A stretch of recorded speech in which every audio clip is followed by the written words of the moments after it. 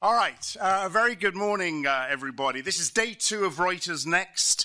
A warm welcome to everyone in the room here in New York, and of course to everyone joining us virtually around the world. My name is Axel Threlfall. I'm editor-at-large with Reuters, and I'll be guiding us through another carefully curated program here on the world stage today. I think the energy on the stage and in this room yesterday was outstanding and quite infectious, and our aim is to keep that going throughout the day today as well. In fact, our aim at Reuters is to spread that infectious energy and that buzz and that knowledge worldwide. We've seen the same at events in Singapore, Reuters NEXT Asia in Singapore, NEXT Gulf back in October, NEXT London launches in June of next year, and then of course we're back in New York in December. So truly a global club of NEXT events. Lots lined up before we close at about 3:45 this afternoon, and quite an eclectic mix once again. The future of television, the geopolitics of space, a frank review of 2025 from our bold but I think equally humble Breaking Views columnists, what they got right and what they got wrong in their predictions book. We have CEOs from Estée Lauder, Ferrovial, SAP, and more. So lots to get our teeth into. There are a few bits and pieces that I need to mention before we start. Once again, a mix of panels and firesides today. Most will be hosted by Reuters journalists. We are guided, of course, by our trust principles, free and fair conversation, nothing off the table. There will also be a few sessions, as we saw yesterday, hosted by our commercial colleagues at Reuters events. If we need to leave the premises, an alarm will sound. Exit the building by the nearest exit. If you lose your badge, go grab it at another one at reception. It'll be hard to get in without it. There's live captioning via the homepage of the Reuters Events app. Please let us know what you think, again, about everything you hear and see today. It'll help us make sure we get things right next year. And finally, please do get involved in the sessions. Your questions always contribute to that energy I was talking about. So send them through the app and we'll put those on the screen. I do want to mention as well the tree out there. I don't know if anyone's seen that VR tree experience that's on offer out here. I really urge you to do that. It is fantastic. I'm not going to tell you anything more about it, but it's quite an experience. So do have a go at that in the breaks or at lunch. Right, we start today with the entertainment industry. We ask how leaders in this space are juggling widespread disruption while staying true to the art of compelling viewing, and how audiences reacting. Reuters US entertainment and business correspondent Dawn Chmielewski will lead this conversation, and she will introduce her panel. Dawn, come on up. Where are you? Here she comes.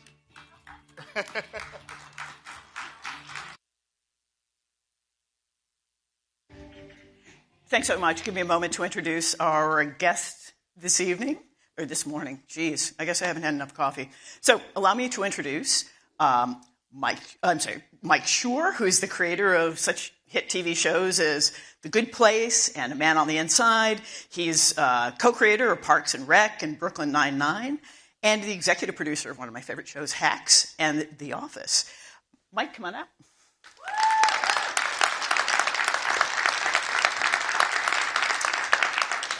And next we have Perlina Ibokwe. She's the chairman of NBC Universal's television studios, NBC Entertainment, Peacock Scripted, and basically all the fun stuff. Come on out.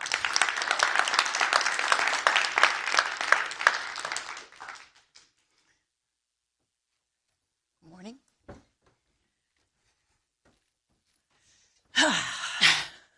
So let's talk about the end times. Look, everyone in this room knows that television, traditional television, is in decline, but we're in a moment where people are viewing more entertainment than ever before, thanks to streaming and social media. So I was hoping that we could talk about how you create shows like Hacks that get noticed in a crowded environment. Well, you create them the way you've always created them, which is to say you come up with an idea that you think is compelling and good. You work with talented people who know how to cast shows and how to design them. And at some level, the question of whether it sparks something, catches on, finds a viewership is out of your hands. The only thing you can control, you have to be stoic about it, I think, in the sense that you say, well, what I can control is this good? Is it well conceived? Is it saying something about the world in which we live? And if you control that to the best of your ability, then you have to trust that whatever combination of zeitgeist capturing and algorithmic viewing habit leads to people actually watching it and talking about it. People have not lost their interest in storytelling. I firmly believe that. They want to see good stories. They want to see them well told and well acted and well directed. And so if I control what I can control to the best of my ability, the rest is sort of up to the fate of the universe. And by the way, that's not different from how it's always been. It's more complicated now, but it has always been the case that you make something good and you don't know whether anyone's going to care. And so, you can drive yourself crazy trying to outflank and outguess this new system, this new world that we're in.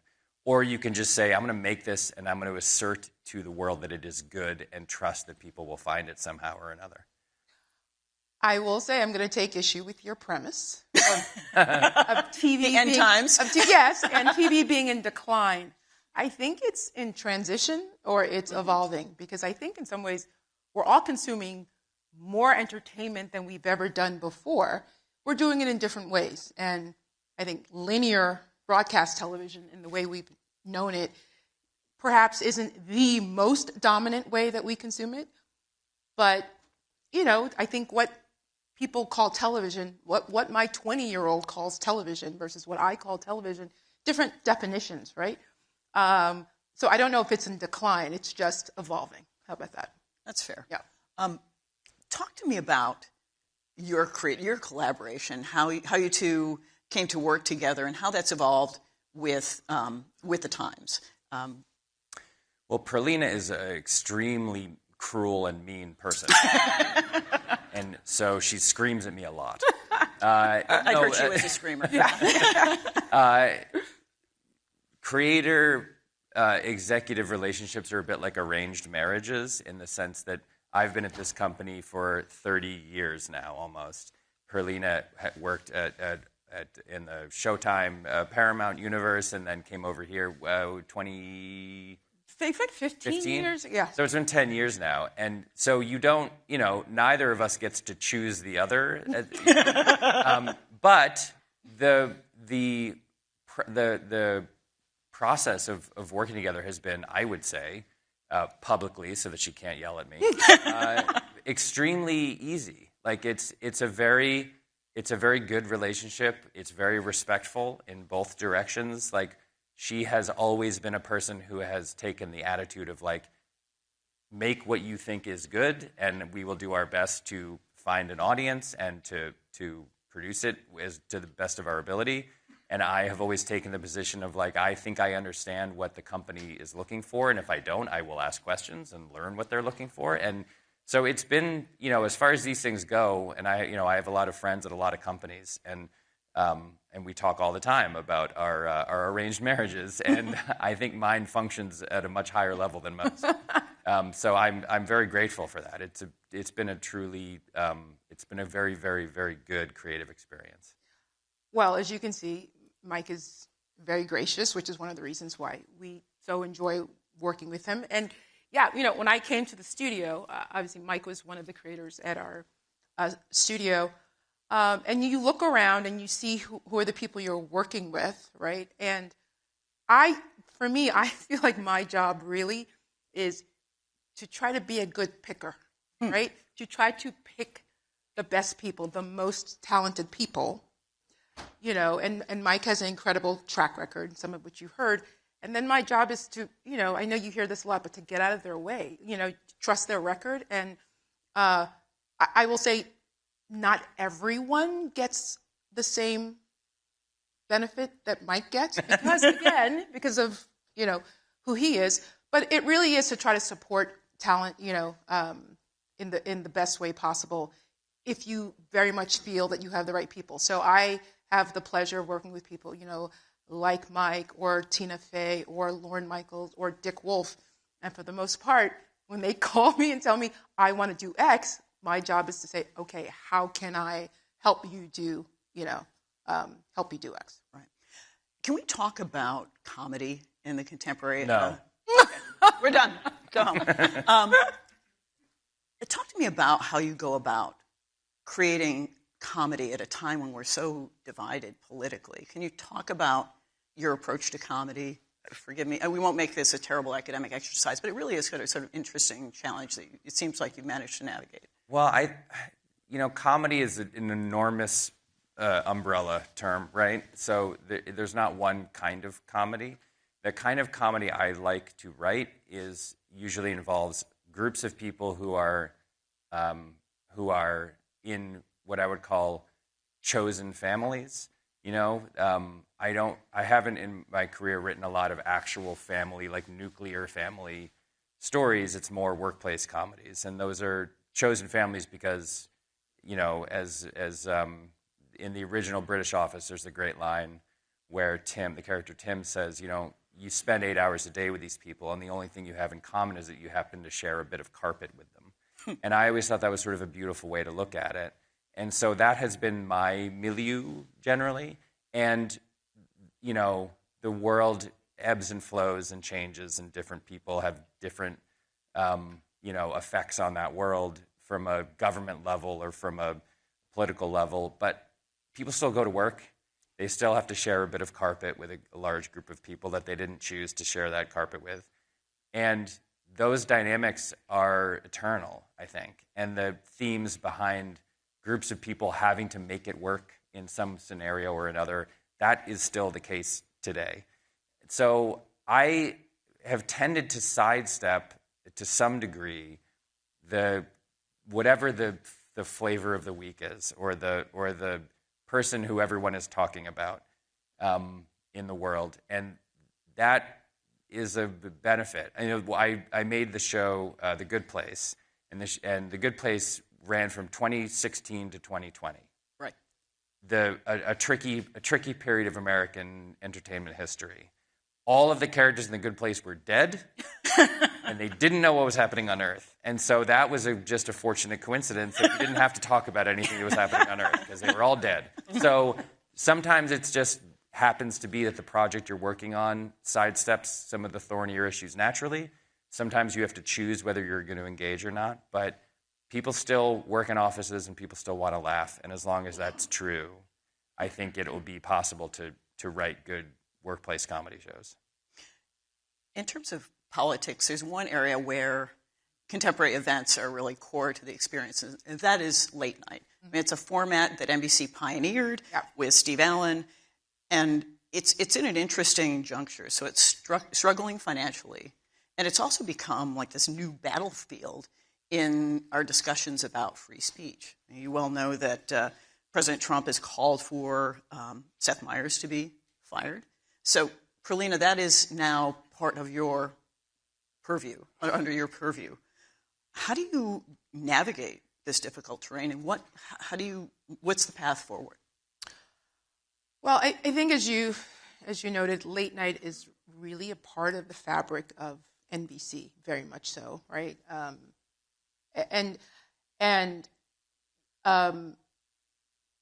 think one of the reasons why it's been such a format that has lasted this long is that late night is sort of the way that we all, at the end of the day, process what has happened, in the world, and sometimes in a humorous way, right? And we've done that for 75 years, and that means in every single political environment.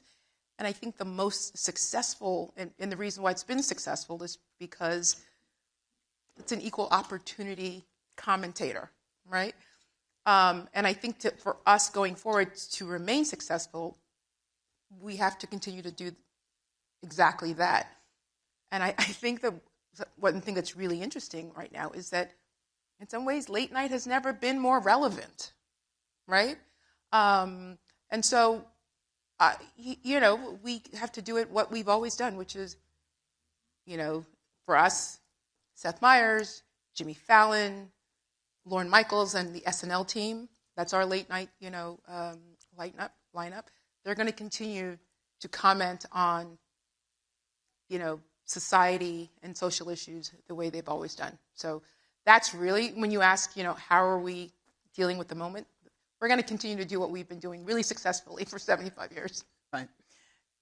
And that means supporting your late night comedians and SNL? I would hope if you would ask Lorne, Jimmy, and Seth that they would say to you, we continue to support them the way we always have. And I think if you watch any one of those shows, you would say, yeah, they've been consistent in who they are. And those shows are different, right, in the way they address social commentary. But I think they would say, we've, for as long as we've been on the air, we've been the same, and nothing has really changed.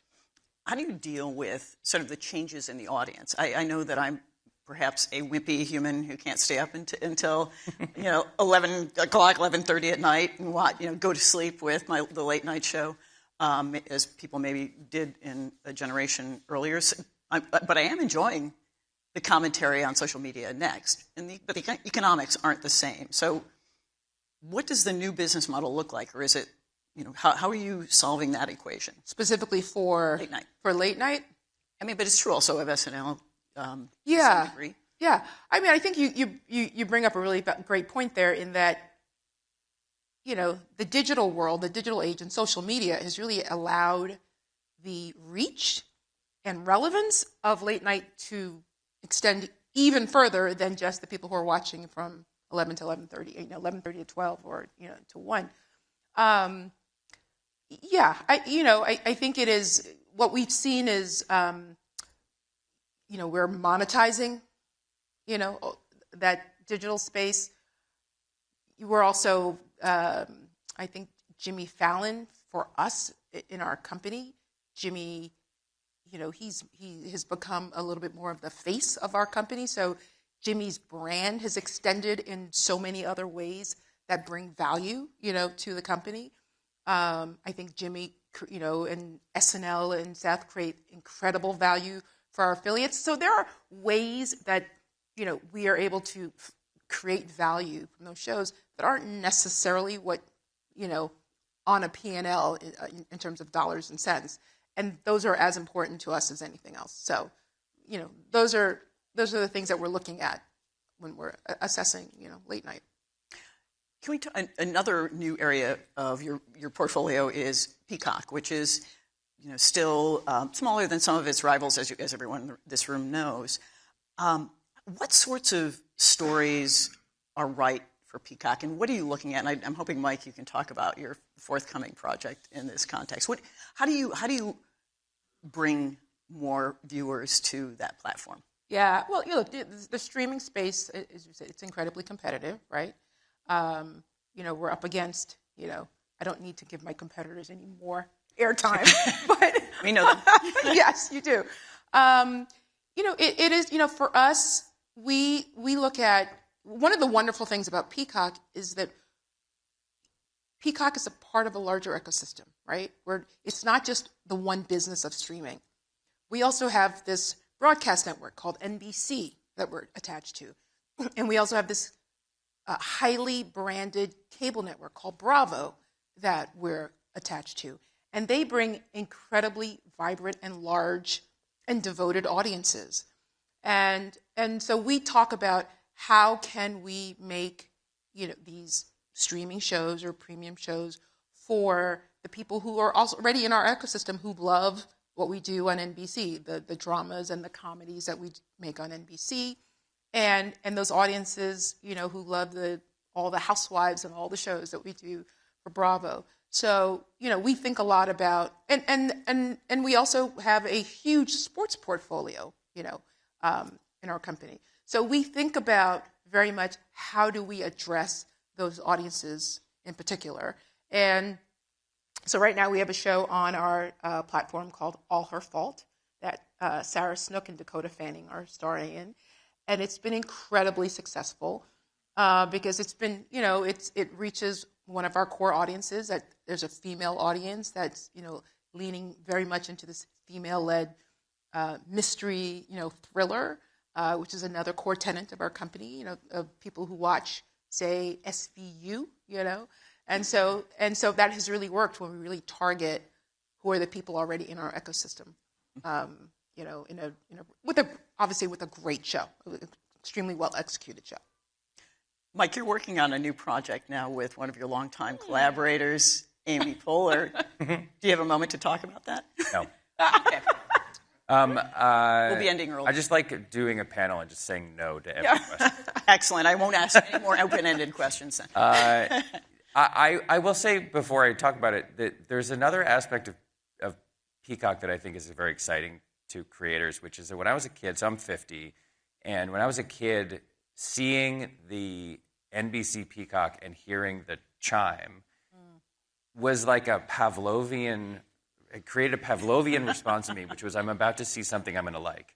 Like that was where all the shows were that I liked. That's where Cheers was, and that's where Seinfeld was, and that's where Family Ties was. And there was, we talk about sometimes how one of the things that has gotten blurred in the contemporary landscape is branding.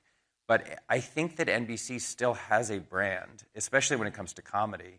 And that brand is just, I don't even know that you can describe it. It just means that like funny people are going to be doing funny things, and the shows are going to be well wrought and made with a certain amount of care and love and attention. And Peacock is, to me, is like the natural extension of that brand, such as it still exists.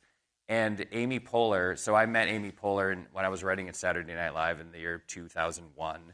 And she just is an NBC person, and I don't know how I can explain that any better than just stating it as a fact. And so, when we were doing Parks and Recreation, it was like, well, that's the person. Like, she's an NBC person. This is an NBC show. And so she, after Parks and Rec ended, which was 2014 or something, she became a producer and a director and did a lot of behind-the-scenes work in those arenas. And then a year ago or so, she called me and said, I have an idea. I read a book about women who work on an archaeological dig site in Greece, and I want to make it into a show. And I mean, it was a real run, don't walk thing for me. Like she's 1 in a million, that lady, and I will follow her anywhere. So she and I have been developing it. We just had our first read-throughs for the scripts 2 days ago. We start shooting in January, and it's going to be really great, I think. And to me, like the way that you compete, if you're Peacock, it's my home team. The way that you compete is by making shows that continue that feeling that 10-year-old Mike had when that chime happened and you saw the brand, by making things that you think are worthy of that brand. And I very much believe that the show will be worthy of that brand. I understand that Perlina even gave a dramatic reading of your pilot script. The opening scene. The opening scene, yes. Which is hilarious, and I don't do dramatic readings often. And by the way, it is Amy's first time. First of all, the fact that Amy and Mike are reuniting, since Parks, you knew the project was going to be special. And Amy hasn't been, in front of the camera on a. She's been in front of the camera, but not as in a yeah. TV show as the lead. As the this lead. is very much her show. Yeah. Since Parks, so we're very excited. And as he said, yes, for us, it's about how do we extend the brand. For us, Peacock is a brand extension of everything that has been great about NBC for it will be 100 years next year. Wow. All right, it's time for us to give the audience a chance to ask some questions. And you've got some great ones. Let's see. There was a question about diversity. I know that it sort of scrolled past. If you could find it, I'd love to be able to ask it. Or not. There we go. So one audience member asks, from your vantage point, where have you seen real measurable progress in diversity? And is the industry still mostly talking rather than changing behavior? I would say that where I've seen the most measurable progress, I think the most impactful progress is in the behind the scenes in writers' rooms. Writers' rooms, directors. Clearly, as I think our country was going through large social upheaval in 2020, it was a moment where I think there was a realization that perhaps, a lot of industries, and I think our industry in particular, really took a look at itself and said, how can we offer more opportunities to, there are lots of other talented people, in the business. And I believe that's where, we did a really great job of being more inclusive, and especially in the writers' rooms. And there's so many talented, people that we found that we, because the industry wasn't looking before. And I think a lot of those people have been successful. And even though, look, I think everywhere there's a little bit of backtracking, of what has happened. But I think once you open up the box, it's very hard to go completely backwards. And so I'm just really excited that we now have, I think, much more diverse writers' rooms and people who create shows in Hollywood. So that's where I think the most impact has happened. I wrote for a show called The Comeback, Lisa Kudrow's show. It was on HBO in 2004. And it was like there was a show within a show. And on the show within a show, there was the writer's room. And the writer's room was like 11 guys and one very sad lady. And that was a joke, but also like the reality of what writer's rooms at the time really were. And you couldn't do that joke now because it wouldn't make sense. At the time, everyone who worked in writers' rooms was like, yep, that checks out. But that has changed so dramatically that I think that's real measurable progress just in that one arena that you can see everywhere. I don't think any writers' rooms exist like that anymore. So that's good news. And made the shows better. Yeah, by the way. Yeah. Mike, one of our audience members asks, says that you've created series that are optimistic. Has the last decade of polarization changed how you write about morality and community? In 20 seconds. I would say it's made it more relevant. The Good Place was explicitly about morality and about ethics, and it turned out to be a very good time to be writing about those subjects. But no, it hasn't changed it. I mean, I think there are certain shows that were written certain ways that if you did them now would perhaps seem naive. But so you couldn't write them in the same way. But the subjects of morality, optimism, community, those things are more relevant to me now than they ever have been. And I don't think that just because the country may has taken on a slightly different tenor from what it was 10 years ago means that writing about those subjects is any less important or relevant. That is a perfect way to end.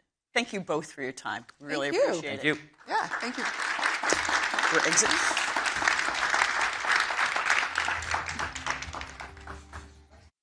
To Dawn, Paulina, and Mike, great way to start the day. Great way to start the day. So thank you very much for that.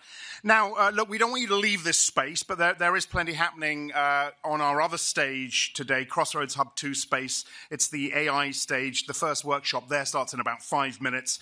Identifying risks before they make news headlines is the title of that one. Here, though, on the world stage, we're going to continue with something equally compelling, the geopolitics of space. I'm really looking forward to this one. The first time we've looked at this subject on our next stage. The explosive mix of war, of commerce, and diplomacy in orbit. I won't say any more. I'll let our moderator do that. He's Joey Roulette, Reuters space reporter. What a great title that is, Joey. Joey's going to introduce his panel. Come on up.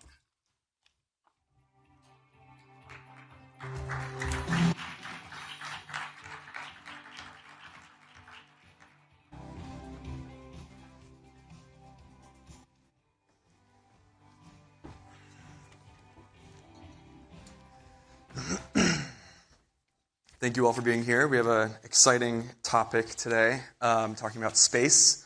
I'm Joey Roulette, the space reporter for Reuters, and I'm joined by an awesome lineup of space professionals here. We have Kathy Lueders, former director of human spaceflight, or head of human spaceflight at NASA, and then space operations, and then you were at SpaceX, heading their Starbase facility, which is where Starship is built. And then we have Audrey Schaefer, former director of space policy at the National Security Council at the White House, and John Plum, who was the first Assistant Secretary of Defense for space policy until last year, and now you are at K2 Space, a satellite manufacturing startup. So yeah, I figured we would jump into it talking about the moon, which is an evergreen topic. That's where China and the US are racing to establish a long-term presence. It's sort of a focal point in the global political competition in space. First question for anyone who wants to take it, why are we going back to the moon? So I wanted to start out by saying we are going back. We did land on the moon. NASA did land on the moon. There was a lot of controversy about that, but I can confirm NASA did launch. I've seen the moon rock. I think Jared Isaacman had his confirmation hearing yesterday, and I think this idea of competition, it just gets people going, right? And I think obviously now that we're in everybody this new space race, it creates energy for financing and funding and that competition. But I do feel like just from an operational perspective, in my experience, you will learn if you're really going to be in doing exploration. We will learn more, just like we did with the International Space Station, being in LEO. We will learn more doing operations, days away rather than years away. But also we found that when you get there, you end up finding all these new reasons to be there. And for the defense side, I guess, too, Space Force, Space Command, they're very interested in cislunar space, the area around the moon. Why do we care about that? Well, I'll just say you do hear a lot of military professionals talking about cislunar space, which is really the entire volume of space from roughly GEO out to the moon, which is 3 days worth of space travel. And part of it is, what are our potential adversaries even doing out there? Shouldn't we at the very least have awareness of what China may be doing in the area around the moon? There's some interesting orbits that if you're an aerospace engineer like me, you can go play with. But there's some interesting things you can do out there. And there's just this general concept of, if I don't even know what's going on, how can I even react? So there is part of that is one of the things that the military talks about. Yeah. So the current moon race has a lot of involvement with private companies, particularly SpaceX. I assume a lot of people have heard that company. And Kathy, when you were at NASA, you picked SpaceX's Starship to be the moon lander that will get NASA astronauts back to the moon. I can't remember what the target date was at that time, but right now the deadline is 2028. China's trying to get there by 2030. So based on what you saw when you were evaluating SpaceX's Starship proposal, is SpaceX's progress today consistent with what they pitched when you were looking at that at NASA on Starship? Well, I'd say looking at all the proposals, everybody's jobs were really hard. And so when you looked at everything that everybody had to do,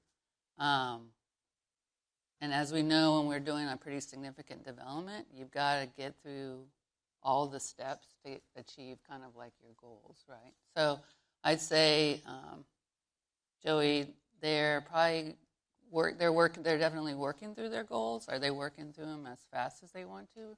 I would say definitely not. I think anybody that does development, and as you know, I spent 20 years doing development, I also never had each of my goals met perfectly either, right? So, but I do think it's super important that they're making those steps along the way, and that there's also competition also making steps along the way too. Yeah. I think that's the big advantage of doing it with the commercial companies, is that you actually have, now we have really multiple providers that are out there with SpaceX and Blue Origin building landers. And now there's a lot of talk about maybe even another one, but we'll see. It's kind of fun to see all the work that's going on around there. Yeah. Hey, Joey, if I could, just to build on what Kathy said and go back to your original question, space is hard. It is still hard. It was hard in the 60s. It's still hard now. It's technologically very complex. And so when we think about why we go back to the moon, it is part of a broader technological competition with China. It's why we went to the moon in the 60s when we were competing with the Soviet Union. And it's part of this great power competition. It forces and challenges our industry to do hard things, which of course result in spin-offs that you and I enjoy every day in our lives, but it also just pushes the state of the art from a technological perspective. It drives economic activity, and it's just, great powers do great things. Yeah. And how we're doing it is way different. When we did it before, it was very NASA-centric, NASA getting it done. When the Apollo program died, all that technology died. It was like it was like a wasteland, right? And I want to get to that in later, because that's a really good point. You mentioned Jared Isaacman. He's the current nominee for NASA administrator, and right now the agency is led by Sean Duffy, who's also the head of the Department of Transportation. Duffy, in the past few weeks, had opened up SpaceX's contract to allow other companies to try to bid for landing on the moon. There hasn't been a formal RFI yet, but he was not satisfied with SpaceX's progress developing Starship so far. But kind of moving onto the China part of the moon, the U.S. and China are kind of targeting similar regions of the South Pole of the moon. Should there be coordination between the United States and China at all on trying to get there? Yeah, absolutely. And in fact, I want to take your question. I actually want to bring it a little closer to Earth if I could, and then we can zoom back out to the moon. So right now, there are literally thousands of satellites orbiting the Earth. There's about 13,000, almost 14,000 active satellites, and most of those are in low Earth orbit.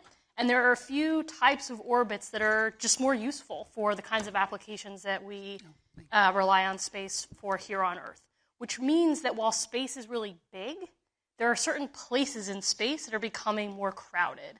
And you need coordination between satellite operators to avoid just like collisions, basic spaceflight safety stuff. And for years and years, the US has tried to engage China to be kind of like a good partner in having those conversations, because the last thing anybody wants is an accident in space.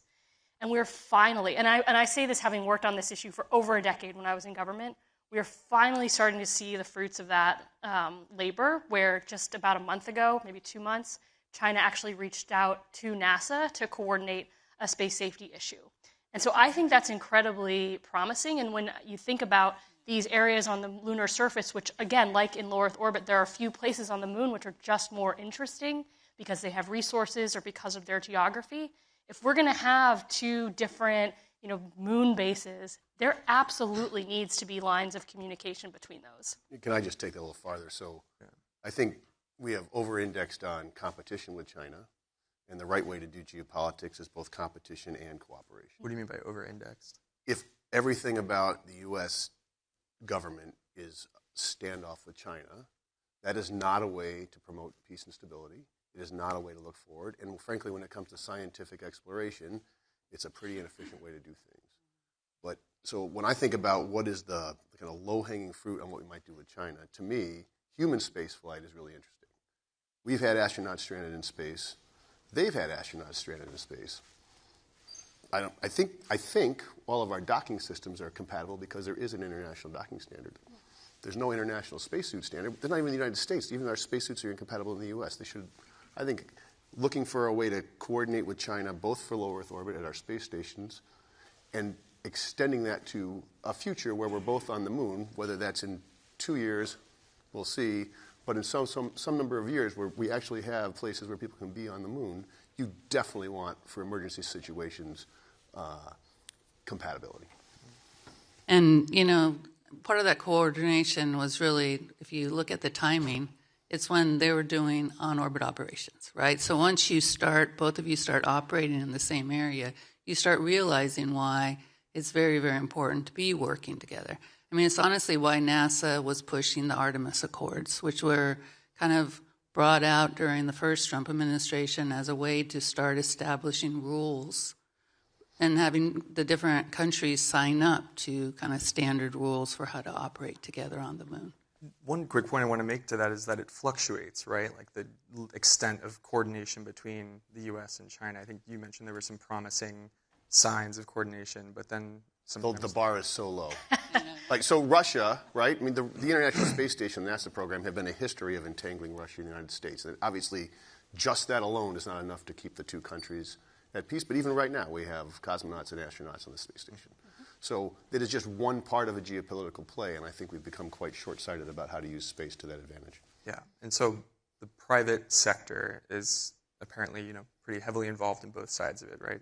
There's an industry in China. Of course, there's more links between the industry and the government in China. But then in the U.S., of course, there's a lot of companies vying to participate in this Artemis program. That's what NASA's flagship lunar effort's called.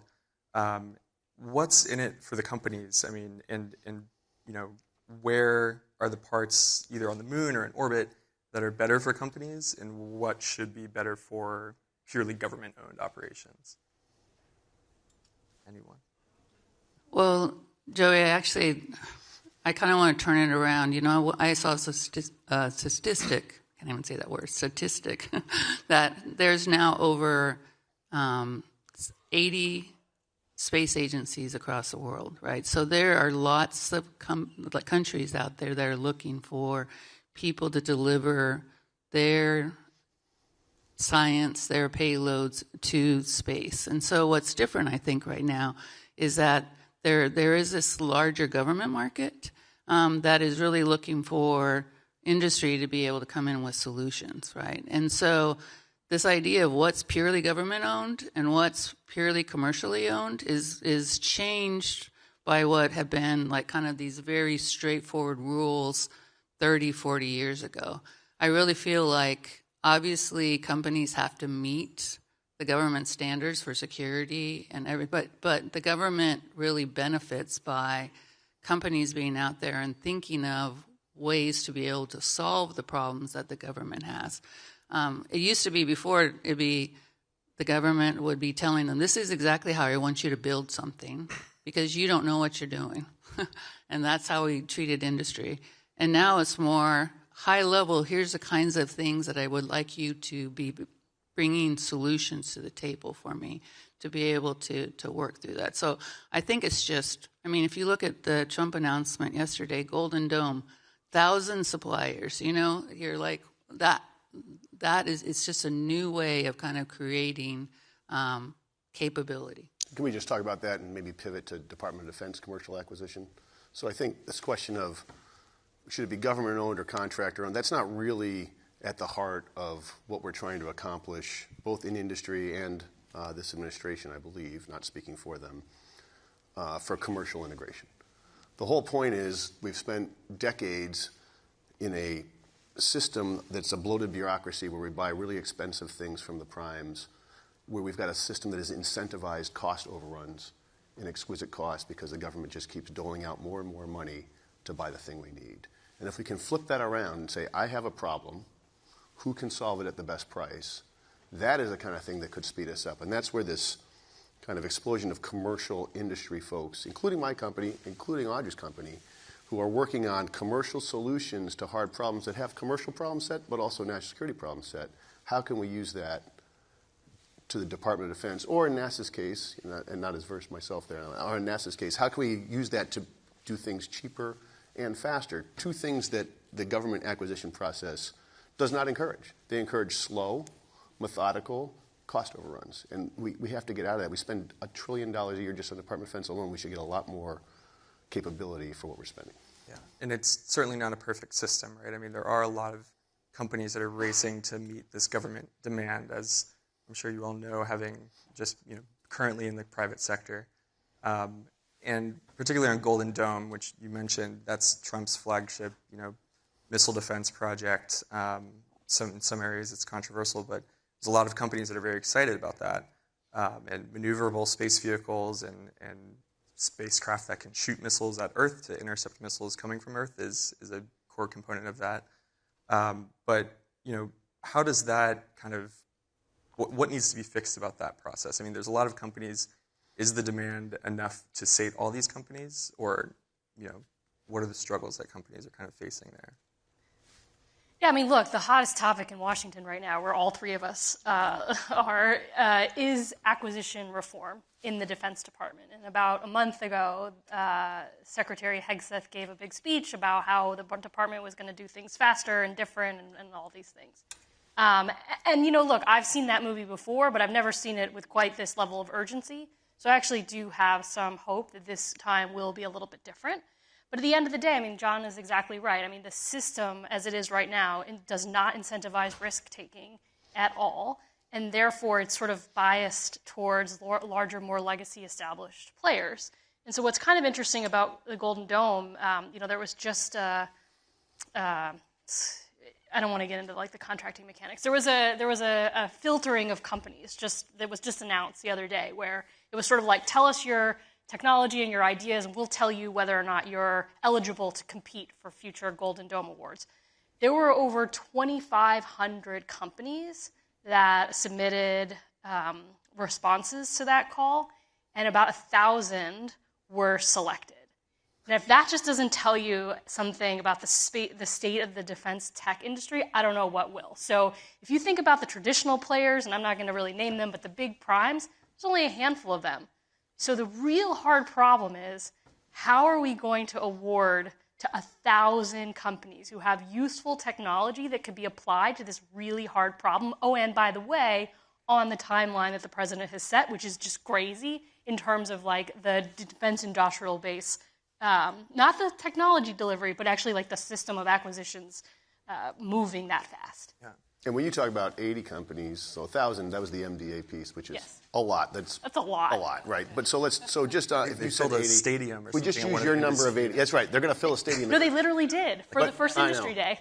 But if you just think about 80 or 1,000, there's no situation where the government should sate all of those companies. If we had a real capitalism at work here, some will flourish and some will die. And that is what is supposed to happen. What has happened to us over the last few decades is we've broken that model, and we have a few primes that have a lock on everything, and that is not working for the American people. It's not working for the Department of Defense. So we have to get this renewal piece going. Yeah, in the changes of this contracting culture that we're kind of referring to here, one element of it is that it's giving companies more power to make decisions that they want to make, or to try to start a market based on the technology that they're building for the government.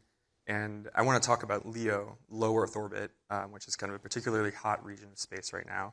And I think when we talk about power that private companies have, I think the Ukraine Starlink example is an interesting kind of case study. You all might be familiar. Starlink was donating service for Ukrainians at the beginning of the war. And John, I just wanted to ask you about how that went. Yes, of course.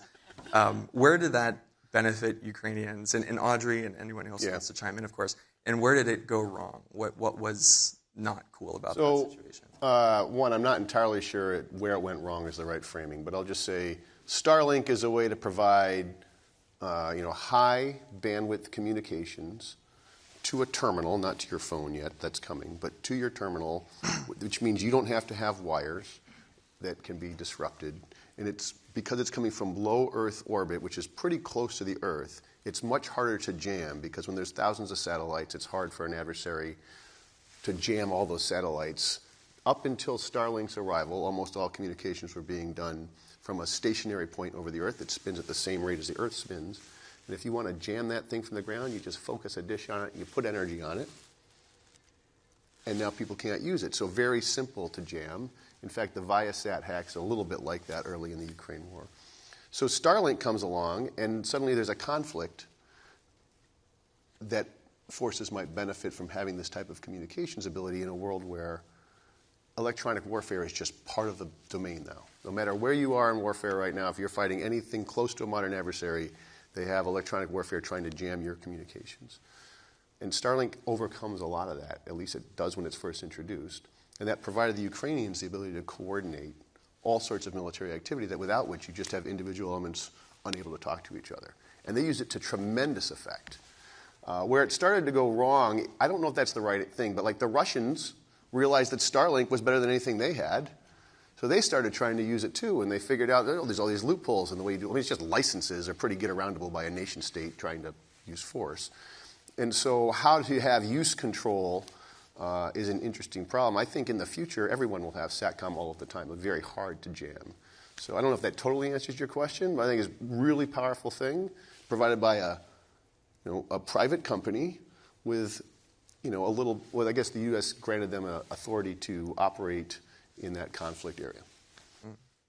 And Audrey, when you were at the Security Council, did you deal with those kinds of issues of how companies get involved? Did we deal with this type of issue? Just a little bit. I think, the interesting thing, Joy, that you're highlighting is that at the beginning, this was a donated service. And so I think what Joy's kind of inching us to is the news reports, where some of the Starlink service was shut down in Ukraine during the war because of a particular conversation, perhaps, between world figures. And the reality is there was no contract in place that was violated. It was, I think, just a donated service. And so I think, this notion that companies who may provide services to governments which are then used to support combat operations, that the idea of using commercial services somehow makes the government or the military more vulnerable to the whims of a business leader, I think is a little misguided. Any company who has a contract with the United States government is going to fulfill that contract to the best of their ability. They're not just going to wave their hands and say, it's Tuesday and we don't actually really want to support the military anymore. I mean, when they bid on a proposal, when they win a proposal from the government, we fulfill our commitments. And I just foot stomp that because if a company were to break their contract with the Department of Defense or with the U.S. government, the full force of the U.S. government is something no American company could withstand. Yeah. Right? We would have to choose to execute it, but it's just not possible. Yeah, and I want to go back to Golden Dome real quick because a really interesting element of it is the space-based interceptors. Private companies are involved in that. Some of them are developing systems right now to test them in space purely at their own private capital. I know there were some contracts awarded recently, though.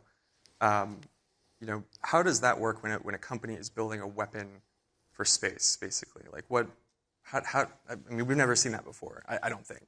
Yeah. I've never seen that. So how does the U.S. kind of make sure that nothing springs out of control in space when a company does that? Yeah, so I think that's an interesting question that goes back to your question earlier about the role of commercial versus the role of government. And I think it really boils down to who's going to own and operate the thing after it's produced, right? Is this going to be a company, pick your company, it doesn't matter. Is the company going to build it and then turn it over to the government? and then what we would call a blue suitor, someone in a uniform, like an Air Force person, is going to operate it, then this is not a commercial system anymore. This is a military system, a government system. And so these issues of spiraling out of control, I mean, sure, it can happen, but because it's in the hands of the government, it's the government's responsibility. That's different from, I'm going to buy Golden Dome as a service where I, the commercial company, still own the thing and I operate it. That to me, I mean, look, my company, Slingshot Aerospace, we sell services to the U.S. government. We are very happy to sell services to the U.S. government, but we're not directly targeting or kinetically attacking other objects in space, right? I mean, I think there is an interesting line there in terms of when you start talking about breaking things and killing people, where it's probably not appropriate for a commercial company to be actually the one pushing the button that says, I'm striking this target right now. I mean, that is an inherently government responsibility. And quickly speaking about kinetic attacks in space, I mean, there's a lot of concern that might happen and there might be some conflict that breaks out in space. And I want to know what that really means, but first just kind of cite, Kathy, when you were at NASA, Russia tested this anti-satellite weapon that created a swarm of debris that forced astronauts on the space station to take shelter. And so I guess my question is, what does conflict in space look like today? And what might it look like 5 years or 10 years from now? Well, that was obviously a very difficult time. It's why we really appreciate it. I mean, honestly, recently, the Chinese cooperation with NASA was because for forever, I mean, one of the most important things about having the International Space Station was it kind of created this avenue for a direct relationship and discussion with Roscosmos, the Russian space agency. When you're up there in space together, and I was then be able to have the discussions with my counterparts over in Russia about, hey, we're jeopardizing both of our crew members, right? And so you have this common goal. I actually feel like the things you're talking about are things that we haven't figured out yet. And just like the same way when we started building guns or missiles or anything here on Earth, we had to start establishing criteria and global agreements. And in the same way, I think, Audrey laid out a strategy that still needs to be agreed to globally. And that's the struggle we have, is that right now we now are kind of behind the technology side on kind of laying the foundation of how do we operate in space and what are the things that are acts of war and what aren't. And China's part of it too, and we got to go figure that out. So let's just talk. You asked about what's conflict in space. I don't think that's the right framing. I think conflict extends to space. Right? Conflict's at sea, it's in the air, it's on the land, and it extends to space. And now it's not just one country that can do that, but several. And you can see what's happening in Ukraine and Russia right now. Right now, what conflict extending to space looks like is jamming of satellites, cyber attacks on satellites, and then overhead support to whoever you think is your ally or friend, right? So the United States has been providing, imagery through commercial systems or not to Ukraine to help them. It appears that China is helping Russia, right? But these are just the basic pieces. I think in the future, in a large conflict, you can imagine attacks space to space, ground to space. We know China has lasers to attack weapons. We have ASATs to attack. So I think it's just a natural evolution of conflict as space becomes more and more integrated with military operations. It sounds like there's a lot of risk baked into that. And I guess as my last question, since we're coming up on time here, there's a good audience question here is how would you advise a retail investor to think about space if they want to buy the proverbial shovel companies, not mining companies? Where should they look? And so that's a good question, because if you have states shooting at other satellites in space, how do investors think of that? So I guess just answer that question. How should investors? It's all you, Audrey. I don't know what a shovel company is, but I will speak as a company who does take private investment. I mean, we could have a whole another 30-minute panel on investment in space. What I would just say is, the space market, as we've all talked about and lived through, is pretty dependent on the government, with the exception of a couple of segments of the market, specifically the communications market, where when we talk about Starlink, I mean, it's just telco, but from space, right? It's the same telecom market, just being done in a different way. A lot of the other segments, though, don't have that kind of everyday person that's their users. Like, the government is the main customer. So when I think about investing in space companies, I would think about it in terms of, like, what are your goals as an investor? Are you looking for a quick return? Guess what? Space is not where you're going to find your return on a 2 to 3 year timeline because it's hard. It requires a lot of, working with the government, which, as we've talked about, is slow. Right? And so you got to be in it for the long haul, and you really got to look at who is the customer base, what are they buying, and when will I see a return? Cool. Well, I guess that's a good place to leave it. Thank you guys so much for chatting about this interesting topic, and I hope someone learned something today. Reuters has a dedicated kind of space events vertical that we've launched recently, so stay tuned for that. But yeah, thank you guys so much. Appreciate it. Thanks, Jim. All right, thank you to Joey and the panel. It is a tough one to follow, that subject, but if anyone can do it, it's this lot. This is something that we do at all of our Next events around the world and is always a hit. A selection of our Breaking Views columnists on what they got right and wrong in their predictions book. They're going to be looking back, of course, to 25. And if you thought 2025 was fuzzy, we'll also hear if there's much clarity heading into 2026. As always, the discussion is led by Breaking Views global editor Peter Thal-Larsen, who will introduce some of his team. Come on up, Peter.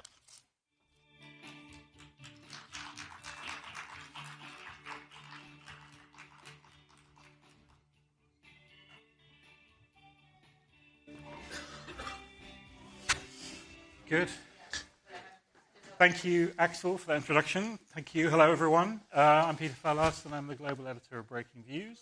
And we're here to talk about predictions. So we do every year an exercise where we've done this for 20 years, I think, where we sit down sort of towards the second half of the year and try to think about what might happen in the year ahead, and then we produce a set of predictions. And the idea is to sort of give people a provocative, thought-provoking, and sort of maybe out of consensus idea of some things that may or may not happen, but that people should definitely be thinking about.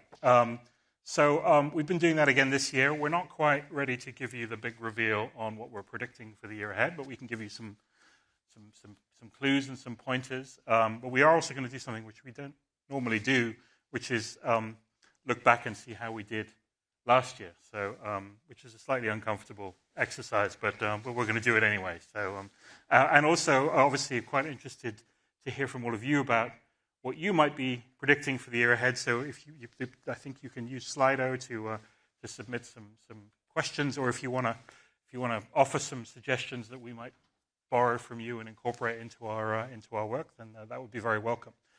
So, I'm joined by three distinguished Breaking Views colleagues. Jen Saber, on my left, is a columnist in New York, covers all kinds of stuff, media, telecom, etc. Jeff Goldfarb is our global corporate finance editor, also based in New York. And all the way from Washington, D.C. is Gabriel Rubin, who covers everything that happens down there, which is a lot.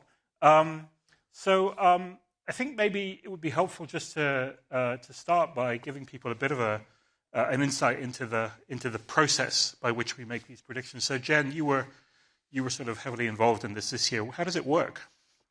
So I would say every fall, like around September, October, we all get together. We get together in New York. We have about 30 columnists everywhere across the globe. So my colleagues in Hong Kong, my colleagues in London, we all basically knock our heads together and, think about the themes for the next year. And I want to say kind of first and foremost, we are reporters before we're columnists. So we go out, we talk to tons of people, we do a ton of reporting. So our columns are based on that, and so are the predictions that we make. So, and our predictions aren't like, we're not trying to be super specific, like, oh, the Fed's going to cut, rates by 7,000 basis points. Not that that would actually happen, but, we're trying to basically show people where the ball is headed for the next year. But at the same time, I think we do try to be, we're not like predicting certain numbers in the market or where stock prices or bond prices are going to go. But we do try to be specific in the sense that we want to be able to do what we're going to do shortly, which is to like go back and see, like do it in a way that's measurable. To say, like, did it happen or did it not happen? Which is ultimately not the objective, but like, did we get the directional travel right? Did it stir the right thoughts? Yeah, we're not trying to be 100% accurate. I mean, we could say the Fed will probably cut rates next year. We would be right, but it's not very interesting. Whenever there's an election in Russia, you could predict that Vladimir Putin is going to win, but it's, you're not helping people very much with that. Gabe, you're relatively new to this whole show. How do you sort of go about coming up with predictions ideas? In Washington, where people love to hear themselves think and love to predict the future with varying degrees of accuracy, it's actually pretty easy to just sort of, say to people, what do you think the major themes are next year? What do you, who's up, who's down? Yep. So I'm largely just asking them to play a part of their game they're already playing, and we get to codify it with numbers and charts and put some meat on the bones of conversations that are already happening in Washington. I mean, it is fair to say that this year, so 2025, I think, when we were doing this exercise last year, it's one of the harder ones that we've had in the past, just because, if you recall, I mean, it's only a year ago it was just after the election. We were sort of, kind of preparing for the second Trump administration, and the range of possibilities of things that could happen was very wide. So it definitely, and we also, the other thing is we had to kind of wait until after the election to formulate a lot of these predictions, because so much of it depended on who was going to be in the White House. So, and actually that was why. So this was the book we produced at the beginning of this year, which you may recognize a familiar silhouette on the cover. That was sort of I think that was the theme. That was the theme that we sort of tapped into. But how do we do, Jeff? What give us a score. What are the ones that jump out at you? Well, it's interesting. It was really a difficult time because the election, we were basically finalizing the pieces or sort of roughly getting them together as the election happened. And, so that was, and it was so determinative of what was going to happen in finance, markets, economics. At the same time, when we knew that Trump had won, there was also like a wave of conventional wisdom, which made it quite easy to kind of like back away and pick at it a little bit. So, I mean, I guess like personally, I had 3 predictions in the book. I guess I would give myself sort of a gentleman's C on. So the first thing I wrote about was M&A, and the prediction that I had was that much of what was going to happen in mergers and acquisitions this year was going to be framed around the idea that Lina Khan was gone, that there was going to be a new perspective on M&A, and that it would revive deals that had either been contemplated and decided not to go ahead, or ones that had been tried and gotten shot down. And I put in 4 specific ideas in there. One of them was Google buying Wiz, the cybersecurity firm, which had been sort of tried under the Biden administration and sort of quietly put away when it became apparent that it was not going to be approved from a regulatory perspective. So that did come back, and I think, I don't know if it actually closed, but I think it's gotten approvals and it's on its way to actually happening, although Google did have to pay a little bit more. Mm-hmm. The second thing I wrote about was AI and the idea that that Satya Nadella was maybe going to have to eat a little humble pie, having devoted an awful lot of CapEx and really changed the whole business model, as a number of companies have. That has not come to pass, although there were some reports yesterday that division chiefs were being asked to pull back on their budgets a little bit. So this is a common response you get from these comments, as they say, it didn't happen this year, but it hasn't happened yet. Yes, exactly. Early is wrong. And then the final thing was I wrote that, which was more meant to be provocative than accurate, but that California would initiate a secession movement on the back of the Trump election, which has not happened, but again, the governor of California has indeed led the resistance. I'll chalk that up as like a half win. Okay, all right, we'll give you that one. Gabe, you had the unenviable task of sort of offering predictions about the Trump administration. How did that play out? Slightly better than I expected. I really didn't. I approached the task with some wariness, predicting the year ahead after the election last year.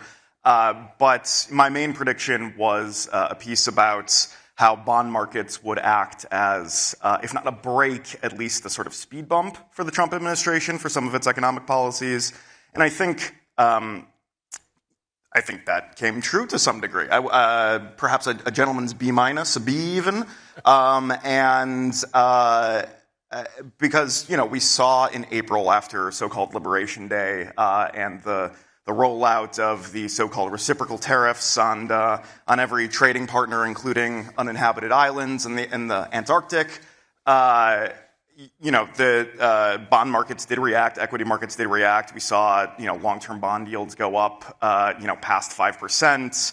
And we saw the Trump administration react to that. There were pauses, there were, side deals, there were frameworks, there were meetings in Madrid and Geneva with the Chinese and the Japanese and the British and all sorts of investment deals, some of which will come true, some of which won't. And but basically, the Trump administration did respond to pressure from markets that said that, you can't just slap 150% tariffs on our third largest trading partner. You can't just cut off Canada and Mexico. And, there were reactions to that. Now, I think if you told market participants at the beginning of the year that, the average tariff rate would be between 10 and 20%, closer to 20%, and they would say, we will be in a deep recession. So that was definitely a surprise, and that's why I give myself a B rather than a more sterling grade.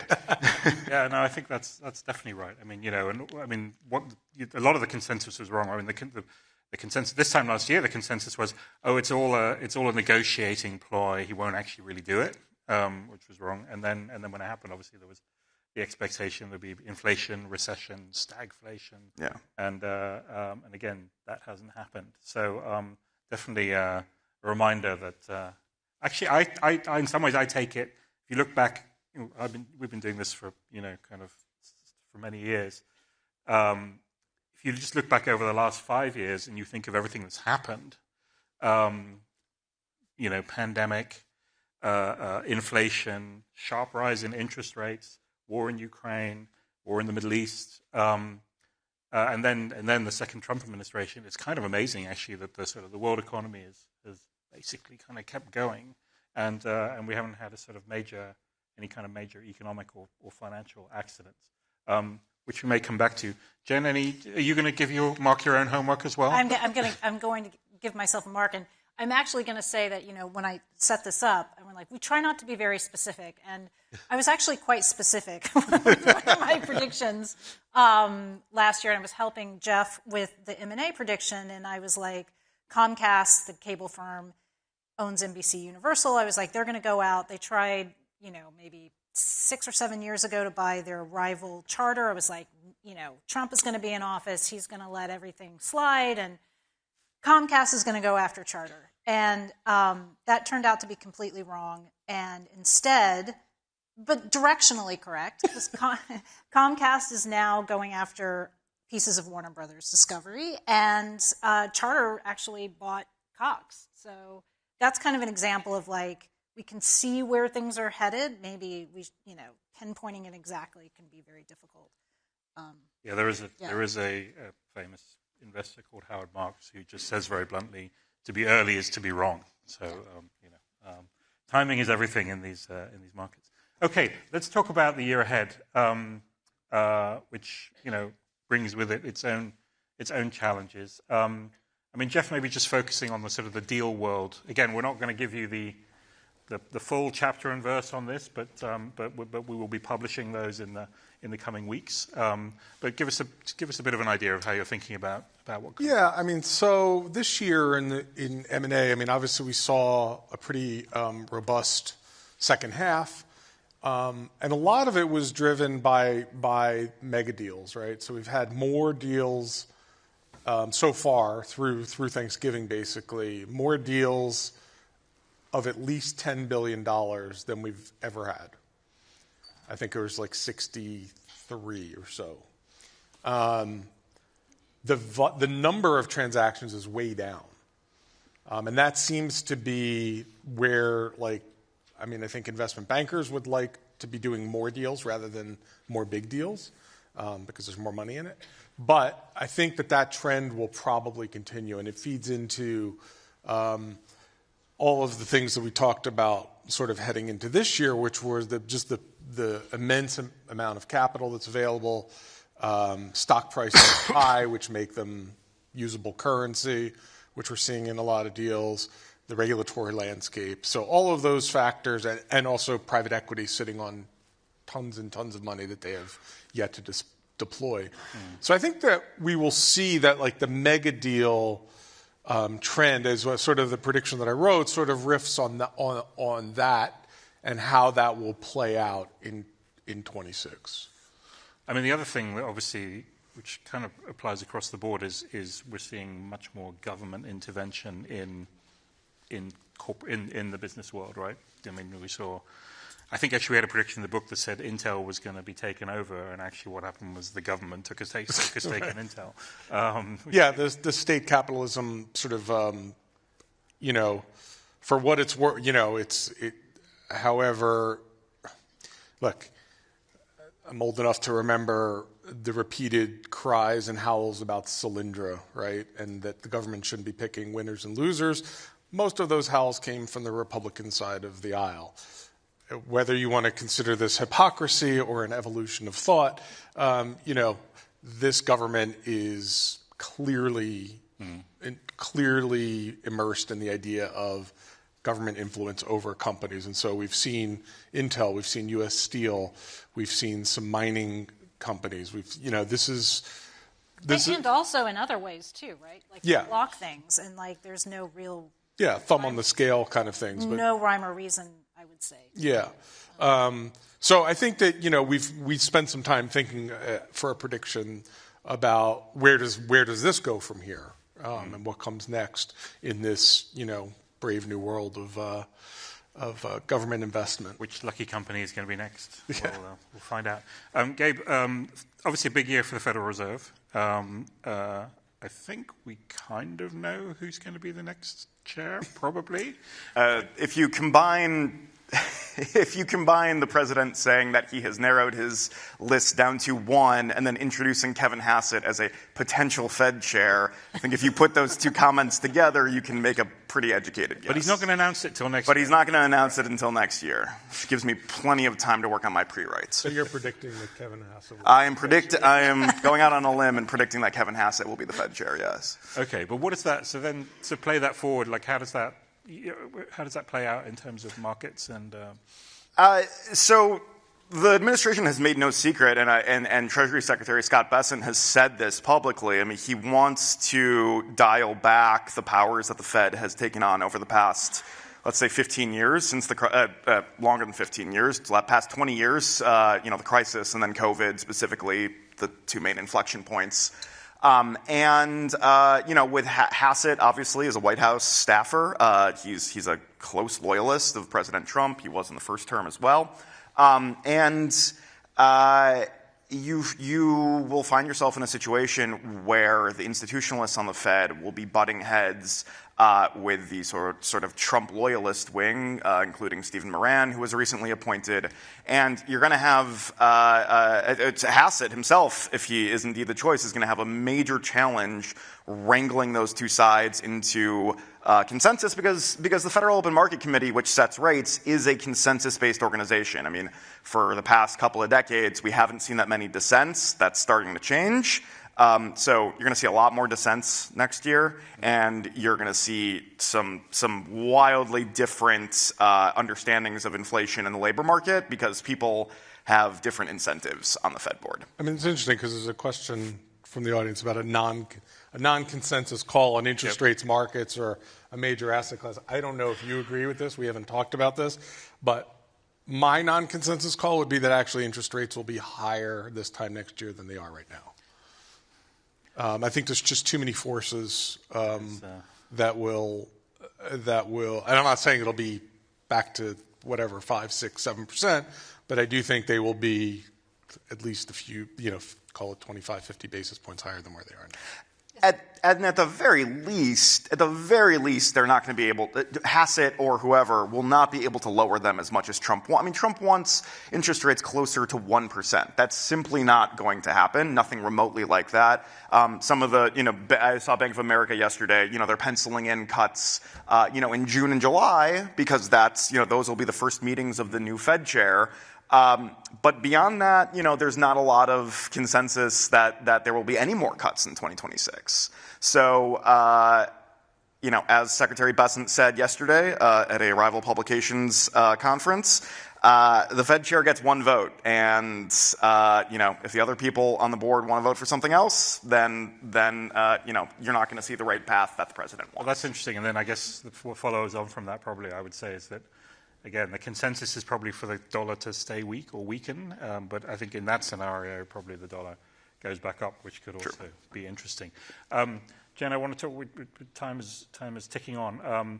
There's a lot of, understandably, there's a lot of predictions in coming up in our book next year about various aspects of AI. This is obviously in some ways the big question, not just for markets, but for companies, is sort of how this technology plays out. What are the big questions that people are grappling with? Well, I mean, I think obviously the biggest question is like when, is this going to, all this CapEx pouring into AI, is this going to continue? Is this, or is this whole thing just going to blow up spectacularly? And I think that's it's a difficult question, right? Because we still see things are trucking along fine. I was actually quite surprised when I was thinking about just how quickly things change. Like 5 months ago, even 3 months ago, Alphabet was considered the complete laggard in the space. And now all of a sudden, it's flipped so quickly. And it's shocking to me that, I think it's just so fast moving that we just, don't quite understand how it's going to end up. And I know that's probably not the best answer for prediction. But well, that's what makes it hard to, I think it's what makes it especially hard to predict in this realm, because if it's looking really fast to us, I can't imagine what it looks like in a boardroom. Some people here can probably speak to it, but how do you make decisions about where to deploy capital, how to implement it throughout the workplace, it's just a lot to try and it changes by the day. So, it becomes very difficult. So, obviously we try to think more medium term, more thematically about these things, but it is very difficult. We should probably kind of also look at that question in terms of what happens if the music stops and the Mag 7 implodes, right? And what would the impact be? And it's a good question because I'm not quite sure. Like, unless you're looking at your 401k, right? Probably going to be bad, but data centers are just warehouses with a bunch of computers in them.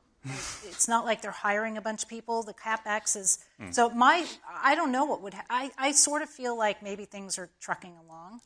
Well, someone on our team actually just before we came up here sent around a chart. I think it showed that only 2 of the Mag 7 have outperformed the market this year.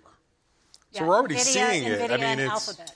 yeah. So I mean, to that question, the music clearly hasn't stopped yet, but it certainly has slowed down. Yeah, I mean, I think it's also there is that question. I mean, people sort of say, one of the things people say, I think even I think even Mark Zuckerberg or someone said it, basically saying, well, if we spend $100 billion and we're wrong, kind of like, it's not the end of the world kind of thing, which is an interesting attitude. Which tells you that interest rates aren't high enough. Well, possibly. But there is that view that basically says these are very large companies, they generate a lot of cash, they're directing some of that cash into this bet, but if the bet doesn't pay off, then kind of it's not the end of the world. I think that the flip side to that is that, first of all, it's just the level of activity in terms of construction and the knock-on effects on energy and so forth have had a macroeconomic impact this year. It's one of the things that sort of kept the economy going. And there is also clearly a wealth effect in the stock market of people who have investments have seen the value of those investments go up, and that's then had a knock-on effect. So if that were to go the other way, you could sort of see a broader fallout. I want to, just in the few minutes we have left, there's one question earlier which is my favorite question to ask people when I go to see them, talk to bankers or CEOs or investors, is basically is where are the unexploded landmines? What are the sort of the hidden risks that people haven't quite focused on that could come to the surface? Maybe starting with you, Gabe. Just from a Washington perspective, I think people are underrating the fact that Republicans may lose control of the House this year before the midterms. Oh, how does that work? That's provocative.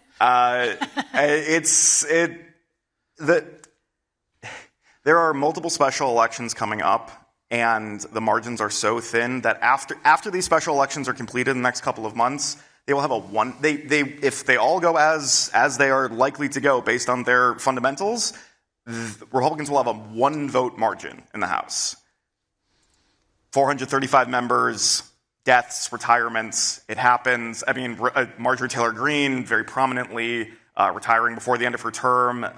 Representative Nancy Mace, who's running for governor in South Carolina, has lots of issues with the House Republican leadership and with President Trump. She's talking about possibly retiring in the middle of her term. It's very possible, and I think people are underrating that risk. That's interesting. Jeff, anything? So I've been stuck on this column that one of our colleagues wrote about. There's a little test that was done in AI where all 6 of the major chatbots were basically given $10,000 and 2 weeks to invest in crypto markets. The results were not good. And what was, not surprising, but curious or interesting is that they basically mimicked the worst aspects of human traders. They levered up 20 to 1. They chased after, declines. So what I think is being missed in the market is some sort of, and we talked about this a little bit this morning, is this idea that that was an experiment. It was a live experiment, like it was real trading that was happening. But if AI algorithms are somehow seeping into financial trades and one of them goes off the rails because it isn't being watched closely enough, or the machines go after each other, and I'm saying that like in an oversimplistic way, I think you could see markets disrupted. I don't think it like crushes the market, but I think there could be a flash crash of some kind because of this. Yeah. Jen? Me. So I think one thing that has been underappreciated, or it's hard to kind of put your finger on, is the consumer. And just, I think the inflation and the price of things, people are just tired of it. And I think that's going to, come through the economy in a clearer way next year. Yeah, and with, obviously, and the midterms coming up at the end. We're almost out of time. There is one important question that's left to be resolved.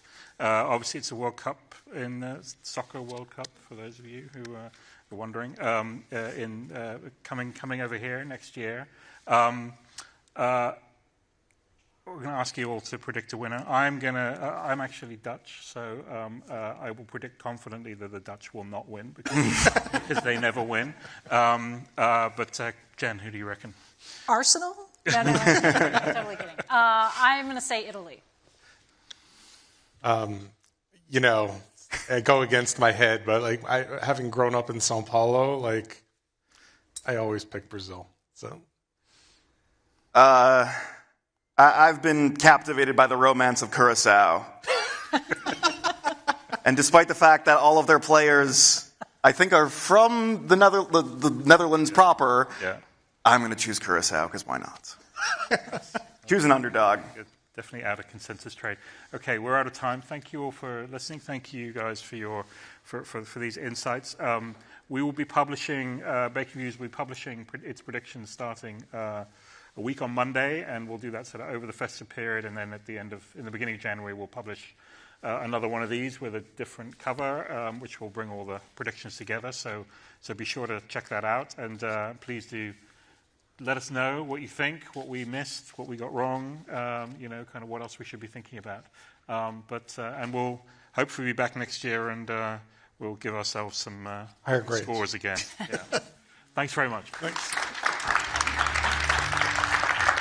All right. Thank you, Peter. Thank you to the panel. We will definitely have them back, find out their grades for 26.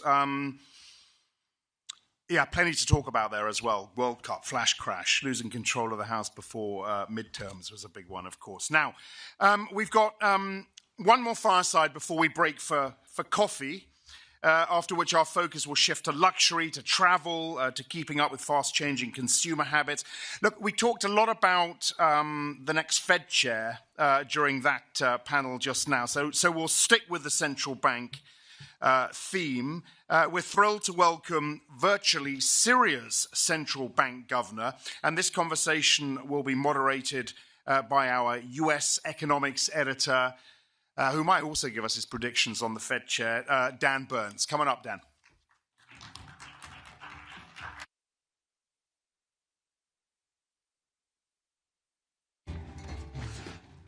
Good morning. Welcome to the global stage. I've covered the U.S. Federal Reserve for more than a dozen years, and I could tell you, and I've met all three of the most recent people who've run it, and I could tell you that none of them, not Ben Bernanke in navigating the global financial crisis, not Janet Yellen in executing the first interest rate hikes after that, not Jay Powell in pulling the economy through the pandemic, have faced anything quite like the challenges before Abdul Kader AlHussreih, who's arguably the newest central banker on the scene, and is charged with pulling his country's economy emergence after 14 years of civil war. Welcome, Governor. Thank you for being here. Good morning, Dan. I'm glad to be with you. Good morning to all your audience, and thanks to Reuters for organizing this important event.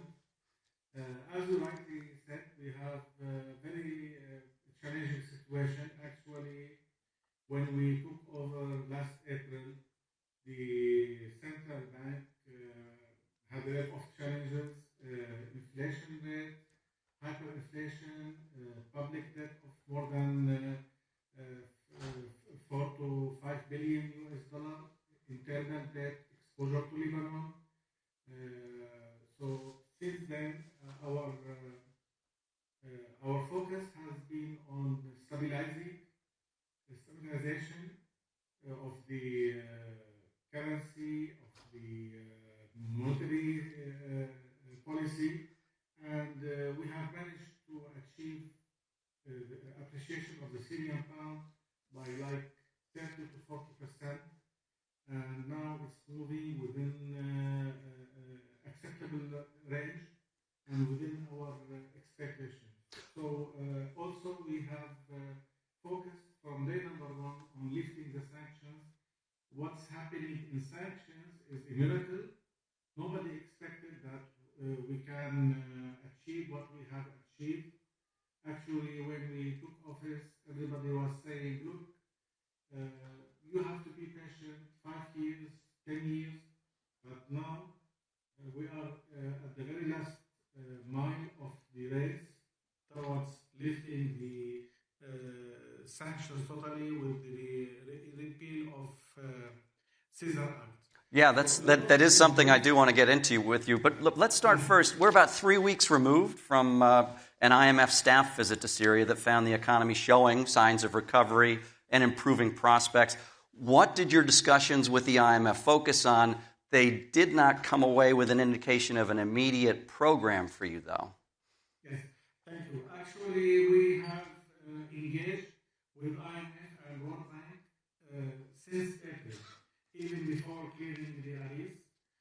And we have, in our first round of meetings last April, we had like 50 plus meetings with different departments, with different teams, and we have covered areas of monetary policy, of financial stability, digitization of the central bank, public finance as well. So we had a diversified set of discussions, and along the way we have continuously engaged with them. Then in our October meetings we had new lead in our relationship. We had missions coming to Damascus for the first time, because in the past the meetings were either virtual or from other capitals. For the first time they came, they saw, they interviewed and met our team, and they came up with their reports. In their report, they mentioned some facts about what they perceive about how the Syrian economy is performing, and now they were part of the strategy 2026-2030 discussion, which we discussed draft 15 of this strategy in an event held last November, and our technical partners were there, and now we are working with them on the currency redenomination and about monetary policy framework, about financial stability, about payment system as well. So we are engaged with them on different areas, as our strategy basically depends on 5 pillars, 18 strategic objectives, and 65 plus projects and initiatives. And IMF will be working with us on some of these initiatives, but we are not into a program with them. We are just now working on technical assistance, and we are happy with what they are doing with us. One of the facts cited in the report was just the very scarcity of reliable economic data, things for like inflation, measuring GDP and output and the like. The World Bank, back in July, estimated growth this year would be about 1%. How are you measuring that, and are you on track to achieve that this year? Actually, capacity building for our statistics and research team is an area we are discussing with our partners. We have some capacity, but it's not ideal in the circumstances. And you can imagine in a country like Syria, where we have, in the past, we had 3 areas of different controls. You can imagine what sort of data. So we have been working on developing. Of course, there are alternative methods always when there is a direct method is not available. That's why we came with, now we are coming with soon with some estimates more accurate. The first report of the World Bank, I don't think that reflected the reality of the Syrian economy, because we have like 1.5 million refugees coming back. Just calculate what's at the minimum, what such return of refugees could add to a GDP. So that's why the IMF, they were more accurate than when they qualitatively described what they saw, okay, rather than quantitatively, because quantitatively, to be precise, we need more data. However, we have some data. It's not up what we would like to see, but still we can count, and there is a significant decline in the inflation rate currently. So we have signs. So how are you capturing that? How are you measuring that, right?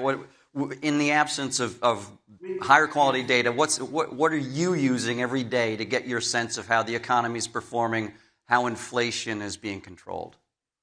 Usually we are using CPI, we have our indices, and we are counting on these indices, of course, in addition to other measurements.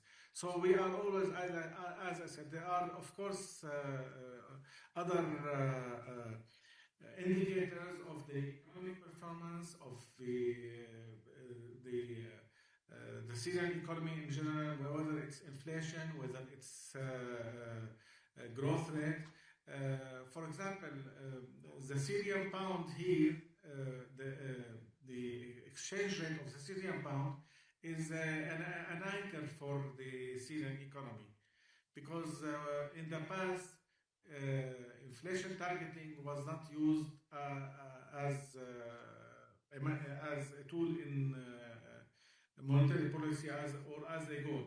That's why now we are working on developing accurate data, because in the short term, our anchor will continue to be the exchange rate, but medium term we will be targeting agreed inflation rate goal. Very good. One of the key planks to getting Syria back on the global economic stage, as you mentioned, is the sanctions. Where do you stand? There's a couple of planks there, right? You mentioned the Caesar Act. We're expecting that to be part of, I believe, the defense authorization bill that is slowly making its way through Congress. Have you had any updates on where that stands, on whether the appropriate language is in the legislation yet? Yes, actually, when we were in D.C., whether in April or last October, we met some congressmen, and we have been part of the advocacy for the repeal of Caesar Act. And as you rightly said, now this repeal has been voted in the Congress. It's expected by the end of this year to have the vote in the lower house. And with this, we will end the last episode of the sanctions. We expect this to happen. And once this happens, this will give comfort to our potential correspondent banks about dealing with Syria. Also, we are working with the Federal Reserve of New York about reactivating our account.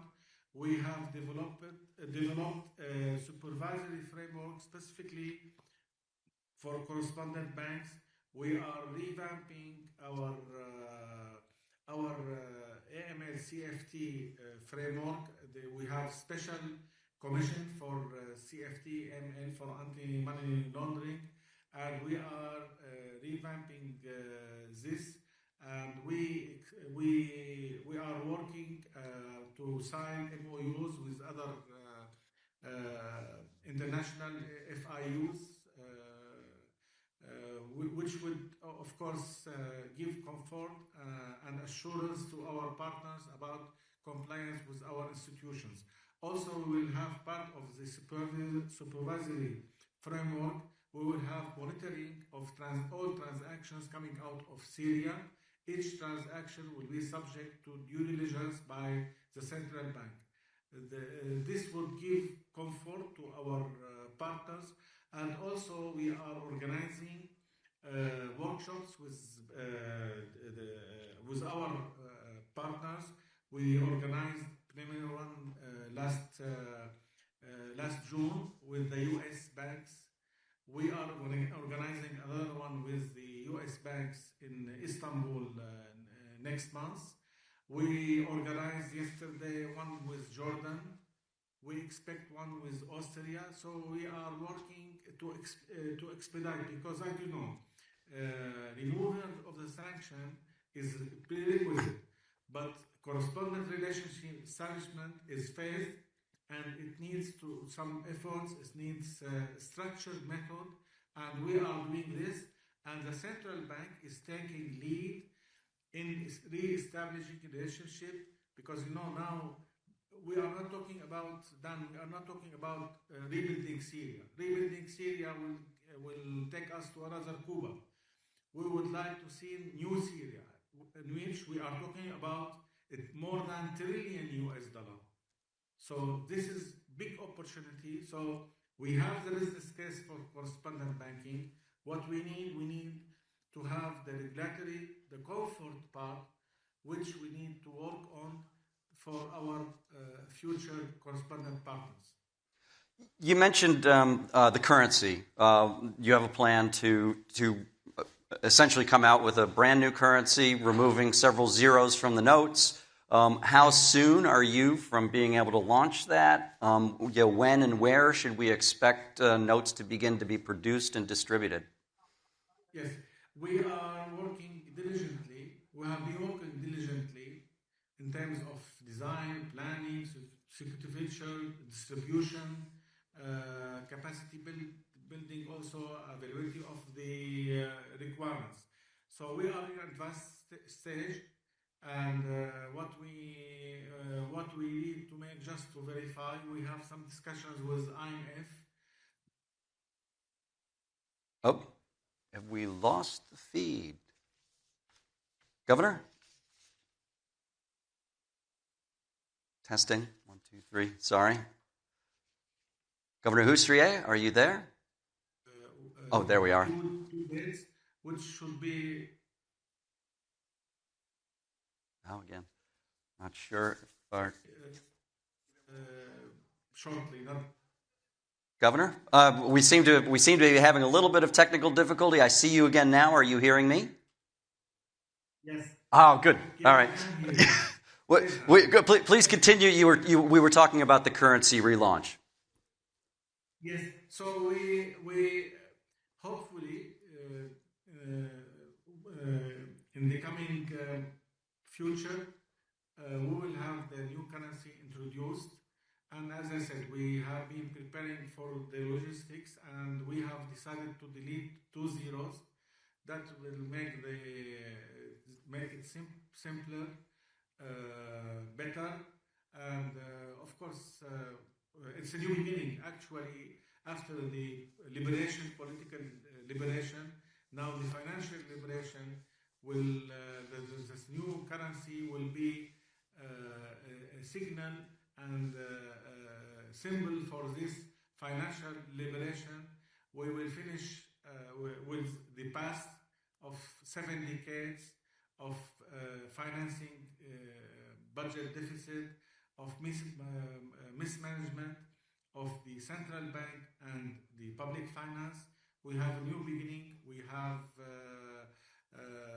decided also to print 8 denominations, which would be convenient and will provide us a tool for monetary policy.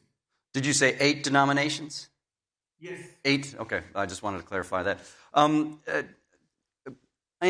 Sticking with banking, there was a deal announced today with Visa for a framework toward digital transactions and so on.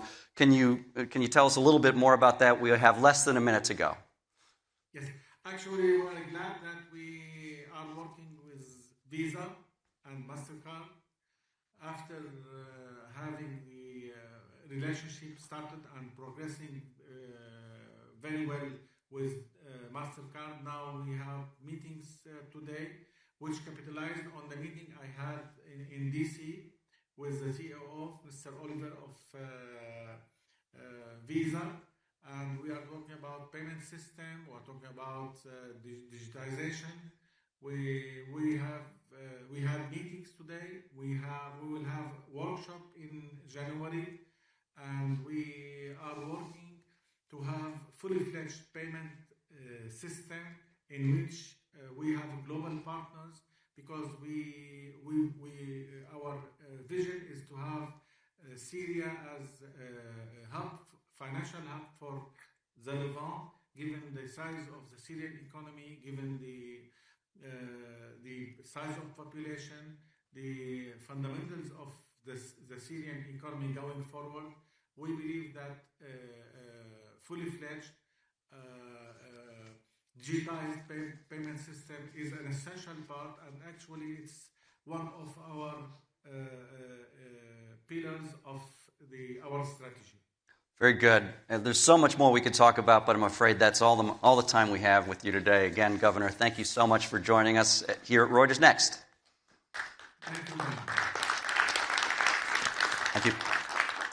All right, thank you very much, Governor, and thank you for bearing with us during those small technical issues. Look, let's grab a coffee. We're going to come back in about 30 minutes. And we've got a really super afternoon, or rest of the morning and afternoon planned for you. When we come back, the CEO of the Spanish infrastructure giant Ferrovial will join us, of course. Ferrovial, instrumental in the design, build, and operation of JFK's new Terminal 1. So that will be fascinating. In Crossroads Hub 2, that's the AI and tech space, the Science of Creativity workshop will start at 11:30 as well. We've got half an hour. Try the Tree VR experience. I really do encourage you to try that. It is fantastic if you haven't done it. But grab a coffee, grab a bite. We'll see you in 30 minutes.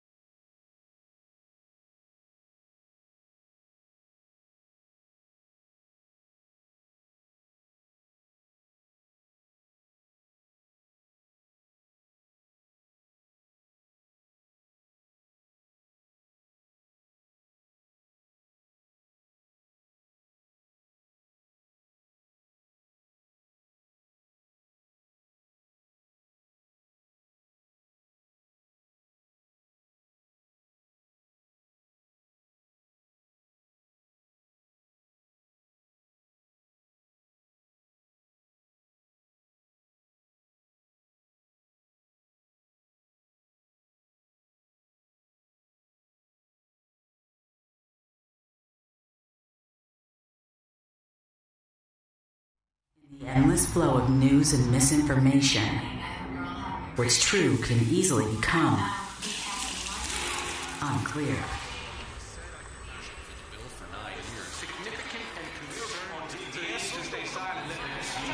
So the closer you are to the source, the clearer things are. That's why Reuters has more journalists in more locations reporting facts firsthand, bringing you pure news that's straight from the source. Right, welcome back, everyone, those in the room and the many, many of you who are joining us online. Our next guest is at the helm of a global infrastructure company focused on highways, on airports, on construction. The company has been instrumental in the design, build and operation of JFK's new Terminal 1, set to open next year. We're thrilled to welcome Ferrovial's CEO Ignacio Fernandez to our stage. He will be in conversation with Reuters reporter Doyensola Oladipo. Come on up.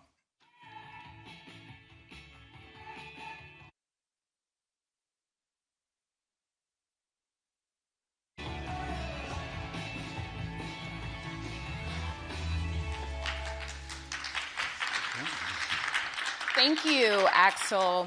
I'm so excited that you're here. Ferrovial has its hands in a number of infrastructure projects around the country, but the most notable, and I would say the flashiest, is New Terminal 1.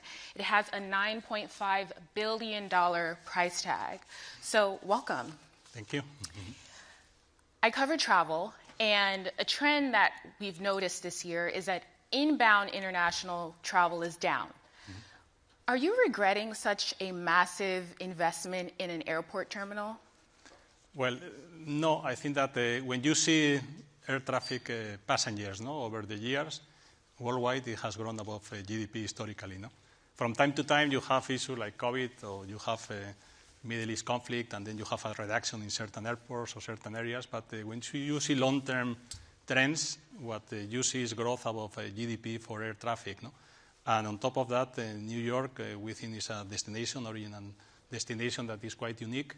And what we are betting with the new Terminal 1 is growth of air traffic passengers to New York. And then the new Terminal 1 will be the one is a world-class terminal that will allocate this growth.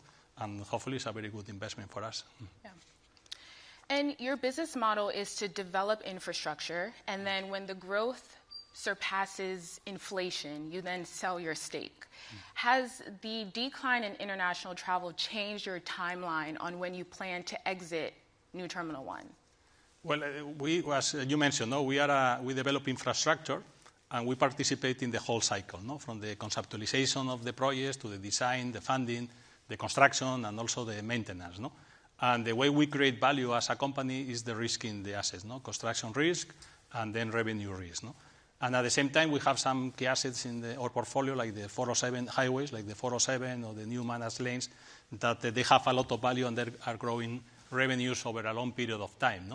But at the same time, if some of our assets have more value for a third party than to us, well, the right thing to do is then sell those assets and rotate them. And this is what we do when these assets are mature. So when the construction risk has been eliminated, and when it's very mature in terms of revenues that are growing in a certain way. So at that time we do. But the assets that we have today, most of them, even this year, they are growing double digit. So they are still very immature. For an infrastructure company, when you see the length of the concessions, an average is more than 50 years. So they are very, very young assets that are growing above GDP and inflation. So they are very immature. So rotating them in the short term, we don't see. But if we some assets, we develop those that are mature, of course, we'll rotate if they have more value for a third party. Yeah.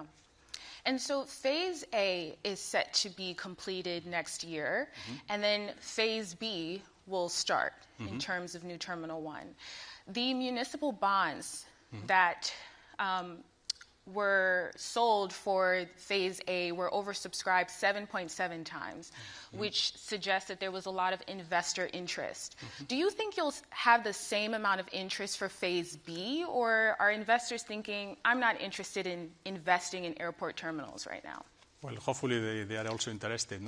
As you commented, the new Terminal 1 has several phases. Phase A is what will open next year. There's 14 gates. And you have the head house and all the bagging system and so on. And then will be phase B1 and B2 later on. No? And phase B1 will add another 5 gates, wide-body gates, and B2 another 4 gates. No? In total, 9 on top of the 14 that we'll have in phase 1. No? And the financing that we got is for phase A. No? So this financing of 6 billion of municipal bonds, it was oversubscribed. That the last was in July this year, was only for phase A. No? So whenever we see that, of course, we need to first finalize phase A, start it ramping up, and then we will engage with the Port Authority in order to define when we start construction of phase B1, and hopefully at that time we'll have also a very good reception from financial markets, because I think if they are betting like us for growth in air passengers to New York and in Terminal 1, that's giving a better service, and also they can allocate the growth for passengers to New York. Mm-hmm. The company recently sold its stake in Heathrow Airport. Mm-hmm. Are there any other airports that you have your eye on, whether here in the U.S. or abroad? Yeah. We, as you mentioned, we used to have 25% of Heathrow Airport, and we sold last year at 20%, and this year we completed with the 5% that was left. No? Also this year we rotated some of the assets, airports in the UK, the AGS, Aberdeen, Glasgow, and Southampton.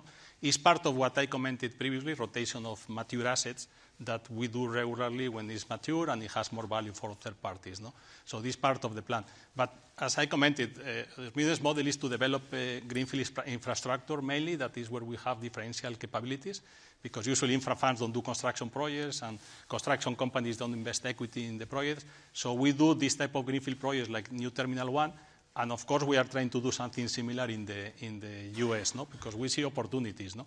When you see the airports, some of them need expansion, some of them need refurbishment, and I think that working with private partners like us, I think will help to accelerate and to have a better service to customers. No? It's not only about airports. When you see other asset class, infra asset class like toll roads or managed lanes, there is a huge pipeline of opportunities, of new projects that we can develop, also greenfield projects. On that note, I do want to learn a bit more about the bread and butter of your business, especially here in the U.S., which is highway and infrastructure development. We did see during the shutdown that the Trump administration used public infrastructure funding as a bit of a bargaining tool, a political tool. Does that impact your ability to team up with the government to close the infrastructure funding gap? I think that what we have seen is a very positive reception to private partners to develop infrastructure, in the U.S. in general, both at federal and state level. When you see what is the gap of infrastructure, in third party mentioned there could be close to $4 trillion in year 2040. And when you see how cities are growing, 90% of the population in the U.S. will live in cities by 2050. And what it means in terms of new infrastructure that you need for the cities and for the growth of the U.S. is amazing. And when you see the fiscal deficits, and unless you raise taxes, I think working and collaborating with private partners in order to accelerate this infrastructure and doing it in a more efficient way, I think is critical, and it's something that we have seen a lot of traction. We see very good projects of pipeline of managed lanes, for instance, in the U.S., and hopefully, as I mentioned with airport, we see something similar in the future. But the role of private partners is going to be critical, and I think we see a very good reception, both at the federal and the state level, and I think it will continue in the future. So is your strategy to provide more of this funding for these infrastructure projects? We participate in the whole cycle, as I said previously. So we participate from the conceptualization of the project. Some of the projects is conversations with DOTs that we see cities that are growing, that are very congested, and that we see that is feasible and new, for instance, managed lanes or widening, and created 2 new lines that are tall. And what we do from there is then the design, and then funding, and then the construction, and then maintenance and operation of the asset, in order to extract maximum value from these assets. So we participate in the whole process, in the whole cycle, and it's something that is part of our business model, and it's something that we like to do more and more, and we see many opportunities to do in the U.S. 80% of your business is here in the U.S., and we've been in a bit of a tumultuous political environment. Is that making you rethink betting so heavily on the U.S., or are you considering diversifying a bit more? 80% of the value of the company is in North America, no? In mainly toll road business, but also airports, hopefully New Terminal 1, and also construction activity, no? And what we see is that our assets are performing very well, no? And it's mainly because we have toll road assets in cities that are growing, no? And we are able with this asset to capture the value and growing in terms of revenues about GDP and inflation, no? And we see, as I mentioned previously, a lot of new opportunities, no, that we can invest, and we'll continue investing. Our objective is that at least more of 80% of the investments that we are doing in the company will be in the US, and especially developing infrastructure, and we see especially managed lanes as a great opportunity to create value. You also have a construction arm, and something I'm curious about, you work with a lot of subcontractors. There has been, a pushback in DEI, and to my knowledge, a lot of these infrastructure projects, there's a requirement that a certain number of the subcontractors are women and minority-led firms. What's happening with your current projects? Are these subcontractors being fired? Are you replacing them? No, when you see, as you mentioned, no, we have a construction arm that is helping us to develop these greenfield projects, no? And we have operations in many states doing especially highways, but also we do other type of infrastructure, water, for instance, we do a lot, no? And when you see the procurement for construction, 97% is local. So what we source is from the communities in which we have a presence, no? And we replicate what we see in the communities, no?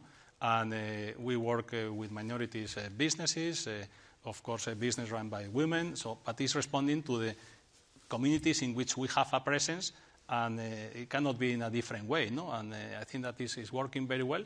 It was the case in the past, and it will continue in the future.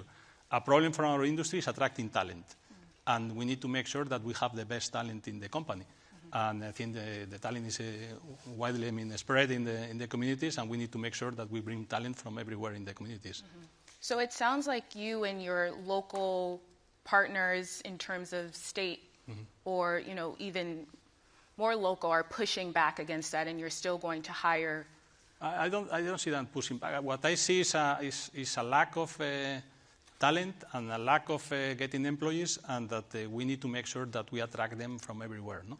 And I have not seen a change from what we were doing several years ago, no? Sure. I have tons of questions for you, but I do see that an audience member and I are thinking on the same wavelength about AI.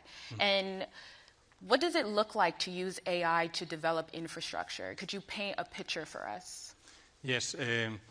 I think there are two things for infrastructure AI. No? I think one is developing the infrastructure itself, because as a developer of infrastructure, building data centers, I think is something that we also do, and is a relevant part of our business. And also not only the data center, but it's the energy that is needed associated with that. No? So we also do develop renewable projects, we do also transmission lines. So all that is related to that infrastructure, we play a role. And for us as a developer of infrastructure, is something that is growing a lot, and is an opportunity that is not our main business. Our main business is still toll roads, managed lanes, and also airports, but also we are doing some developing that type of infrastructure. But like any other sector, no, I think in the case of for infrastructure, I think it's key to use new technologies, no, and to be more efficient, no? And you use in the whole cycle, no? From tendering projects that, you have a lot of the documents are huge, and you need to analyze a lot of tendering processes, and you analyze with AI these ones you are going to participate. With AI, you prepare the bidding documents for the tenders. From the design, we use AI more and more in order to do design for different solutions and what is the optimal, and I think using AI for AI is critical. And I think that also for the physical operation of the construction, no, is using more and more, no, especially robotics. We see more and more new technologies that are being used that are helping us to be efficient. But I think that we are just at the beginning, no, and I think this is going to be exponential, and it's going to help us, no, to be more efficient and to deliver projects on budget and on schedule, no. And I think we need to do more and more, no. We are just at the beginning, no. Do you see AI having an effect on your headcount, whether growing or shrinking your workforce? Not yet. I think that the way I see it is that as a company we are growing, and how we can grow with the same headcount as we have today, no? And using AI in order to be more productive than we are today, no? This is the way we see it today, but I think it's early days, no? Yeah. Let's take another audience question. Given rising interest rates and fiscal pressures, do you see the public-private partnership model evolving? I think, as I commented, no, what the way I see it is that the fiscal deficits are growing, difficult to raise more taxes, and that the private partners play a key role. There is a lot of money or capital that wants to invest in infrastructure in this specific sector.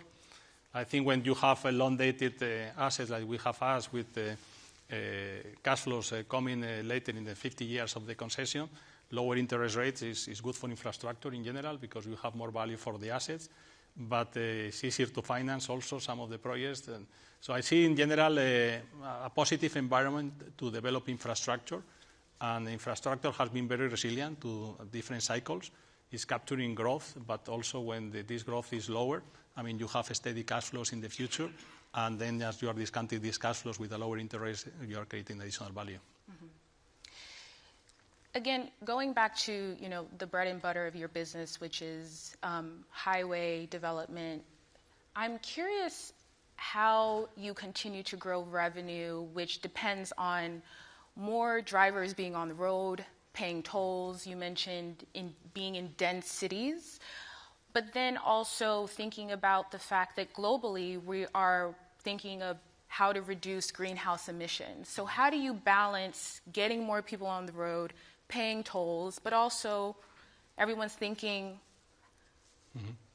maybe we should be driving less, maybe we should be carpooling, take the bus, take the train? I think that what we offer mainly in the US is managed lanes. No? So in managed lanes is for cities that are growing and are very congested, what we are doing is widening the roads. No? With that, I mean, the worst thing in order for pollution and contamination is that when you have a lot of cars that are parked in the highway and are going at very slow speed. No? So as long as you are building additional infrastructure and you are increasing the average speed, you are reducing the amount of the pollution, no, that you are sending. No? And I think that at the end, our managed lanes, what are bringing is solving a problem that you have in many communities, that is congestion. So we are offering congestion relief in order for cities to grow. And I think, as I mentioned previously, 90% of the population will live in cities. Cities will continue growing. They will need infrastructure. And we are bringing that infrastructure in a sustainable way. And with that, what we are going to help is to increase the average speed and the level of congestion. So people are going to be living better and happier about the cities in which they are. And if we increase this average speed, and of course later you use more and more electric cars, the level of pollution and CO2 is going to be lower. No? Of course, as a company, we have targets for CO2, but we see that as a way to generate value, because for us, CO2 emissions is very related to waste. It's very related about the use of energy, and I think that as a company, we need to have our objectives in order to reduce CO2 and to be more efficient doing that and creating value for shareholders and stakeholders. Amazing. Thank you so much for your time, Ignacio. Yeah, my pleasure. Thank you.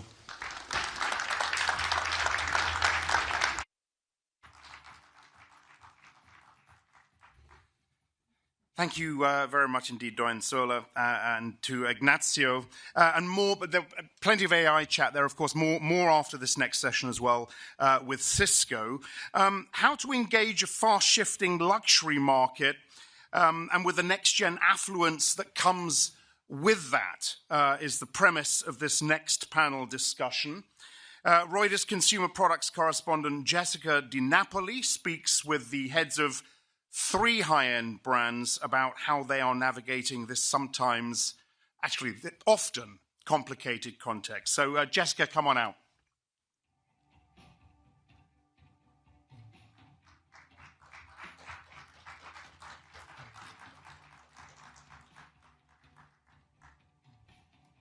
Was BAA. You bought it from BAA? Yeah. And I remember... Thanks, Axel. I cover consumer products, things you use every day like laundry detergent and packaged food. That's why prepping for this panel on luxury goods was super fun, because it's a step into a totally different world. A world of fine jewels, rare trench coats, and also Coach bags. We're going to hear how the makers of these items are trying to capture the imaginations and wallets of Gen Z. Our panelists are Nadine Gone, the founder of Nadine Gone Fine Jewelry, Nicholas Bijan, the founder of NB44, a subscription service for luxury men's clothes, and Lou Frankfurt, the CEO of the Benvolio Group, and of course, the former CEO of Coach, which is right now having a moment with Gen Z. So let's start right off the bat with, what does luxury mean to Gen Z? And how is this generation different from older ones? I mean, I'm happy to take the lead on it. I think, one of the interesting things about this generation with Gen Z is that they're extremely informed. They have access to AI technologies that historically, consumers would have to do quite a bit of research. And different things than we've seen in the past have different meaning and more meaning than previously. So sustainability, transparency, community, those are all things that I think are high on the priority list for Gen Z. For sure. For sure. Lou, right now, Gen Z is really into Coach. The brand is having a revival. What about the brand's values and history do you think is attracting the younger generation? Gen Z is actually quite reminiscent of my generation, which is the 60s, in the sense that they are looking, as you said, for authenticity, sustainability, value. They're looking for brands that will talk to them, and Coach is made out of natural leather.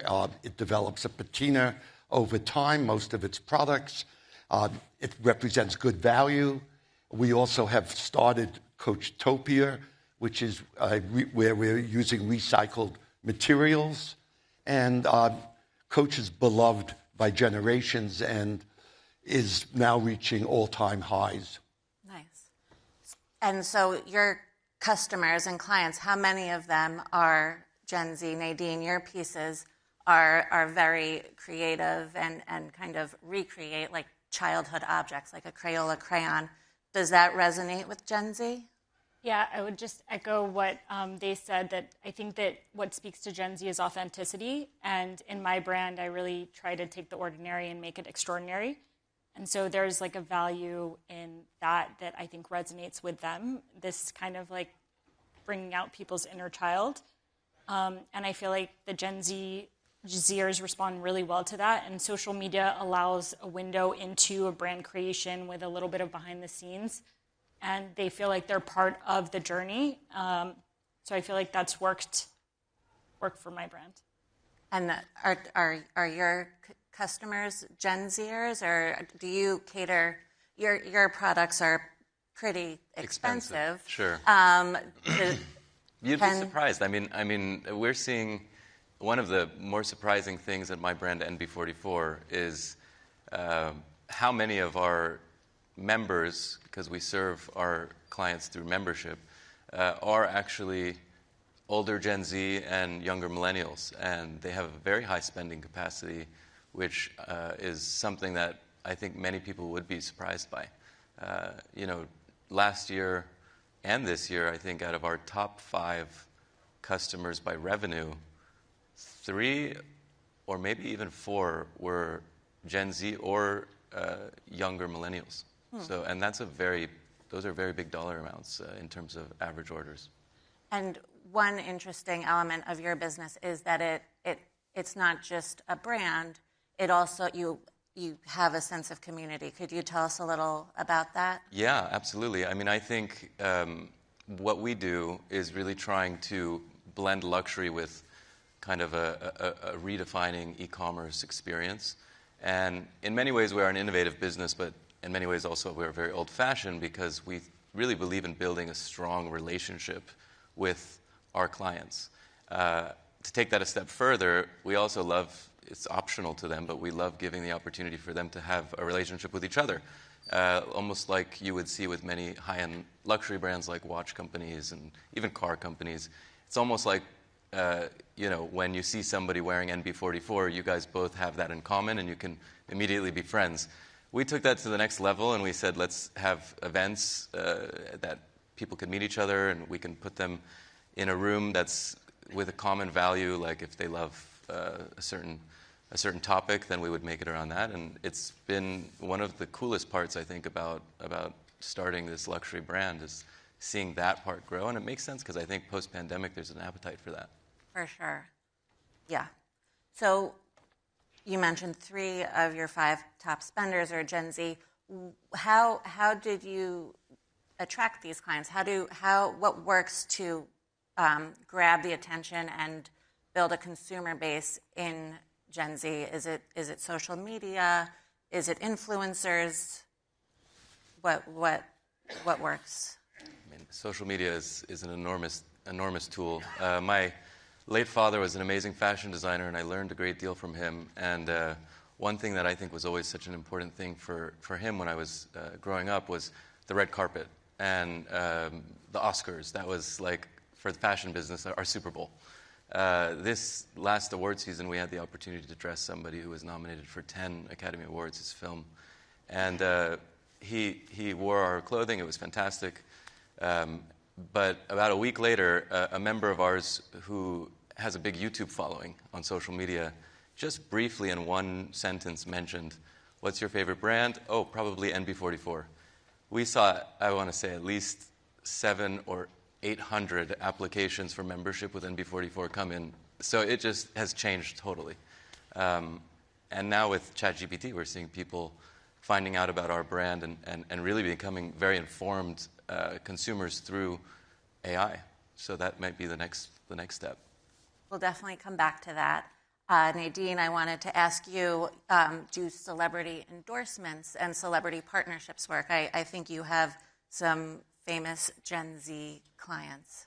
Have they helped you reach the younger audience?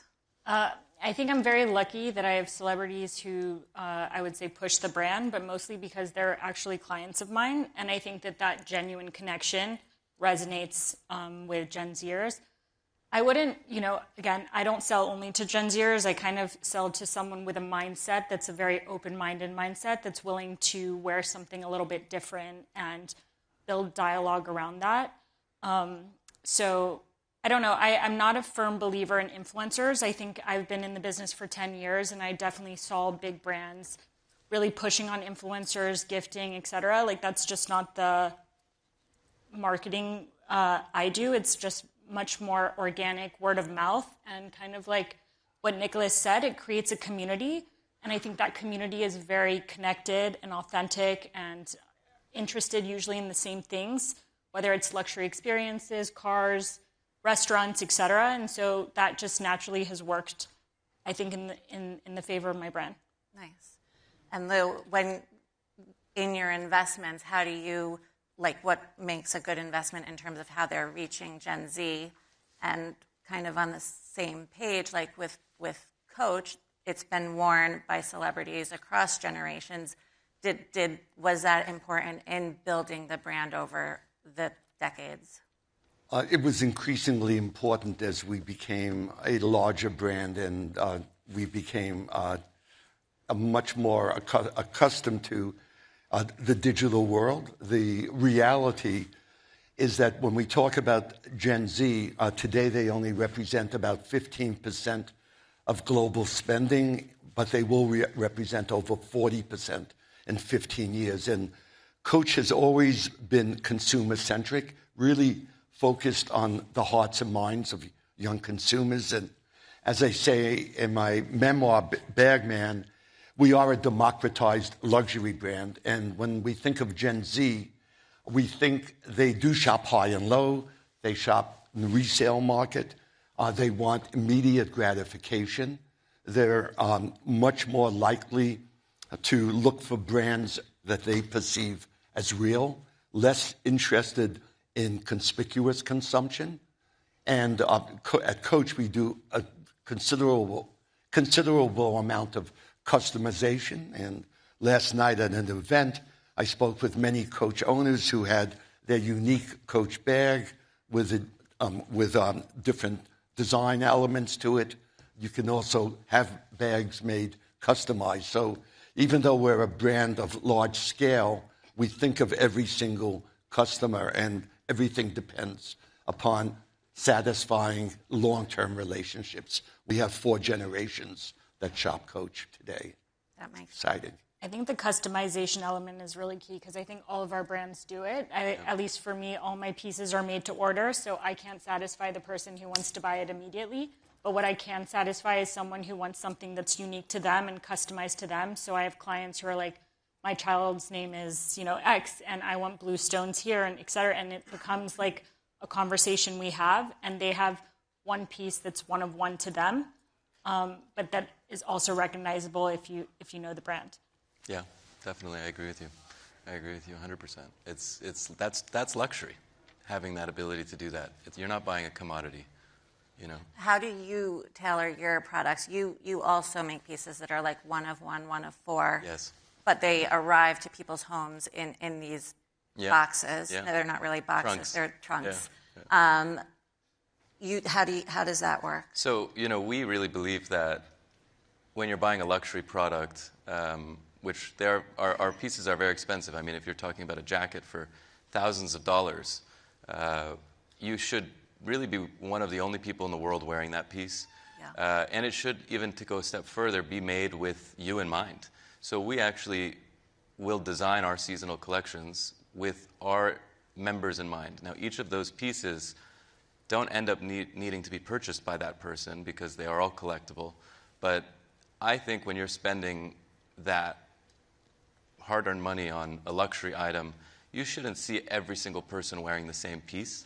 Yeah. And it shouldn't be so easily available that you can buy it on every corner. Now, I'm talking about thousands of dollars, like $7,000, $6,000, $8,000 on a jacket. Yes. In addition to that, when you're paying that, you also deserve an amazing service, an amazing experience as a customer. And I think that's really lacking in the world today. Yeah. I see we're getting audience questions, but on the point you're kind of bringing up about like ultra luxury versus accessible luxury.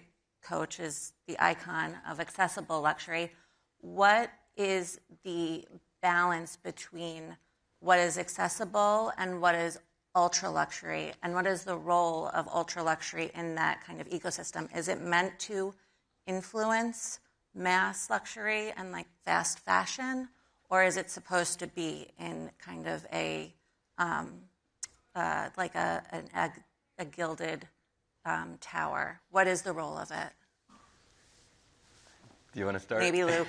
Well, I will say at Coach, we don't get inspiration from ultra luxury. We get inspiration from our consumers, from our products, from their values. And Gen Z is a very interesting generation, as I said earlier, very much like my generation of the 60s, because they are really very thoughtful, but at the same time, they're quick to make decisions, and they're looking for quick satisfaction. We introduce lots of products at Coach, and while we have a global assortment, we do make products tailored to different cultures and different countries. Got it. I'll echo, like, just from, I believe that ultra luxury is kind of that gilded luxury that's a bit aspirational, and at least in my case, the ultra luxury isn't about saying no to some people. It's just about giving that experience to the clients that are coming, and to have that one-on-one experience. You can't expand that in a mass way, and that doesn't resonate, at least with my brands. And I think that today ultra luxury is something that you know, but it's, again, not everyone can attain it, just naturally by the pricing, by the amount of people you leave in the in your network, et cetera, et cetera. The rarity of it. Yeah. Yeah, I think rarity is actually, there's a lot of commonality that I heard from what Lou shared with my point of view on it. But I also think that, these are pieces that are being offered to people who really don't need something. They're looking to maybe celebrate something, or to celebrate themselves, or to feel good, or to maybe they had a very stressful week and they want to lower their blood pressure a little bit and enjoy and shop. So really, we have to create things that are first and foremost amazing quality that will last a lifetime, but also things that they really mean something deeper than just a jacket or just a shoe, And I think the relationship and the experience also has a lot to do with that, On this topic, also, one question that is in the mind of many people just on the outside of luxury is, or even people buying luxury, is have prices gotten too high? Just from a combination of inflation, tariffs, the cost of gold. How do you manage that?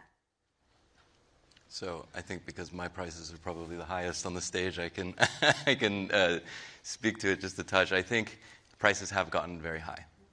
But the point is that what are you buying? I think when you're buying something at a high price point, it should be extremely expensive to produce.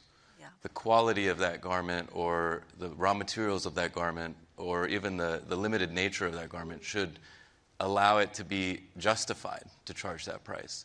And in the ultra high-end luxury market, you're catering to an extremely intelligent consumer. So I think that when they see that something is quality, or they see it's personalized, or they see it's, really designed for them, so to speak, why would I spend the same amount of money at potentially another brand that isn't doing all of those things? Yeah. That's my philosophy on it.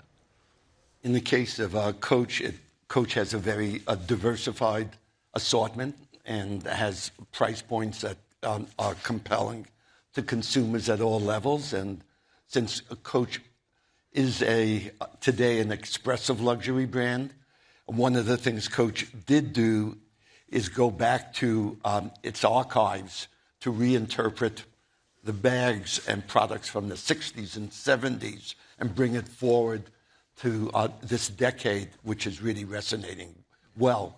In terms of inflation, Coach works real hard to offset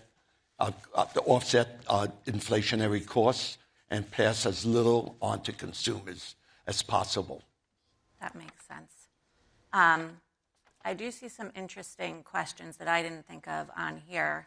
Tell me if this is something you can speak to. How are you responding to more ethnic demand to reflect cultural luxury products? So like selling an item that reflects somebody's cultural identity.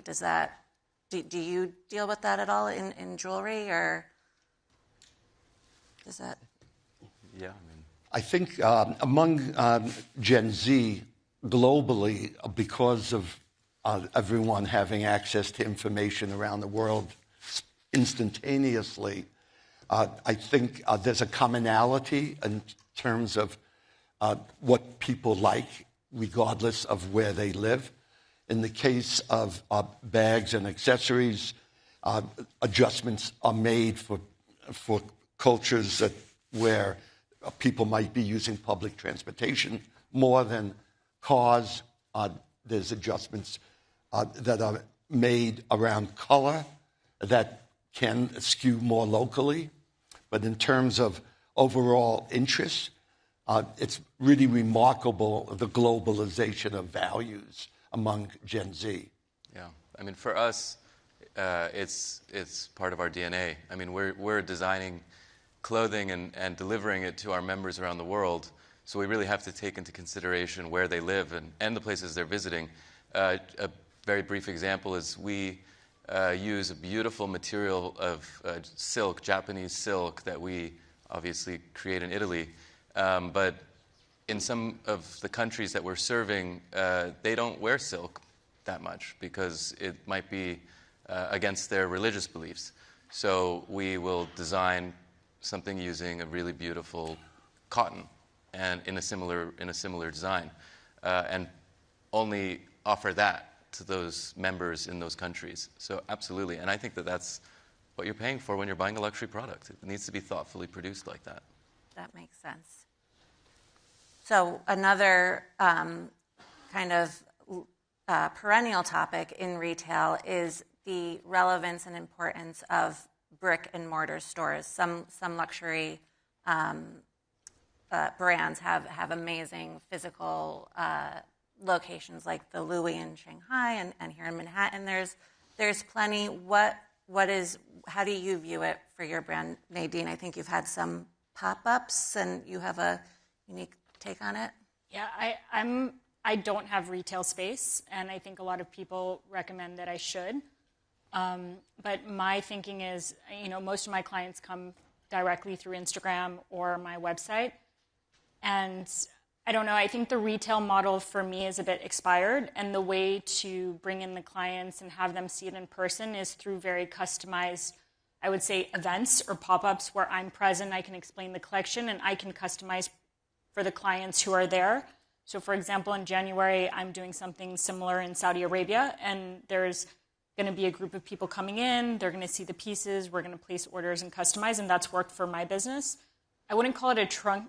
I guess it's a trunk show. But when I started 10 years ago, everyone was adamant about being in retailers to build a brand and to build a name for yourself. And actually, I find that the retail footprint is quite archaic. Yeah. And so my point of view was to, just get to the end consumer, because at the end of the day, that's the goal, and manage the relationship and the conversation around the pieces. Do you find that the pop-ups that you do generate, is there a positive to it? Does it lead to sales, greater brand awareness? Yeah. I mean, I think in my experience, first of all, I get to meet my client and we have a conversation, and that's always super interesting for me. It's been super successful. I think by seeing the piece live versus seeing it online, it's a different experience. And by meeting the artist behind it and understanding the inspiration, in the same way that if I saw an art piece that I love, but then I met the artist and they explained how they got to that art piece, it just brings much more depth and value. And so it influences my purchasing behavior. Got it. Traditional brick and mortar retail is changing. I think my background in my family business, in my late father's business, was some of the most beautiful traditional brick and mortar retail, I think, in the world, with Rodeo Drive and Fifth Avenue for many years and House of Bijan. So I really grew up in that setting. When I started NB44, I really wanted to kind of think about how we can innovate in a traditional business like that. So we ship our collections all around the world to 37 different cities right now. And we try and do it in, as you mentioned, a very impressive way, so that you still get this impressive feeling like you would be in a brick and mortar. That took care of a lot of issues. Took care of, obviously, the extremely high cost of overhead that raises every year with retail. And it also takes care of the unpredictability, or so to speak, the forecastability that you see with a membership or subscription model. But I do have a beautiful design studio, which is on the 3rd floor of this building in Beverly Hills, right off Rodeo Drive. And I see that when our members come in person to that intimate setting, they really, really love their experience, even more than receiving the trunks. And so it is important, but that doesn't mean you need a 50-foot frontage store on Rodeo Drive that's going to cost, millions of dollars a year. You could do the same kind of thing in a smaller level, and you see that now with brands like Audemars Piguet. You see it with brands, almost all luxury brands. Yesterday I was walking up and down Madison Avenue, and I visited Lalique, and they have a beautiful maison that they've built there. And as a consumer, it's a much more intimate and strong feeling that you're getting with the brand. And I think for real estate owners, they're going to see their 2nd and 3rd floor real estate, which traditionally was less desirable, become more desirable. For Coach, our philosophy from the very beginning was to be available in image-enhancing ways wherever consumers choose to shop. Coach is in its 9th decade, and there was a time when we were a wholesale business, and then we started a mail order business, And we opened stores and then went online. And all of the channels play a role. In some countries, brick and mortar is more important, like China, than it is in the United States.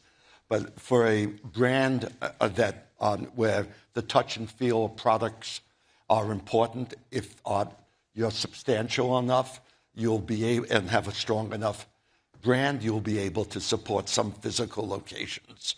And that's the most immersive experience, when someone can come and see the world of Coach, touch all of the products, meet the seasoned sales team to get superior client service and the alike. I think we have time for one more question. Tariffs are something we've all heard a lot about. You guys both make your products in Italy, which is a tariffed country. How do you manage that cost, and how do you communicate it to your clients? Is it something they even care about, or? Yeah, I mean, I think when you're serving this this client base, people would assume that they don't care about prices, but I actually think it's the opposite. I think they're very price conscious. They might not be price sensitive, but they're price conscious, or vice versa. So, believe it or not, my job as a designer, I think, is to actually make my products as affordable as possible. And with the recent tariffs that we see from Europe and Italy, my stance on it was that we would not pass that to our customers. So obviously our margins would be compressed, but we would try and give as much value to our customers as we can. We'll see how that goes. Yeah, I would say that I try to give as much value to my customers as well. However, I think in my business, the challenge this year has been the gold price, in case anyone's seen, has gone skyrocketed. So it makes the tariffs look a little bit less relevant in terms of the pricing. But, I mean, you know, my brand is small enough. I work with an atelier in Italy. So, like, my prices are changing based on these costs, and they will eventually go to my client in order for me to stay in business. And so I'm curious to see what's going to happen if gold keeps rising. Unfortunately, my brand and bigger brands, like, who are stocking up on gold and, you know, kind of balancing the price, are transferring it to the client at the end of the day. But does it make the pieces that you sell more valuable intrinsically? Because, well, I think if you bought one of my pieces 5 or 10 years ago, that was a great investment. Yeah. Yeah. Okay. Well, I think we're at the end. Thank you so much. Thank you. Yeah. Thanks. Thank you. Thank you. Thanks very much indeed, Jessica. Thank you very much indeed to the panel. Look, keep your questions coming. Keep your feedback coming. We've got 2 more sessions before we break for lunch. Reimagining enterprise infrastructure for the AI era is the title of this next fireside. So, closing the gap between AI ambition and operational reality, and how big companies are grappling with that while trying to stay ahead, of course. To moderate, please welcome Melissa Martani, who's going to be in conversation with Cisco Senior Vice President Portfolio Strategy, Jeff Schultz. This session is hosted in partnership with Cisco. Come on out.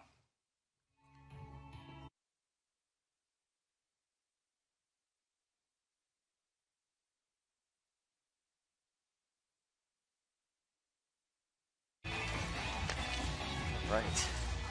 Good morning, everyone.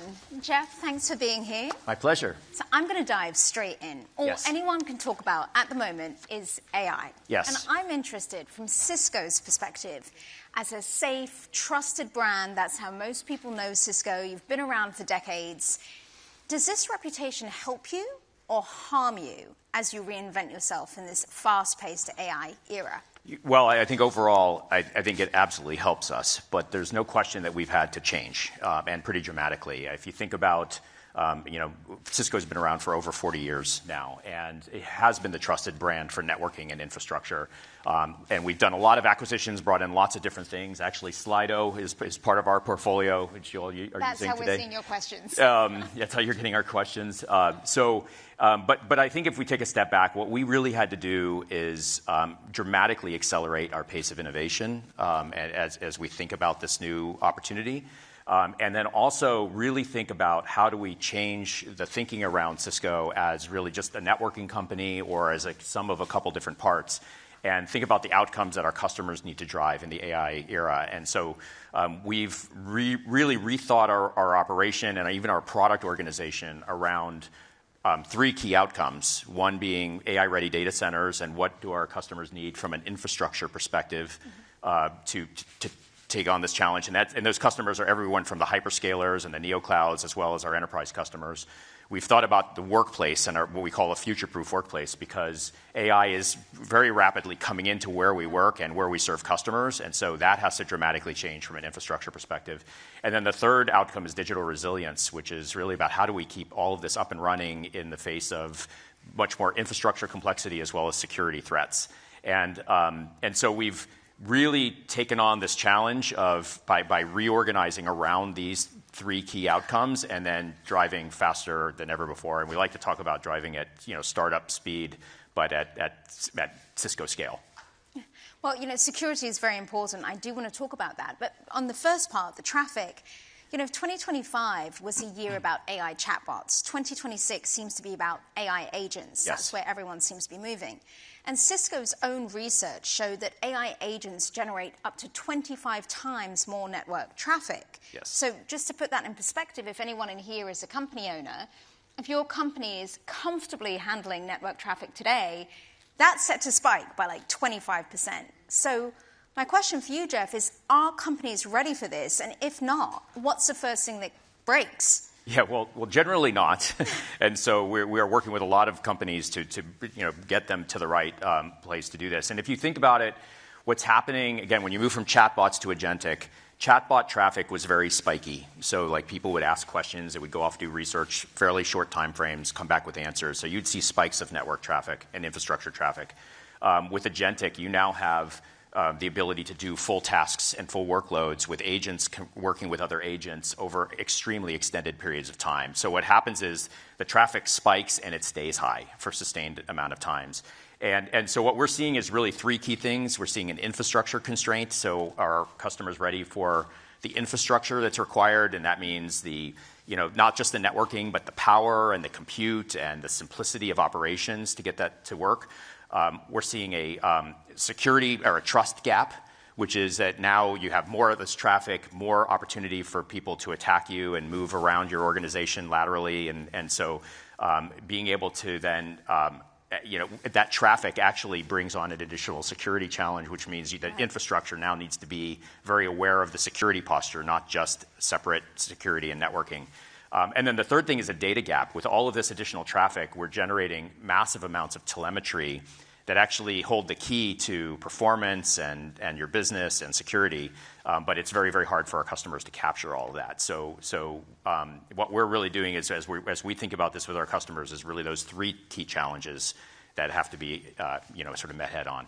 Well, I think it's interesting because upgrading networks makes a lot of sense. It's like a no-brainer when it's a market boom. But as budgets get tightened, it's often one of the first things to go. So how do you make the case to business leaders that upgrading network infrastructure not only enables revenue, but it actually specifically drives it?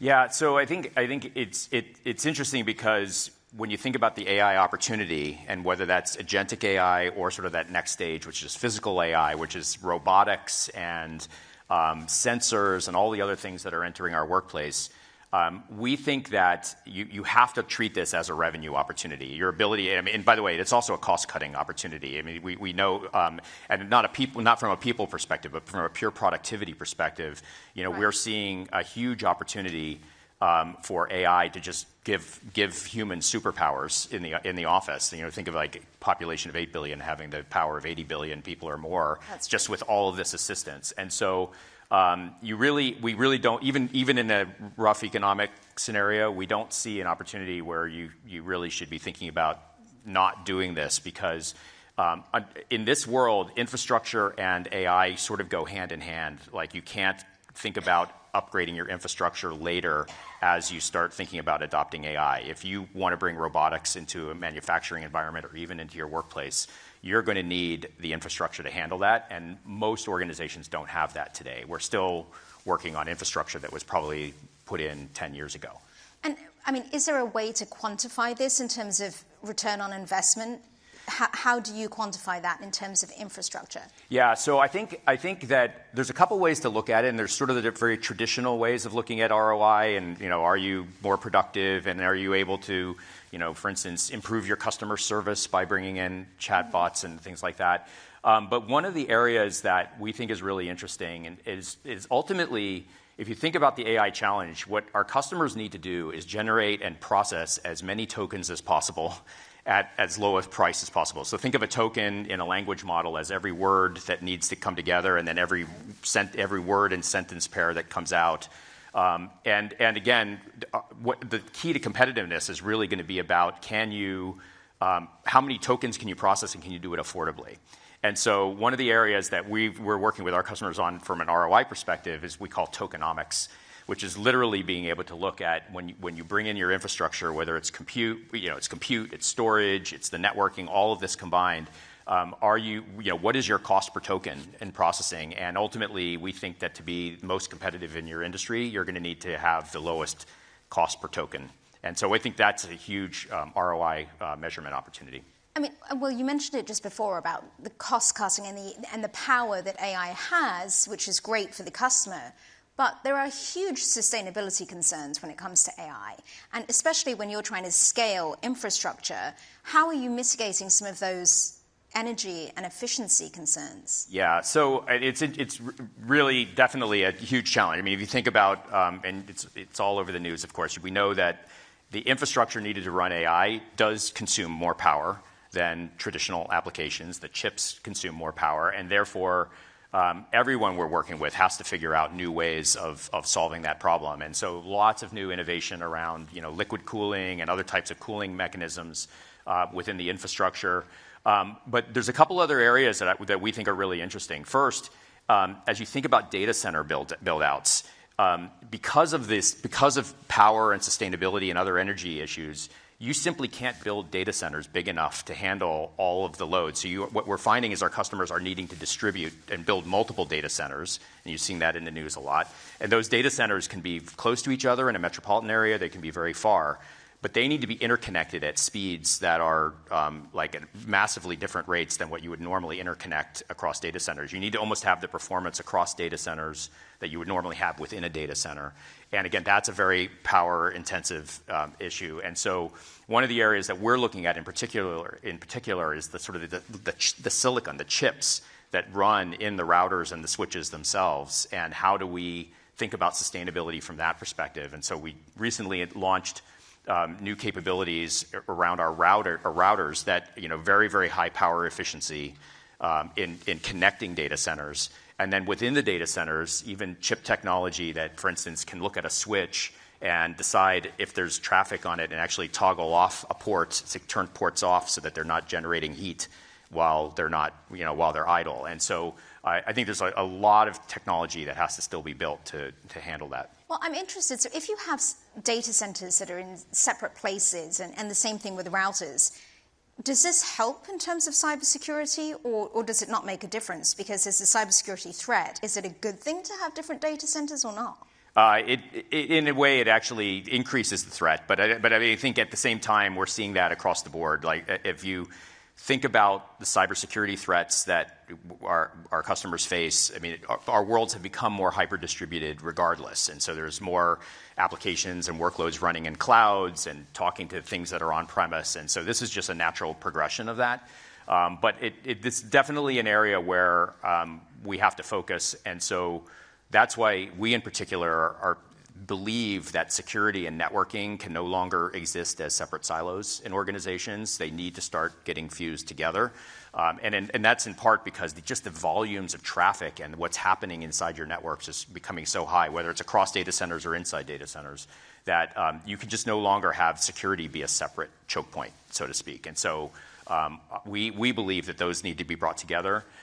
We also believe that you need to start, in order to solve for this, you also need to start thinking about what's called AI safety and security. And that's specifically the fact that models that power applications can be and agents can be very non-deterministic. They don't always give you the same answer every time. They can give you bad results.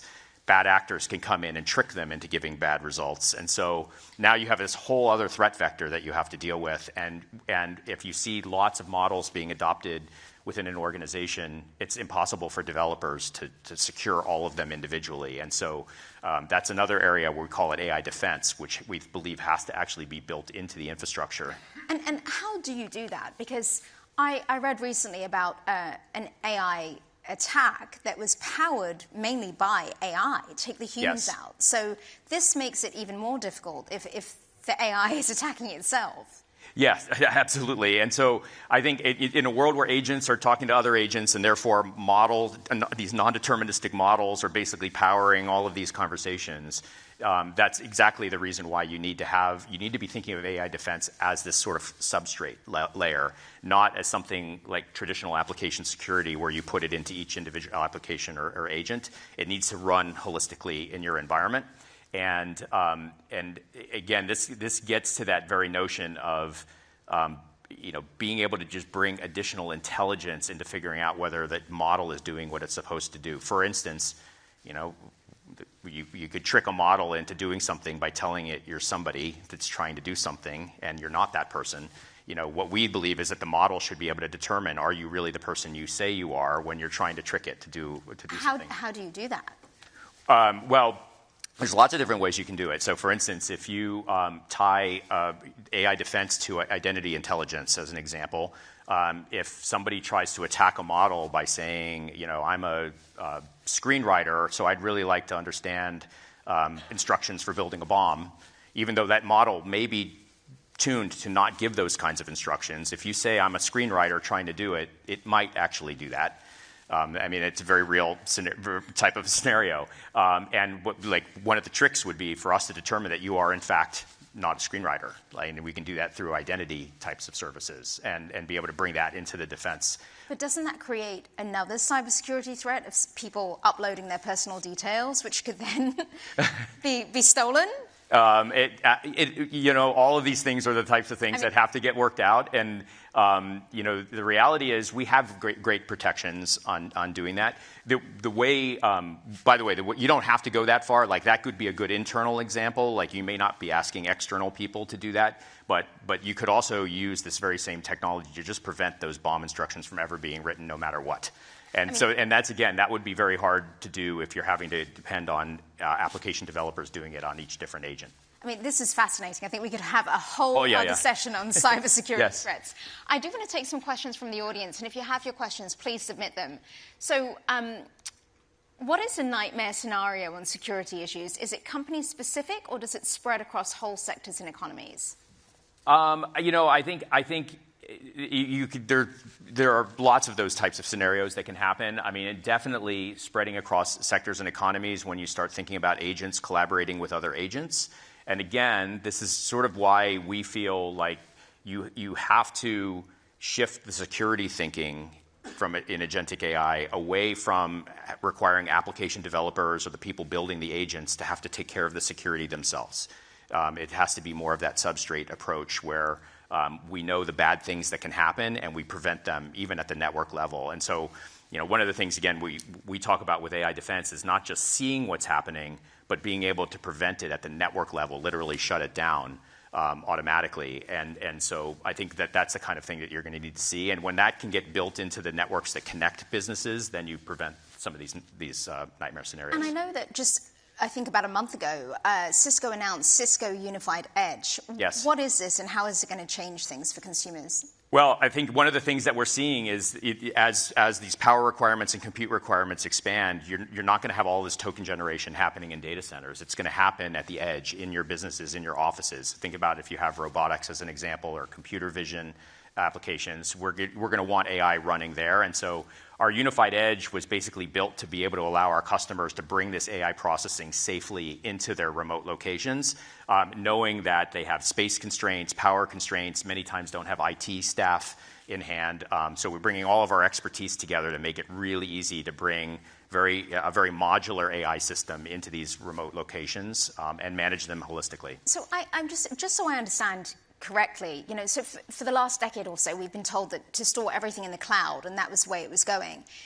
Is this unified edge, is this different to the cloud? Does this mean we shouldn't be putting things in the cloud, or do we need the cloud and edge? Oh, you need the cloud and edge. So I think what we are definitely seeing is that AI is creating a repatriation of workloads where for many years we were thinking push everything out to the cloud.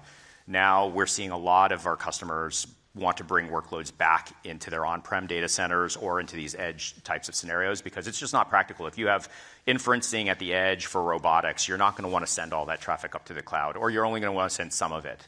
And so we're seeing people want to be much more hybrid than in the past. And does the hybrid model, does it make it more complex and expensive, or does it make it easier for a consumer? Well, we're trying to make it easier and less expensive. And the trick there is the management layer and really bringing operational simplicity to it. And so I think that's the key. So we've just got less than 2 minutes, and I have to ask you, so, if you read about AI, we hear a lot that we're in an AI bubble. And as Cisco is betting big on building all this AI infrastructure, do you think we're in an AI bubble, and what is Cisco's backup plan if we are? Okay. So, well, first of all, I've been through a lot of bubbles, and usually you don't know if you're in a bubble until after the bad things happen. So, what I will say is this: I think if you take a step back, what we see is that our customers, companies, nations are investing heavily right now in their future and future competitiveness.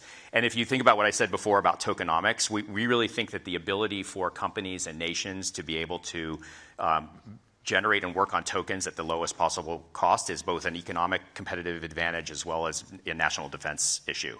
And so in many respects, a lot of this expenditure, investment is really warranted given the opportunity. And this is definitely a tailwind for Cisco, but I think the other interesting thing, it's not the only thing that we're doing. AI, we're betting very, very heavily in for lots of different reasons, but we are very, very diversified as a company. And so I think a lot of the dynamics that people associate with the bubble and other companies really don't apply to Cisco in particular. So as we're at Reuters Next, when we think about next year, what is Cisco's moonshot vision for the future? Yeah. So, I think, we are very, positive on the opportunity of AI. And what we are really hyper-focused on right now is becoming the critical infrastructure for AI, especially as we move into this agentic era where enterprises are adopting it. And it's not just sitting within a handful of companies that are training the biggest models. We believe this needs to get unlocked for all of our customers, and that's what we're focused on. Jeff, thank you very much. Pleasure. Thank you so much.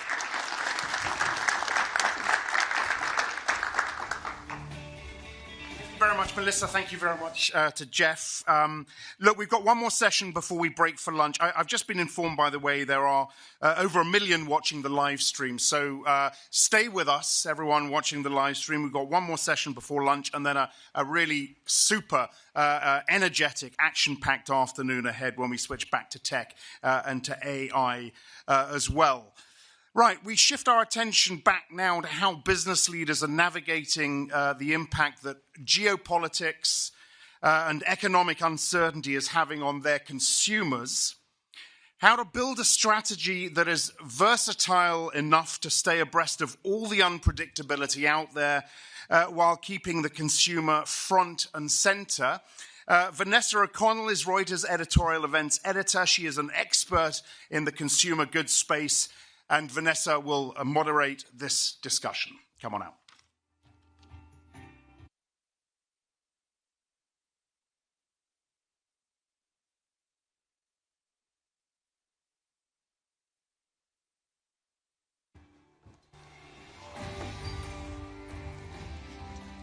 Hi, thanks everyone here for joining us, and thanks to everyone on the live stream as well. I'm Vanessa O'Connell, and I am a consumer, so that makes me an expert, just like all of you.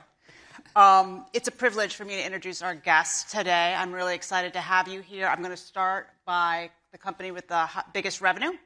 So Joanne Crevassier, CEO of Tapestry, which has about $7 billion in annual revenue. That's correct. Holding company for Coach as well as Kate Spade, New York. That's correct. Thank you so much for joining us. Neil Blumenthal, co-CEO of Warby Parker, which has about 330 stores across the country, working on a new pair of AI glasses right now, and about $870 million in annual revenue. Yep. Feel free to update the audience if there's any guidance on any revenue. Carla Vernón, thank you so much for coming. CEO of The Honest Co., baby product and personal care company. I like the hair detangler myself. Oh, fantastic. With about $370 million estimated annual revenue. That's right. Yep. So I've got a lot of questions for our three CEOs. I'm really excited to have you here. We're going to talk about the consumer, but first I have to ask about tariffs. President Trump has obviously introduced a range of tariffs that affect consumer goods of all kinds. How have tariffs affected your companies and your supply chains? And Carla, I'm going to start with you on that one. Sure. Well, it's great to be here with everybody, and it's a pleasure to be with you all on the panel today.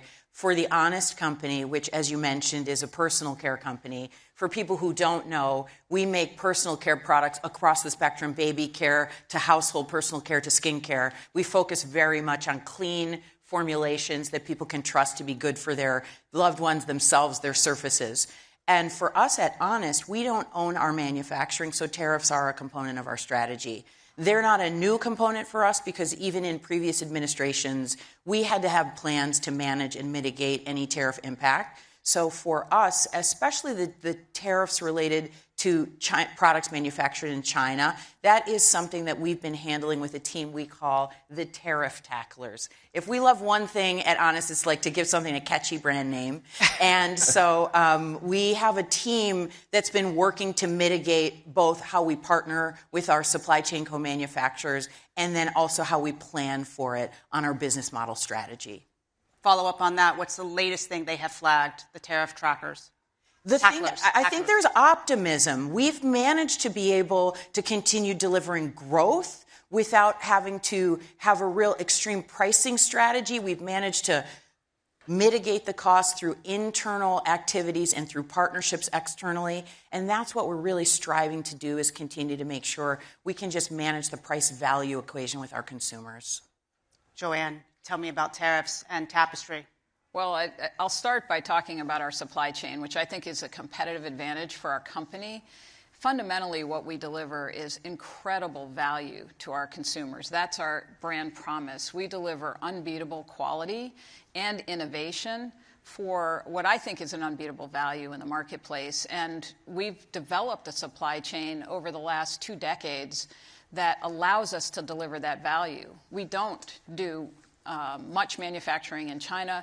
We are globally diversified. And if the last 5 years have shown us anything, it's that agility and diversification in the supply chain really matter.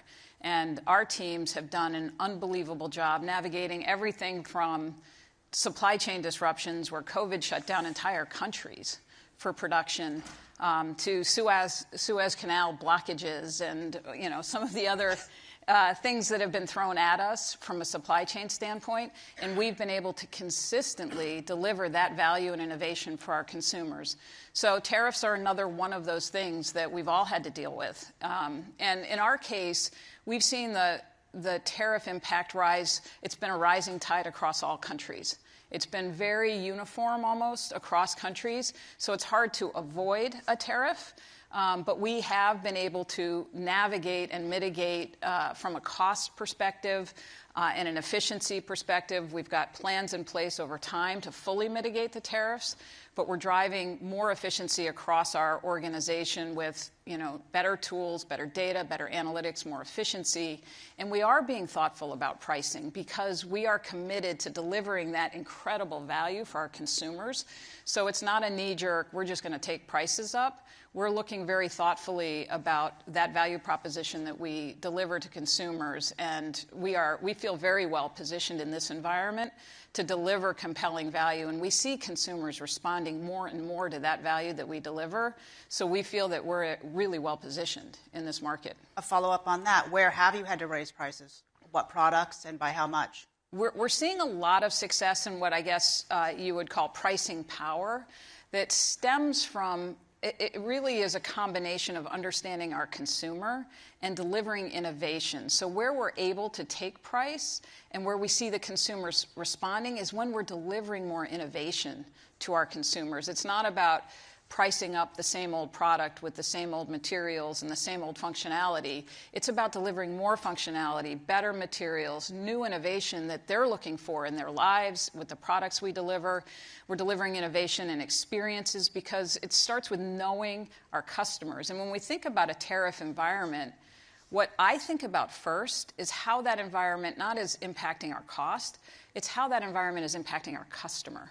And as we talk to our consumers, understanding what they value is really the most important thing, and being able to be agile and deliver against what they value as those values change with all of the macro uncertainties in the environment. That's where we win, and that's where we're able to see them responding with higher priced product, for example. Definitely want to come back to the impact on the consumer. Sunglasses, a lot of them come from China. Have you changed your supply chain, or how have you dealt with the tariffs on goods imported from China? Yeah, well, just to echo the comment, we've lived through a lot of crises over the last 5 years. So the best companies are super adaptable and nimble. So when April hit and we had these first tariff announcements, our team jumped into action and we dusted off basically the playbook that we'd established during COVID. And what we find is that when there is a crisis, it tends to hurt our competitors more than it hurts us because we move much faster than most other people. I think that's just being the heritage of a growth company. My founder and I still run Warby Parker.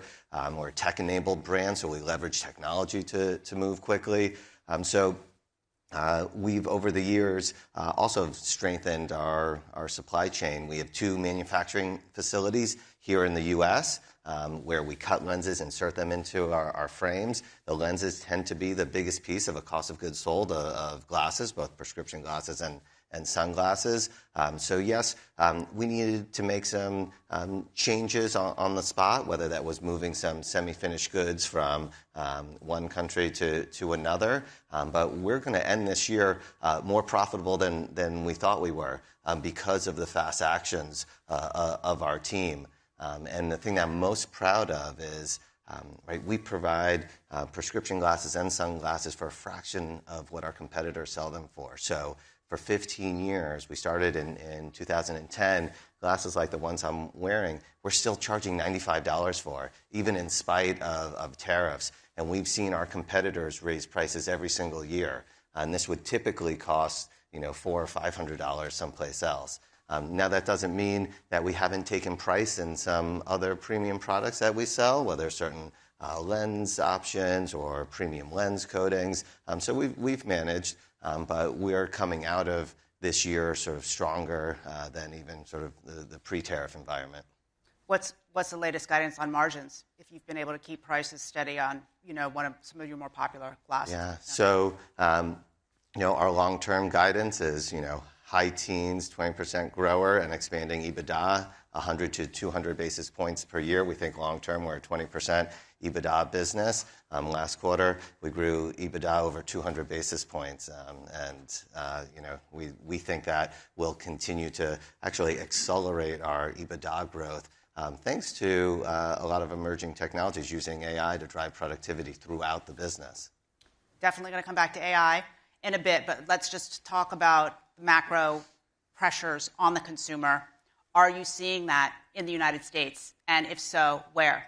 Carla?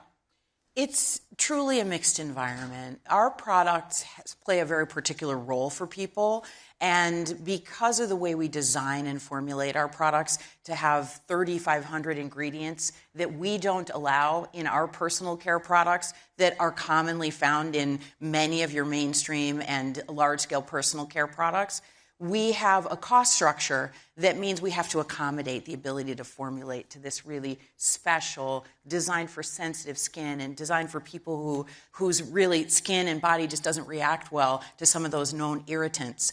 That ends up putting our products on the upper side of many of the categories we play in. So our products do tend to be higher priced than the legacy brands that are in the categories. We have found that we are still able to outpace our categories for the most part. It's been a little bit of a moderated growth rate, but what we see is that people are buying our products, sometimes changing size strategy in order to stay in our portfolio and continue to grow with our brands, but not really seeing a downgrade in the units that we are selling, just seeing that people are managing their budget by choiceful, what we call price and package size, price pack architecture choices.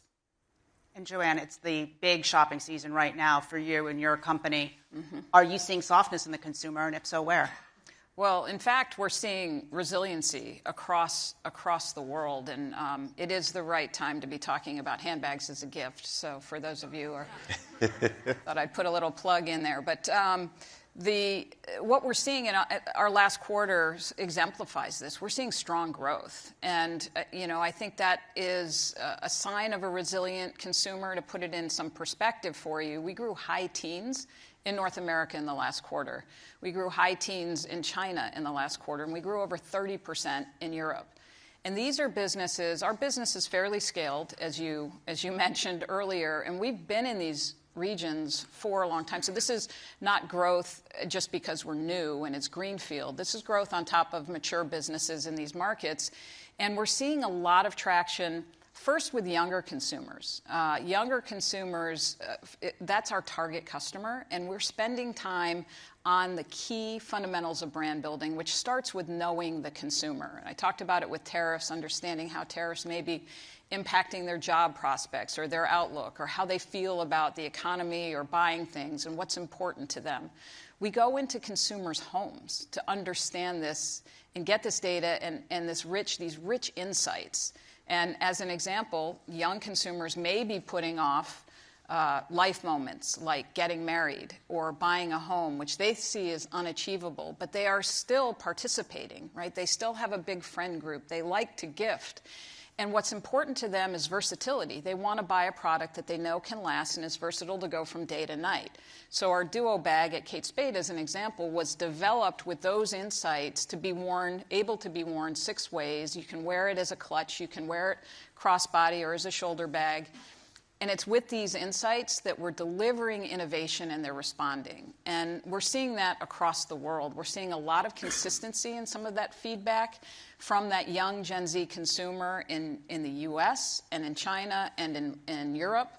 And we're also not seeing a lot of differentiation by income cohort because there's been a lot written on the K-shaped economy. We're seeing a nice response and growth, not only with the young consumer, who we see as influencing all age groups. We're seeing growth across all age groups, and we're seeing nice growth across all income segments. So I think it comes back to making sure you understand that value delivery for your consumer and deliver that innovation and value. And Neil, are you seeing people buying fewer pair of glasses to save? Thankfully, we operate in a pretty durable category, and people need glasses to see. So it tends to be pretty, whether it's recession resistant or tends to be pretty stable even throughout cycles. I will say that the data does show that young folks in particular are having a tough time right now. If you look at University of Michigan consumer sentiment data, right, when tariffs were first announced in April, right, it fell off a cliff and then climbed back up. And then in September, we also saw a big decline in the U.S. And there's no question that inflation is leading folks to make tough decisions on where they want to spend. And I think that the power of brand, as you see, companies like the three of ours sort of benefit when you have a strong brand, a strong value proposition. There is this sort of flight to value and quality. But if you look, folks in their 20s in the U.S. have some of the highest levels of unemployment across the entire economy. I think the last numbers were, around 9% or so. Younger consumers also have student debt and consumer debt. So it is something we're keeping our eye on. Warby Parker is a brand that resonates with all age ranges. But as we talk to other CEOs, right, they're keeping their eye on this younger cohort. Joanne, I wanted to ask you about China and the consumer there, which also has had high unemployment, frankly, for years. Although I think that might be turning around. Some luxury companies are doing a little bit better now on the hope that the China consumer is stronger, more likely to buy things. What are you seeing in China generally? I know you mentioned that you're seeing growth there, but broadly speaking, has the Chinese demand for luxury come around? Well, we have seen the market was declining, and it has inflected back to growth sort of as a broad market view in terms of luxury goods. What we've been seeing in our business is double-digit growth, even when the market was declining double-digit. And as I mentioned, our focus is on that younger consumer, who I think has been much written about in terms of unemployment and the pressures that they feel. And those are all real. But where we find our brands and our business is really well positioned into this market with this consumer cohort specifically, because our brands deliver this incredible value. These are luxury products made with care, by hand, crafted to last with the best materials, but at an incredible value versus the top of the market. So if you contrast where our brands sit with the top of the market, our brands resonate with this growing middle class and this younger consumer cohort that values what we represent, right? We are a fashion company, and fundamentally, fashion companies deliver self-confidence or confidence through self-expression. And that speaks to this younger cohort. And as we talk to them about the things that matter to them, our vision of giving more people the power to bring their own style and story into the world really resonates with this young consumer in China. So we're delivering innovation in product, innovation in marketing and storytelling, and innovation in the store experience, where we're opening cafes and places where they like to hang out and enjoy the brand and experience the brand in a different way. And that is resonating with that consumer cohort. So our business in China has been growing, as I said, strongly, and we see a lot of runway ahead. I think you've just answered the audience question. How do you stay close to your consumers? And Neil, I need to ask about AI. Must do. So Warby Parker working on AI glasses, intelligent glasses. And then as part of this, Google has invested $75 million on product development and another $75 million if certain milestones are reached. How are you going to stand out? How are these glasses going to stand out in a market where you have such fierce competition from Estée Luxottica, for example, Ray-Ban, Meta? Yeah. What's the plan? We're pretty excited just about AI in general to accelerate our business. So the first area is new products like intelligent eyewear. The second is how can we continue to innovate on the customer and patient experience. So we developed the first true-to-scale virtual try-on. We have virtual vision tests that people can do through their phone from the comfort of their homes. And then, how do you use AI to drive productivity and expand profitability? But on the AI glasses front, we're really excited to be partnering with Google on this. And yes, they're providing us with $75 million of expense reimbursement as we create this new category together. And then we have an option for them to invest $75 million in equity to the company.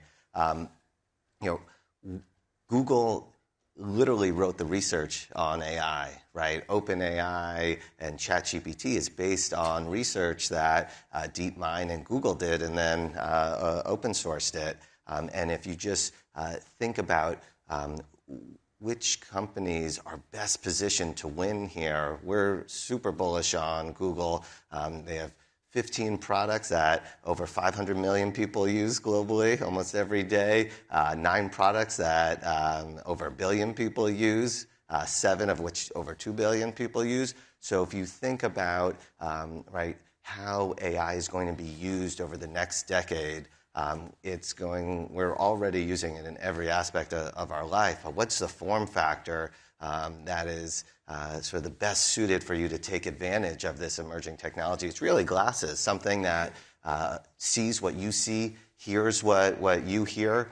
So we think that we're going to have the best products, and that will enable us to win. That being said, with a new category like this, right, a new computing platform, there'll be multiple winners, just as there were multiple winners, right, with mobile devices. But what excites me most about AI glasses is I'm going to have to take my phone out of my pocket far less, and it's going to satisfy my curiosity. Any question that I have, all I have to do is look at something and ask the question, whether it's about a building, a piece of art, looking at a menu when there's an ingredient that I'm not familiar with. So we're pretty excited about the future of AI glasses. I want to come back to AI, but I have a quick question for Carla. Carla, Amazon is now your biggest customer. Yes. And today there was a report that Amazon is going to be cutting ties with the U.S. Postal Service. I was just wanting to ask you whether there is any drawback, frankly, to dealing with a retailer that is that big and powerful. Well, we are so proud to be a very healthily balanced brand. We have an interesting origin story at the Honest Company. Honest is only about 13, 14 years old, and our company was built by millennials, and it was built for a consumer that was born digitally native. So we have baby diapers and baby wipes. We are reaching into new family households that are your classic digital shopper raising those digitally native babies, and they're very accustomed to finding our products both online, in their pocket, on their phone, wherever they shop for Honest products, because that's how we started. Before we could even get into a brick-and-mortar store, we knew we could control our destiny by starting our own direct-to-consumer business. So we're not only very comfortable with both the brick-and-mortar environment and the digital environment as a company, but as you know, I'm a former Amazonian. I was at Amazon where I ran what I like to call the center store categories, the everyday essentials, the things that we love here at Honest.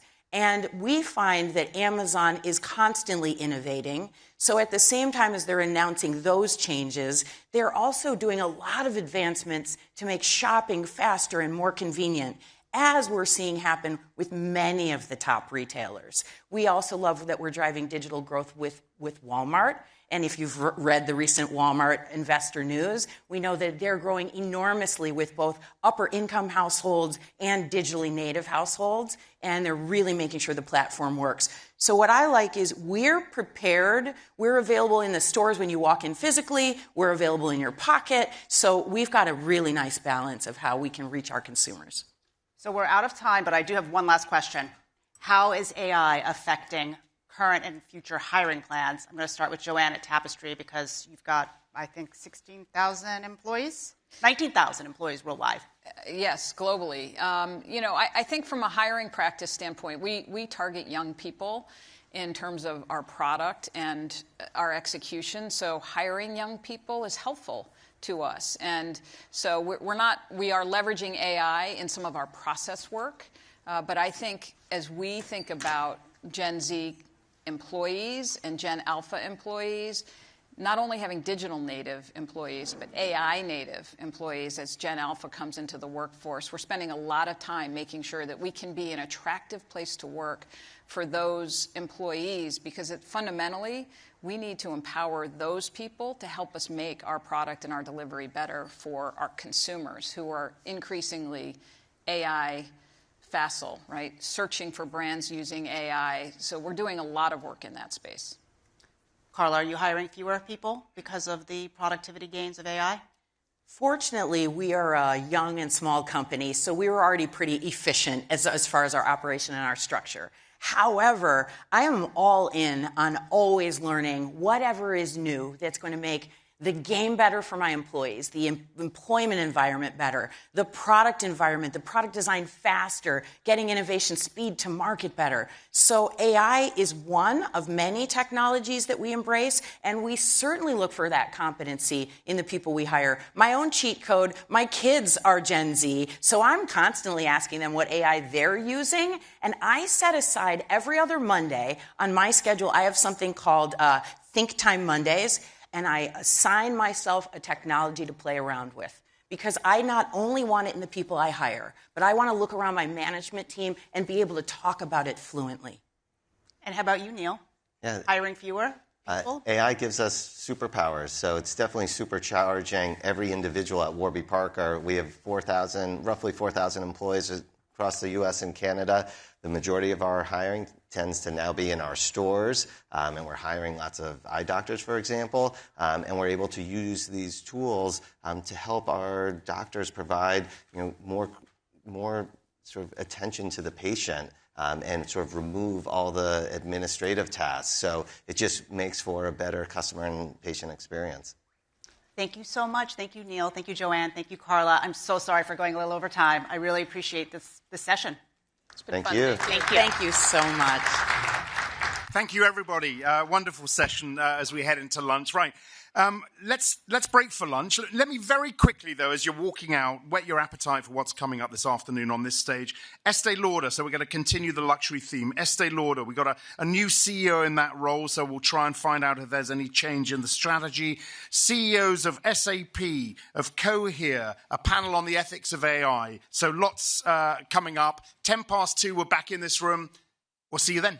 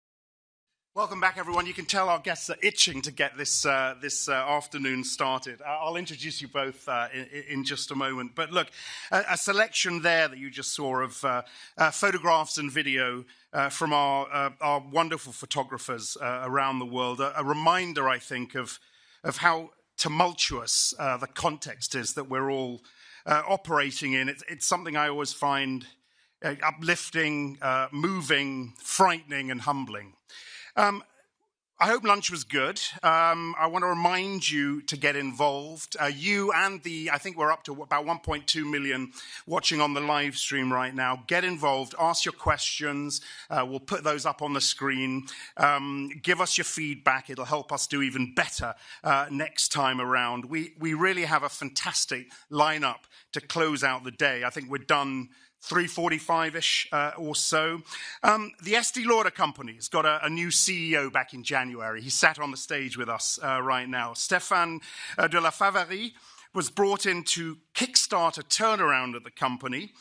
Retail reporter Ariana McElmore will do her best to find out how that turnaround is going.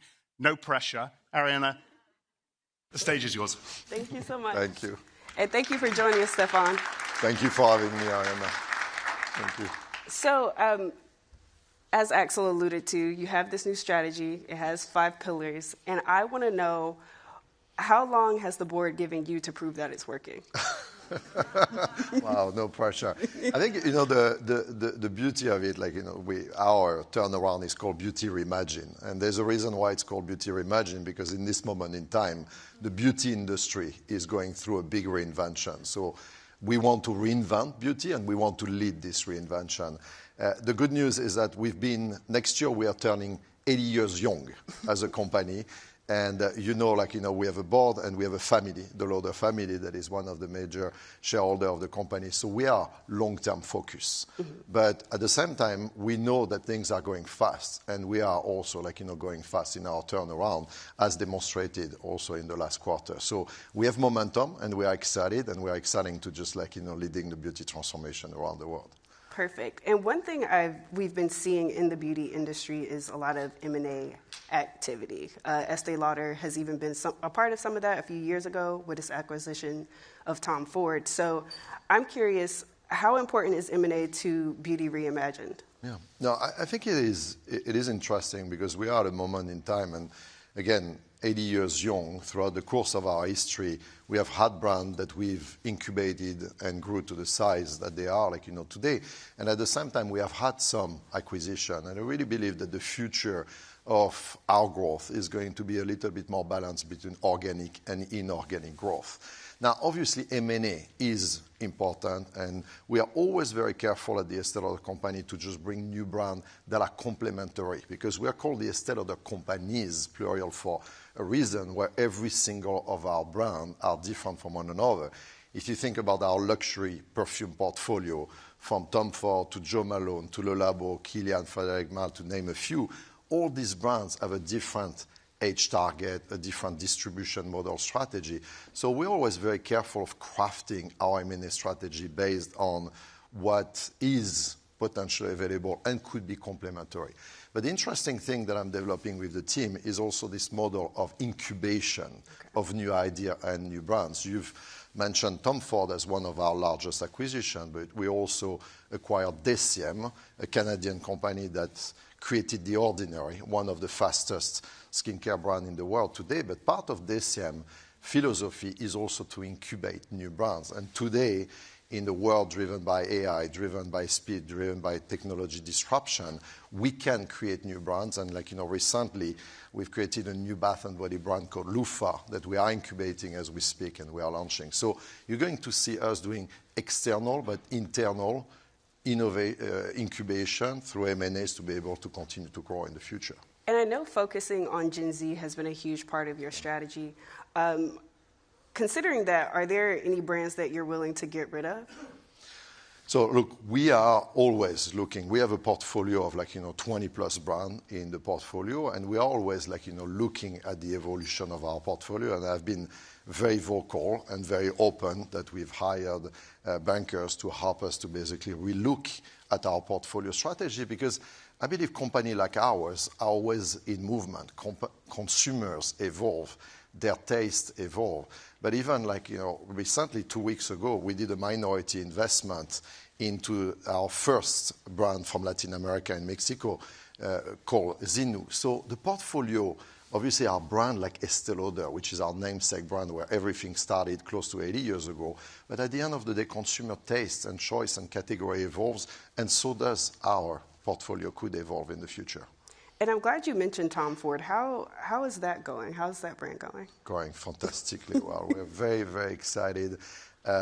We have had very strong growth over the past few quarters. I think what I'm excited with Tom Ford is since we've done this acquisition is today not only we continue to develop beauty as we've done since the inception, but if you realize the acquisition we've done was also the fashion and the eyewear. Now, obviously, we don't operate it ourselves.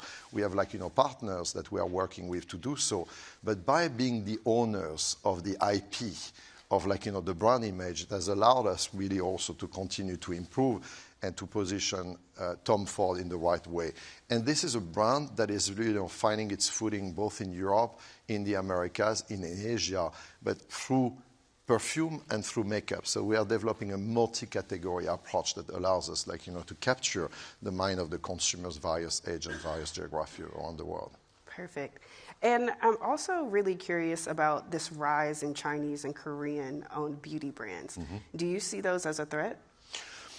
Look, the reality is, for the 80 years we've been in business, we've lucky enough that today we are operating in more than 150 markets around the world. So the rise of local brands have always been something that we've been part of or we've been facing. We've called the first ones that we've seen was the J brand, the Japanese brand. Then you had the indie brands, in the US, then the K brand, the Korean brand. Today, the C brands in China. And tomorrow, you're going to have the I brand in India. And this is always something that we've basically, in the course of our 80 years, that we are learning from, we're competing against. But I want to say, today, we've taken minority investment in 2 Chinese brands, 1 Mexican brand, and 1 Indian brand that we have had for a very long time for us essential, that allows us also to really understand more, how to operate in this market. But one of the key philosophy and the success of this company that I really want to dial up in the future is the need for local relevance. Because I believe in the power of global brand, but more than ever, you need to be locally relevant. You need to tap into culture. Beauty is culture, and culture is beauty. And for us, the Estée Lauder logo, the Clinique logo, the MAC logo is the same everywhere around the world. But how you activate your brand in India versus China versus the US is somehow different. Because a Gen Z consumer is a Gen Z consumer, but their culture, their community wants and looks at different things. And culture is always been driven in beauty. Tell us more about those differences. I think we're a little over a week from Cyber Week, and that's a huge shopping experience. Tell us more about what the U.S. consumer wants from what you've seen during those sales. So I would say, I think we've talked about it in the past. I think this season, we call it the Super Bowl of beauty, in so many ways. And let me take, before I go to the US, a little bit tour around the world, because you start the season with Diwali in India. You go to Golden Week in China, then 11/11, Black Friday, Cyber Monday, and then you go into the holiday season. And I'm pretty confident that we are in the final of the Super Bowl as we speak. So obviously, we are at the moment where all consumers are basically, looking at new innovation. They are looking at gifting, self-purchase, but also, for others.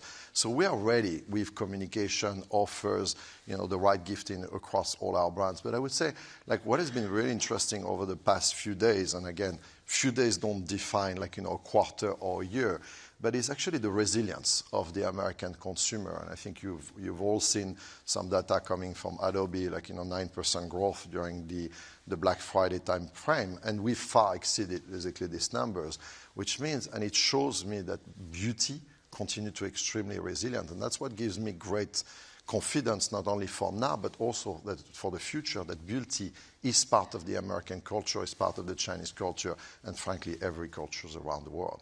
Tell me more about the Chinese consumer right now, because I know that's a big part of your strategy, and you've talked about rebalancing in the past. Mm-hmm. I'm looking for what exactly are you doing to make sure that rebalance happens? Yeah, so I've been pretty vocal on this one. I think, we're coming from a moment where the entire industry and the luxury industry at large, including beauty, has benefited from an explosive growth of China. And I think, today what we are doing with my team is really rebalancing the growth around the world, not at the expense of China, but really from accelerating the Americas and the emerging market in so many ways where we have had great success in Latin America or India, to name a few. But today when I look at China and I look at the emerging middle class that continues to basically come into marketplace, because remember, beauty, we're still accessible luxury. Our price span from $10 with the ordinary all the way to $300 or $400 more with brands like La Mer and Le Labo. So we're still fairly accessible, prestige and luxury. So the emerging middle class is absolutely key for us. So between now and 2030, around the world, 500 million people will enter the middle class, of which half of that is coming from India and China. So China remains a key focus market, for us. And I've been very excited that over the past 3 quarters, not only we've experienced stabilization of the market, but we've actually gained significant amount of market share, not only with the brands that we have had in the market like Estée Lauder and La Mer, but across the entire portfolio of brands like Tom Ford, Jo Malone, Le Labo, and so on and so forth. You've talked about how fragrance is going to be a huge opportunity for you in the Chinese market. Can you dig a little bit deeper into that and explain what is it about the Chinese consumer that maybe isn't as latched on to fragrance as U.S. consumers?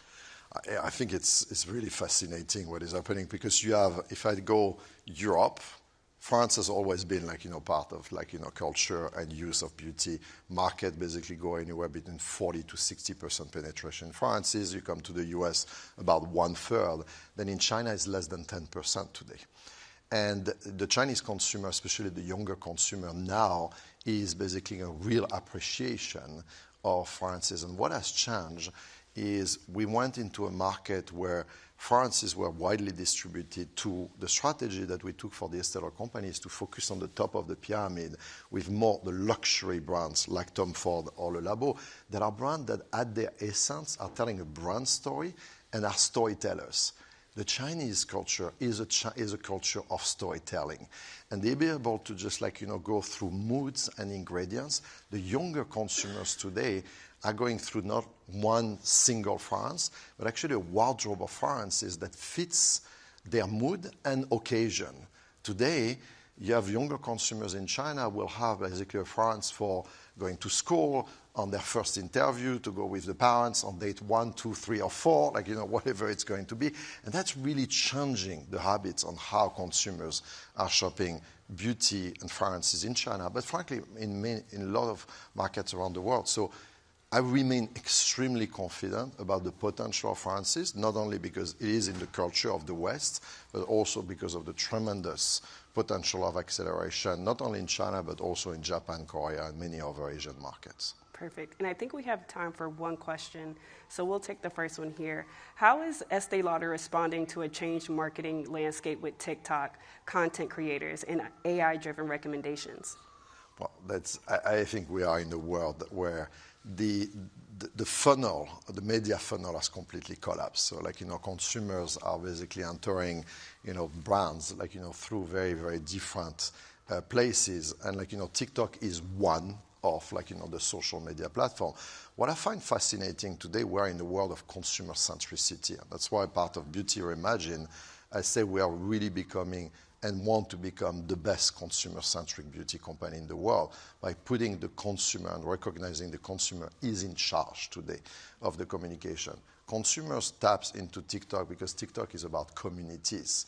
They want to feel part of a community. They want to be part of a trend. So we're using a lot of TikTok today, not only to advertise our brand, but to put our brands in the hands of the creators that through the right style guide are going to be able to just say, this is my interpretation of what Estée Lauder Double Wear Foundation is, or my interpretation of like Le Labo Lavender 31 is going to be. And so that gives a lot more creativity and allows us a more personalized communication than ever before, because I believe the world of beauty is about consumer centricity, is about personalization, is about experience and speed without ever mortgaging quality. And that is what the revolution that we are facing, that we want to lead with Beauty Reimagined, and putting our brands, frankly, where the consumers are, physically or digitally. Perfect. My last question, tell us more about the fragrances that you're wearing on stage right now. On stage? Oh, wow. Yeah, so I own my own creation, actually, one that I just mentioned, Lavender 31 from Le Labo, with a touch of Tom Ford Oud Voyageur, which is one of our latest innovations. What I love about lavender, this is a very soothing, clean, and rich one, but oud basically gives a punch to it, basically. So it's my own creation. Perfect, perfect. Well, Stéphane, thank you so much for joining us today. Thank you so much, Ariana.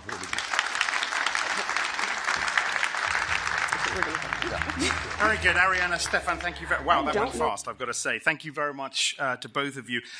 Look, let's bring another leader up here on our stage.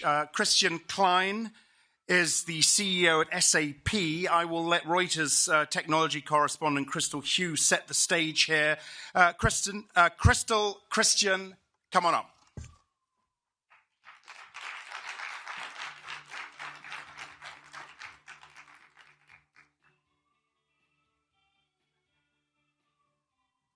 This is where I have to tell a few jokes. I thought they were ready. Are they not ready? Yeah, okay. Okay, you're going to give us 1 minute if you can. Do we have any polls that we can play or get people involved in? No, we're going to leave it. Give us 1 minute. They'll be right up here. Thank you very much indeed.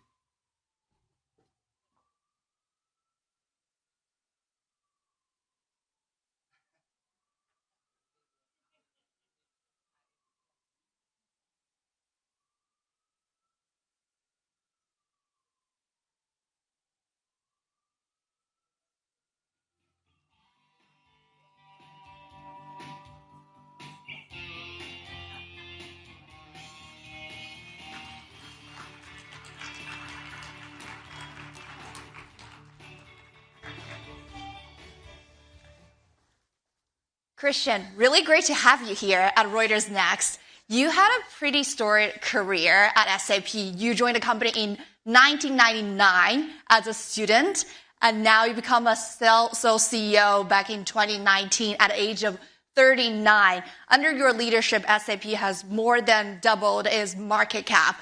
I'm curious to bring every of our audience up to date. What SAP was like in 1999 and what it does now, and what's your vision to build a company under your leadership? Yeah, thanks a lot, Crystal, first of all, for having me, and great to be here. Yeah, in the company in 99, and when Christian Klein was walking into this SAP as an intern, I thought more about soccer probably than software. That has changed a lot, given that also the company went through multiple transformations. And back in 99, I mean, we had our ERP on-premise. SAP was successful. I still remember the days. Every quarter, it was just a question, do we grow 15%, 20%, 25%?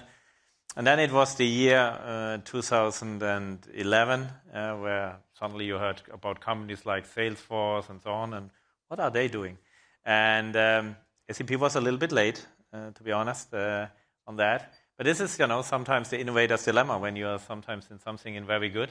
Why to change? It feels cozy, it feels good, the numbers, the earnings, they come. But then when I became the CEO, and before I was also responsible for the SAP's cloud transformation on the process, on the system layer, I really felt, hey, these ERPs, these on-prem, they are heavily customized. They are really not agile enough. So cloud has clear benefits, SaaS. So we changed the company upside down, because you're not only changing the technology, you need to change the way how we code, the way how we deliver. It's a cultural change. It's the change of the bonus plans of the people. No. It's not only order entry. It's adoption. And yeah, that was actually super successful. I guess SAP can really make a difference when you compare us to a hyperscaler. We are not pushing, only systems on an infrastructure, but we are really want to think through what kind of new business modules are existing in your industry. How can we automate, your supply chain, material traceability in times of COVID? So SAP is more than, only a transition to the cloud of a system. It's really about rethinking your business model, rethinking your business processes. And here we are. And now we successfully mastered our cloud transition. And here we are now, AI. Yeah. I'm sure we will talk about that. Yeah, no end of transformation journeys for you, sounds like. Yeah, as you are getting good momentum in that cloud transformation, we are caught in the middle of this wave of ChatGPT, cloud, and how people using data and more AI tools in their businesses. How are you handling the two kind of a transformation, intertwining with each other, and also to your point earlier, avoiding getting into the innovator's dilemma again? Again, yeah, indeed. I mean, I can still remember 5 years back, we had a discussion in the boardroom, and we talked about, hey, there are these large language models. How disruptive are those? And we clearly saw, there is something coming, which will again change how companies will run, all of their businesses actually worldwide. Now, when you are SAP and you know business processes, industries, I would say better than many other tech companies out there, and you have a wealth of data, HR, finance, supply chain, sales, customer data, etc. We actually thought, hey, there's OpenAI, but we always believe there will be more over time. Do we want to go into this race, or do we stay on our AI foundation, which is really make the data work, how to correlate data, build knowledge graphs? Because at the end of the day, an LLM is very good with natural language processing and with unstructured content, but they have no clue about the business data. And this is where we are bringing the two worlds together. We said, hey, we want to be agnostic on the LLMs. We also see that there is not one module which fits all. We are using for manufacturing AI use cases different models than we use for finance, for HR. And we are focusing heavily now R&D-wise on building our AI foundation with the agentic AI layer. Because when you think about that, just last week I had one of the biggest retailers with me, and we showed them how commerce, how their stores, how their supply chain will work in the future with agentic AI. When you shop here in online and the dress is actually not available in one warehouse, is it maybe available in the store here in the 5th Avenue next door? Or is it available in another warehouse? How can you arrange logistics so that I have my dress for the Reuters event today? And this is, in the future, many people orchestrated these processes with our software, and now we can do it faster, more intelligent, more automated with the agentic AI layer we are building into our software. As you're building that, we'll circle back on the technological aspect in the bit. But on the business and finance, as a public company CEO, you have to get on the earnings call and ask questions and make predictions about your business every quarter. And from my conversation with public market investors, there seems to be a lot of nervousness around the software, especially software companies, of how this whole transformation will impact their business model. Maybe it's not as predictive as a subscription model. I'm curious how you think about that. It's actually the number one question. I'm just coming from the UBS tech conference in Phoenix, and there was not one question from the analysts, from the investors around, what is the future of software? I mean, I can tell you only one thing. Without my software, I wouldn't have data, and without data, I wouldn't have AI. And I need my software layer to orchestrate business processes. Somewhere, our agents need to understand, okay, here's someone shopping. What is on the inventory? Has my procurement team already ordered enough so that we are not running out of stock? So you need somehow an orchestration layer, and that is, for me, the software. But what is, of course, happening in the past, we actually developed a lot of features and functions to orchestrate such approaches. Now we are shifting 50% of our R&D capacity in building agents and not features anymore, because agents will take over a lot of these manual transactions, what end users did in the past. So that is changing, but I'm super confident and super sure that there is software in the future, but software will run differently in the future with an agentic AI layer embedded, which will actually, no matter if you talk source to pay in procurement or you talk about finance, cash flow optimization, there will be this agentic AI layer taking over many of the tasks end users did in the past. I want to pick up your point of building agents instead of building features. How is that different when you think about the way that your team is building them and trying to deploy them? Actually, this is the best question, because I feel what really comes short in the public discussion is when you think about agents taking over or even completely automating certain business processes. I mean, first, our product managers need to think through, okay, how will the world run in 5 years from now? Because these companies will run in a different way. So we need to reinvent how we are running a retailer, utilities, oil and gas, whatever. The second piece is then coding those agents. And these agents need to be super smart. So you need high quality data. Everything else is not true. So in every AI use case we are building for our customers, when I look into the data lakes, these data lakes have a lot of data, but the data makes no sense. There is no semantical mean to that. That's why we build with companies like Databricks, Snowflake, BigQuery, Google, Fabric. We are building a harmonized data layer because oftentimes the customer master, the supplier master sits in SAP. But I would love to have all of the systems of my customers, but there's also some data which is non-SAP, and that's why we build this data platform, which is harmonizing data. And then on top, we are building these very smart agents, which we supplement, again, with the LLM modules. And then last piece, which I guess comes way too short, I mean, there is a huge change management which needs to happen on the customer side. I mean, when you are fundamentally changing how a warehouse will be administrated via agents, how you're going to track materials around the world, how you run your cash flow, your cash collection in a shared service centers. I mean, probably you have 8,000 people sitting there, and how do they use the software with the embedded agentic AI in the future? And that is, of course, for many of our customers also a big topic. Say, SAP, how can you help us not only to apply the technology, but how do we get it to adoption, and how do we do the change management together when it comes to my people or even customers?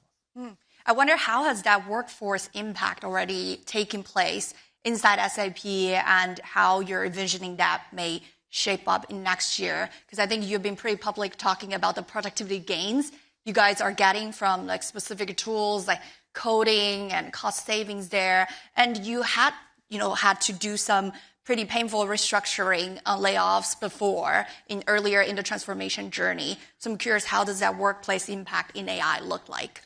It has a big impact. And this morning at 5 a.m., Monica and I hosted an employee all hands worldwide with our people. Number one question is, what is with my job? How will it be impacted? I mean, we are rolling out AI across the company. Even my general counsel, my legal department is not secure. I mean, there is something what you can do more efficient with AI. And all of our managers now have the task, together with our product owners, to make SAP a credible example of how a company can run with AI. When it doesn't work for us, how can I sell it to my customers? And that is, of course, has two impacts on the workforce. The first impact is really we need new skills, different job profiles. The amount of data architects, data scientists we need more. We have, but we need more. We have a new generation of product managers coming in who use telemetry data, who really then also use the imagination, what is possible with AI in a certain industry. And then last but not least, of course, we need also the developer profiles are changing. You can do so much with reskilling, and we always focus on how can we retrain and reskill. But in a few areas, sometimes you have to make very tough decisions that restructuring is maybe the only alternative to keep SAP at the top for the next 5 years. And then finally, when we then talk about then rolling out AI, I mean, it's then also important that we do now, again, the same like with our customers. We need to do big boot camps, enablement sessions, so that we are not only pulling AI into the shared service center for running our payroll, but that the people also understand, what will be automated, how much automation, how much more intelligence do I have now?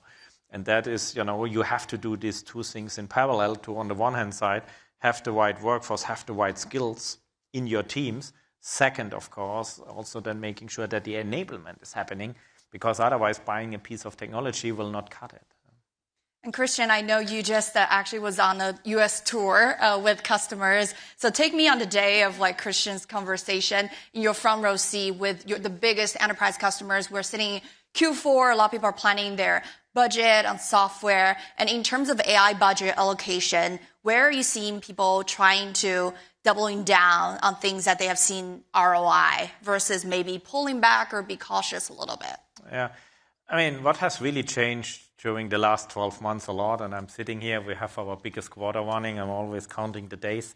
31st of December, we are closing the year, and there is not one single conversation, also here not in, obviously in the US is oftentimes where it's starting. You talk to, a CP company and, they're talking about, okay, in the future you won our last mile delivery, how will AI help? To get my bottles faster from place A to place B with the right temperature, the load optimization for the trucks. How can the truck find a better way through all of the traffic? And that is, something. When you don't have answers for that, a shift to the cloud will not make it. Yeah, so you really have to have a compelling AI roadmap.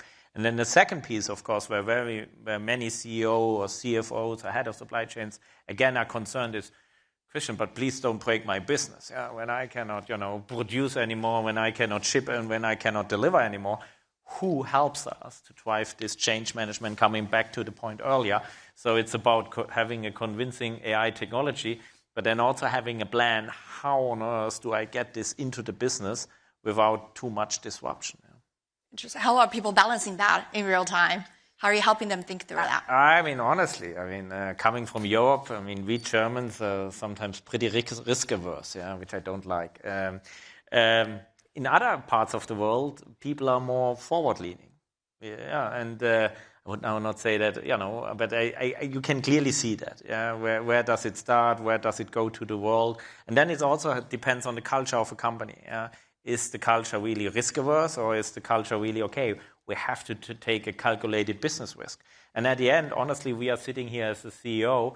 We need to take charge of that. If the CEO is not behind that, then I would say better don't even get started. Yeah, that is true for every transformation, because you have to have the backing. Yeah? When you only outsource it to your CIO and says, oh, good luck, now let's make this an AI-driven company, it won't happen, because it can only happen with the business together. And this is clearly also with such a disruptive technology, it needs to be at the top of a CEO agenda. And I see it sometimes, not all the time. But there we have to be honest as SAP and tell the customer, hey, this is also on you when we want to make this project a success. To bring your German hat into the conversation a bit, we on this stage have been having a lot of global conversations on AI races, especially between US and China. How do you see Europe plays a role in that, and how does Europe, in general, technological and industrial policy could evolve? How much time do we have? I want to keep it short, and I want to control my emotions a little bit. Because, I'm a European, I'm a big believer in Europe. We need one Europe. When you look into the geopolitical environment, Europe is more important than ever. But Europe also stands in its own way sometimes. Yeah? We are regulating where nothing has to be regulated, because, when I see the adoption of AI, we are just getting started. And the second part is Europe is not really a union. Yeah? When you go to France, we have big business there, and to Germany, you have different regulations. Now, an SAP can handle that. But think about a Mistral and several others. They compete against an OpenAI, they compete against a Cohere. And when you compete, and they're doing it really well, don't get me wrong, Arthur is doing a fantastic job there, but it's just so much harder.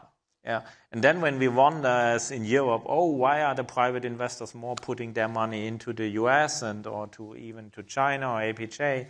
Look at the labor laws, look at certain other things, and we are not living on an island. The world is changing at a very fast pace, and I hope some of the political leaders in Europe also see that.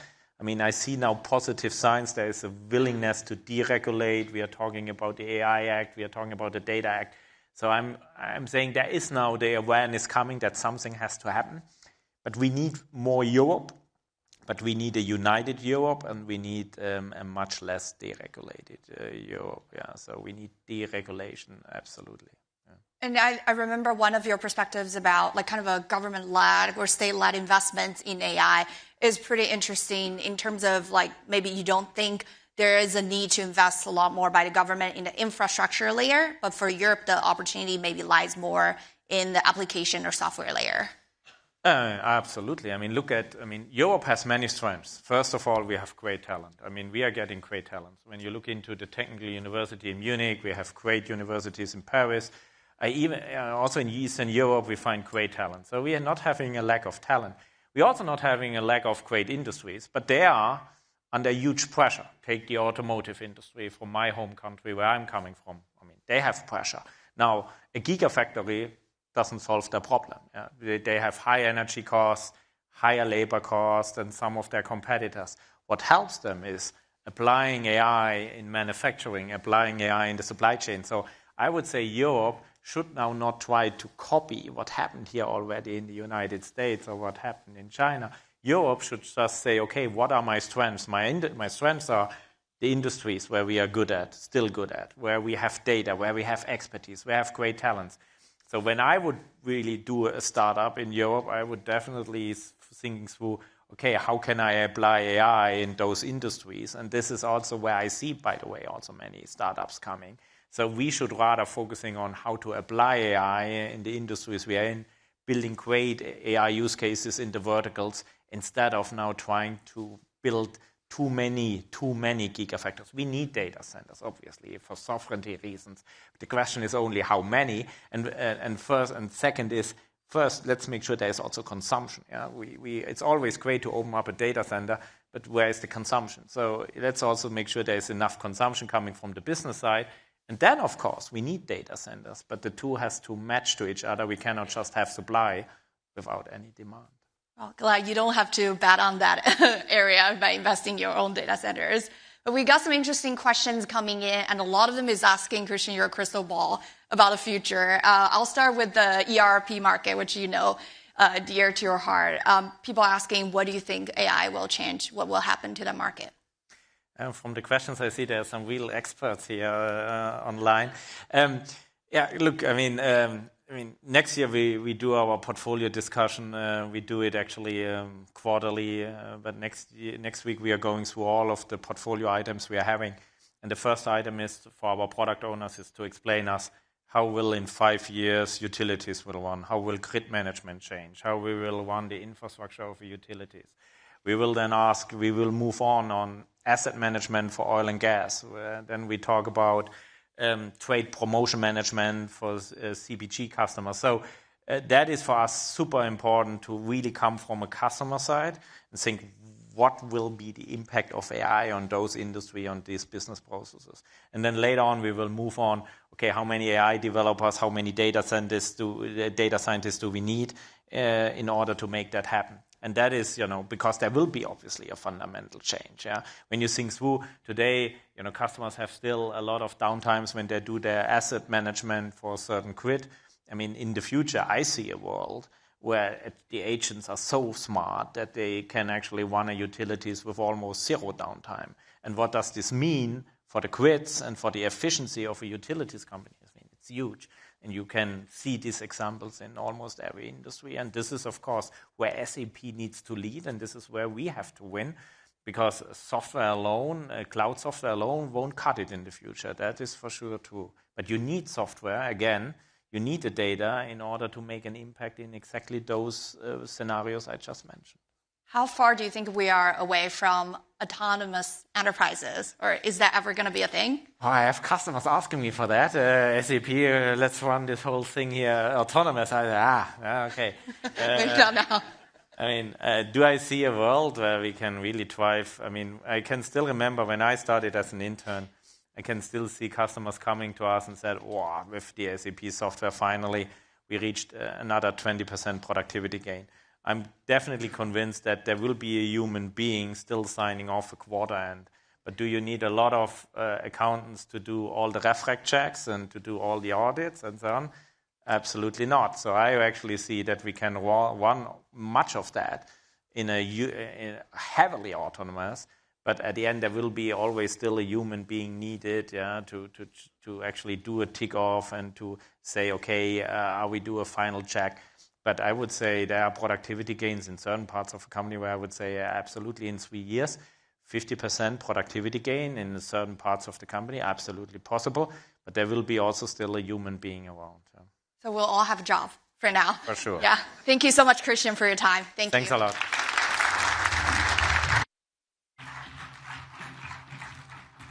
Very good. Thank you very much, Christian and Crystal. And Crystal will be back, by the way, for our final session with Cohere. Do make sure you stay for that. We're going to stay on the AI track now. We're going to take a closer look at deployment, the realities of successful deployment, given all the things that might stand in the way, be they security risks, ethical dilemmas, failed pilots. I'm thrilled to invite Reuters technology correspondent Jeffrey Dastin to the stage. I can't think of anyone better to host this conversation. Jeffrey's going to introduce his panel when he's up here. Come on up, Jeffrey.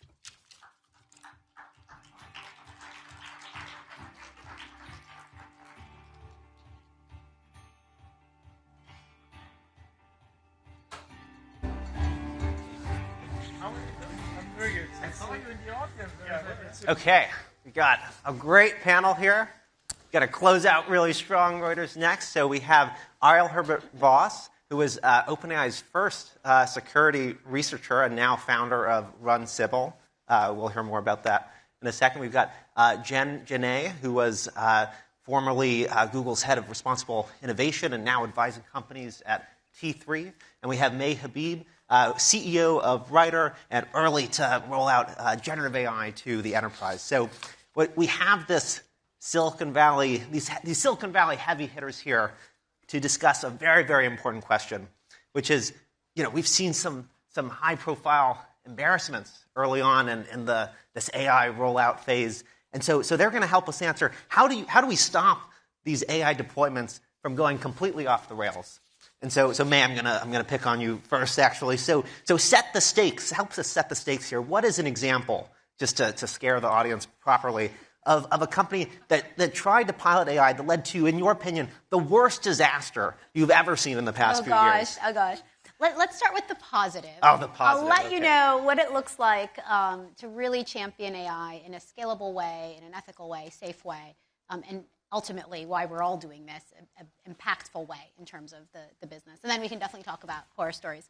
But the reality is this is a bottoms-up effort. It's a top-down effort. It is a middle-out effort. Like, there is no doing AI transformation off the side of your desk as a weekend project. Because you think about what we're actually trying to do. We're trying to take really analog human processes. I do this thing, Jeff does that thing, then we make this widget, into really agentic, non-deterministic, right, much more leveraged processes. And so the amount of business process re-engineering that's required, even once you have a successful POC, proof of concept, most folks really underestimate how much work it is to get hundreds of people to change the way they do things. We've even seen examples of departments that have said, gosh, I can't do this brownfield. I can only do this greenfield. So we're going to build agentically when we launch a new product or a new geo or a new service. I'm going to build a new stack, right? I'm not going to recreate my legacy SaaS stack for doing this new thing agentically. So I think there are a ton of reasons why we have seen, a slowdown, a pullback in some of this enterprise spending, right? That's been in the headlines over the last couple of days. Folks, projecting downwards the amount of software vendors, the amount of enterprise spending going to solutions. And I think it is because we're in this rut where so many enterprises have successful POCs, but then don't really understand, right, or don't have a path to scaling. And then in terms of the horror stories, I mean, Thank you. Well, yeah, I mean, there's the chat bots where you're trying to buy jeans on a website, but it's also telling you how to make an assault rifle or agreeing to talk to you in a Hitler voice. So there are really brand damaging things out there. And if you aren't guardrailing your deployments and really making sure you've got the security and observability, we just announced a huge supervision suite for AI that gives IT a ton of control. I think the topology of error over the past couple of years in the enterprise, has been probably more control than that scenario of the chatbot would indicate. And now there is a path forward to enabling the business to do powerful things, but really making sure IT and the folks in charge of security have got the visibility and control required to do this safely at scale. So I'm going to bring in Jen and Ariel in a second, but you said the business that had that Hitler voice was... I'm not going to name names here. Wasn't a writer customer. Did they handle it well? How did they handle it? Yeah, I think they took the bot down for now.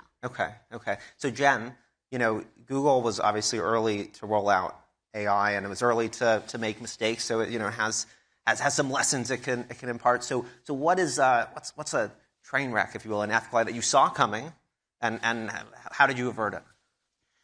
So I first started working on responsible AI because of some of these train wrecks that had already happened. One that many of you may be familiar with was the infamous gorillas and photos incident, where people were being labeled as gorillas when they had darker skin. So that was a horrifying thing that happened about 10 years ago. And the minute that happened at Google was what triggered my work pivoting in trust and safety to working on machine learning fairness and then expanding that into responsible AI. So I will admit that it was this trigger of something going terribly wrong that I wanted to make sure that it didn't happen again, but also that we didn't fall into the same trap of social media, which is keep release, and then figure out, is social media actually as good as people claimed it was going to be?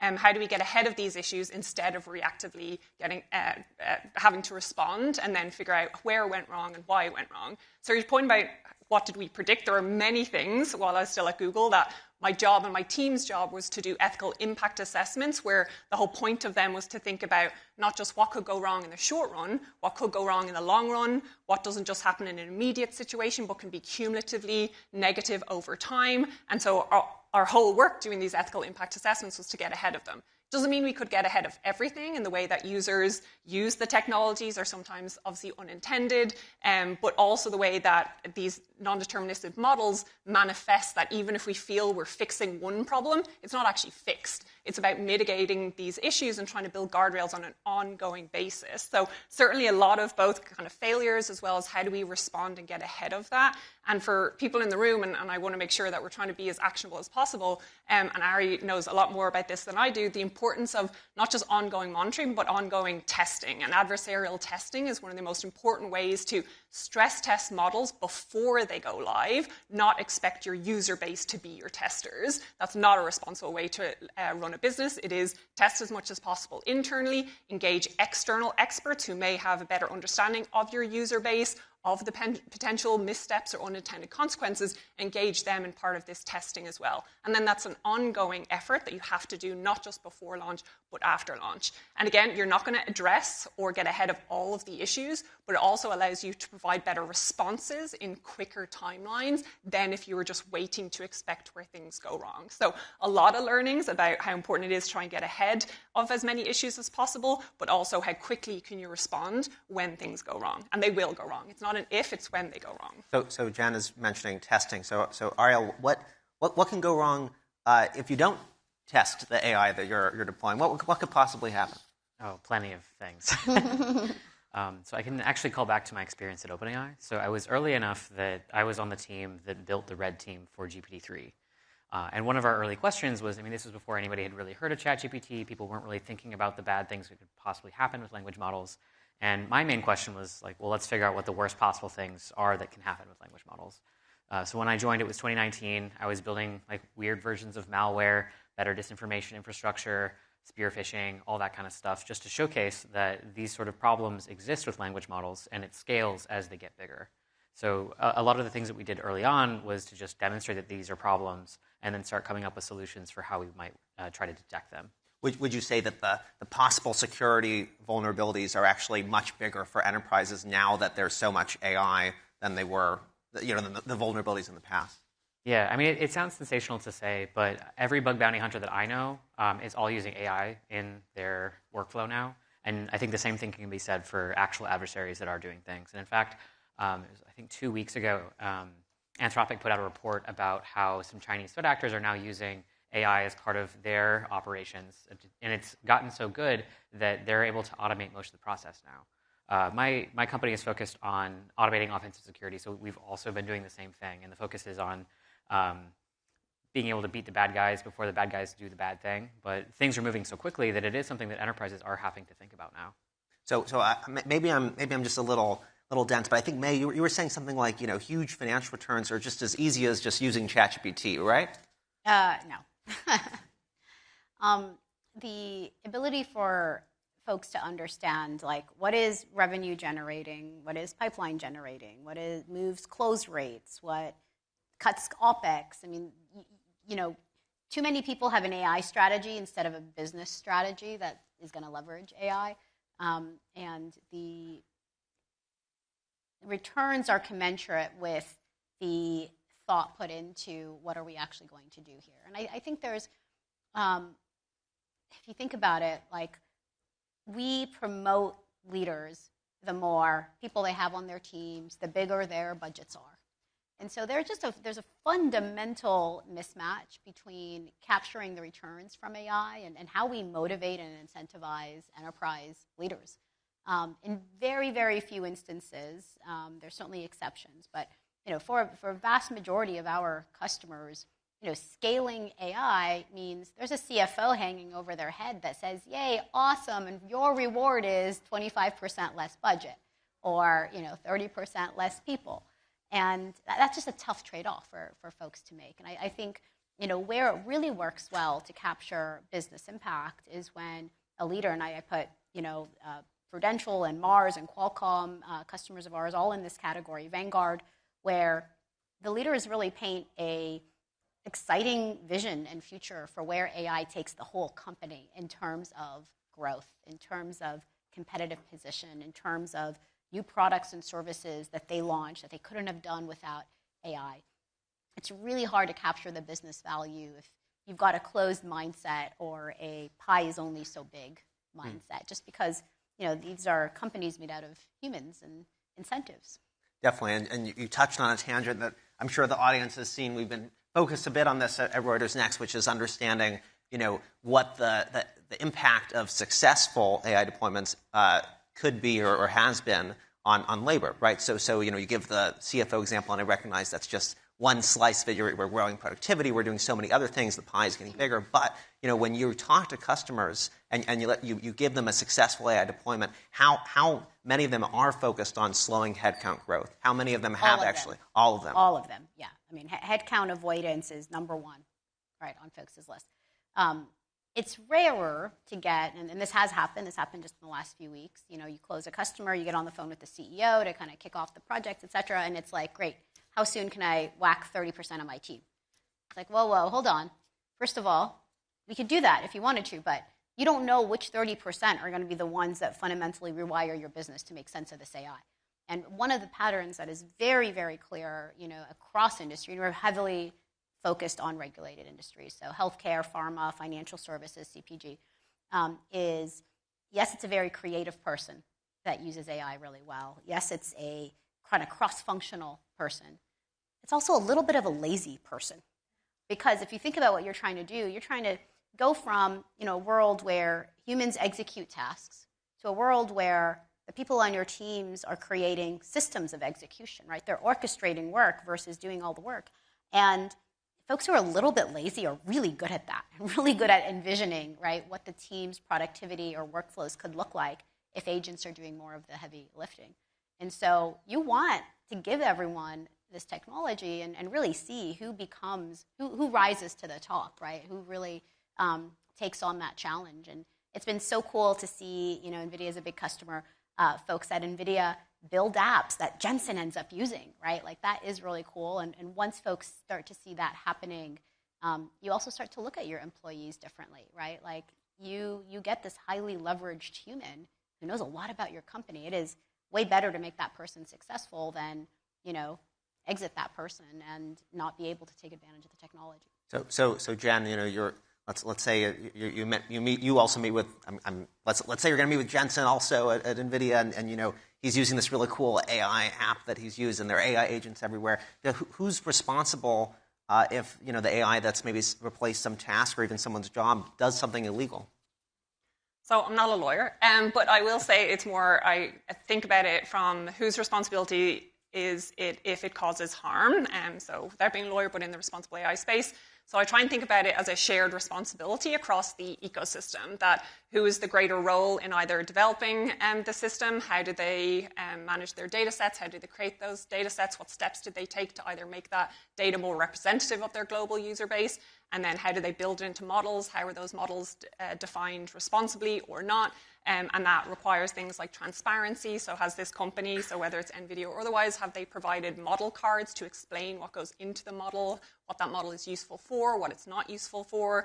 Then if we get to a product feature, what is that product being developed? What is the specific use case for that? And again, there may be different players across those different parts of the life cycle, or it might be end to end. So responsibility isn't just blame the person at one point of that development life cycle. It should be who developed it and were they following the correct steps as they went along. And part of this isn't just a shared responsibility across the ecosystem, it's also a shared responsibility in the company, like even from both working with clients now and helping them establish their AI risk management or responsible AI processes, as well as at Google, there's been an evolution between essentially kind of outsourcing governance of AI to risk and compliance teams to what I try and share, which is the shared responsibility starts with development team, but also should be shared by anyone who uses that AI. That it should be a feedback loop of what's going right with this use case, what's not, and then the risk and compliance team or responsible AI dedicated team, although I know most companies can't afford a dedicated team, it should be that they are governing and overseeing what the rest of the company is doing. But you can't just expect one part of the life cycle, one part of the business to be handling all of that liability if you're a lawyer, and that's the way you think about it. But for me, it's harm. Who is taking responsibility across the life cycle, and then who's ultimately accountable for managing that responsibility end to end. So Ariel, I want to actually follow up on that point on the security side, because you have in your company AI that is actually doing a lot of this testing. And so when you talk to customers, do they even need to hire all these people to actually see what security risks there are, or to manage what the AI is doing, or can we just trust the AI to do it itself? So it depends on the context, I'd say. So there's this wonderful manual from, I think, 1979 from IBM, where it says, a computer can never be held responsible, so therefore a computer should never be responsible for a management decision. And I think that's very true like today as well, where for the things where it's okay if the AI just executes on something, like we just let it run. But for some things where there's a little bit more risk involved, and if it was a human doing this task, that human would be on the line, we keep a human in the loop for that one. So that makes total sense. I would say that with the idea that there's AI for security, there are ethical impact assessments, there's getting your data in the right place. It seems like a lot also to manage. So May, if you talk to a business customer and they hear all this, it sounds very stressful. Does it actually at this point in the game, should they actually adopt AI, or should they just let others do it until all the problems sort themselves out? Oh, man. I mean, when people take a look at what's possible agentically, we go into demo, and something that was taking them weeks is done in minutes before their very eyes. They're looking at each other and going, we need this yesterday. The reality, though, of are they prepared to assign a full-time admin? Are they prepared to have team leads? Are they prepared to do the hackathons and the office hours and the all hands to really change the culture top to bottom? We're not just giving people calculators. It's such a fundamentally different way of working. And you really need to also invest in the training and the change management. It's not sexy to talk about, but there's a big gap between, wow, I need this, and this is deceptively easy to use. But to really get the big business impact, you do need to re-architect the stack, re-architect business processes, really think about strategically, how does this play into everybody's KPI so the incentives are aligned? How do you make room in people's work week to learn and experiment? This can be really fundamentally creative and joy-giving. We had a fun workshop with an executive team recently where the chief growth officer designed a new campaign around Christmas sweaters, and it was so fun to just see people's playful side come out. But you need to make time for those kinds of explorations. So, it's not that they think it's too complicated. Like, this stuff is easy to use and only getting easier. It's, oh man, like, you just showed me a demo that cuts across Snowflake data, Salesforce data, Adobe data. How do I get that approved? And then to so fundamentally rewire how I do things, right? How do I make time for the training and the change management that's actually required? And would you say that there's been, you've now, we're almost a few years into this current phase of, or you could debate that, but we're a few years after ChatGPT at this point. Have you seen customers have the kinds of returns on AI that they've envisioned, or like this MIT study that it kind of threw a little cold water on that, even though it's a little more complicated? Has it not exactly lived up to expectation? I think the expectations are huge, but I am, I'm someone who thinks AI is underhyped because we're constantly seeing what it's capable of and just how much of a gap there is between what the technology can do and what people have implemented. But certainly, vast majority of enterprise deployments are subscale and are not yet delivering. But compared to even last year, right, the amount of a workflow end-to-end that AI can handle now with high accuracy and precision and just such incredible understanding of the intent of a user.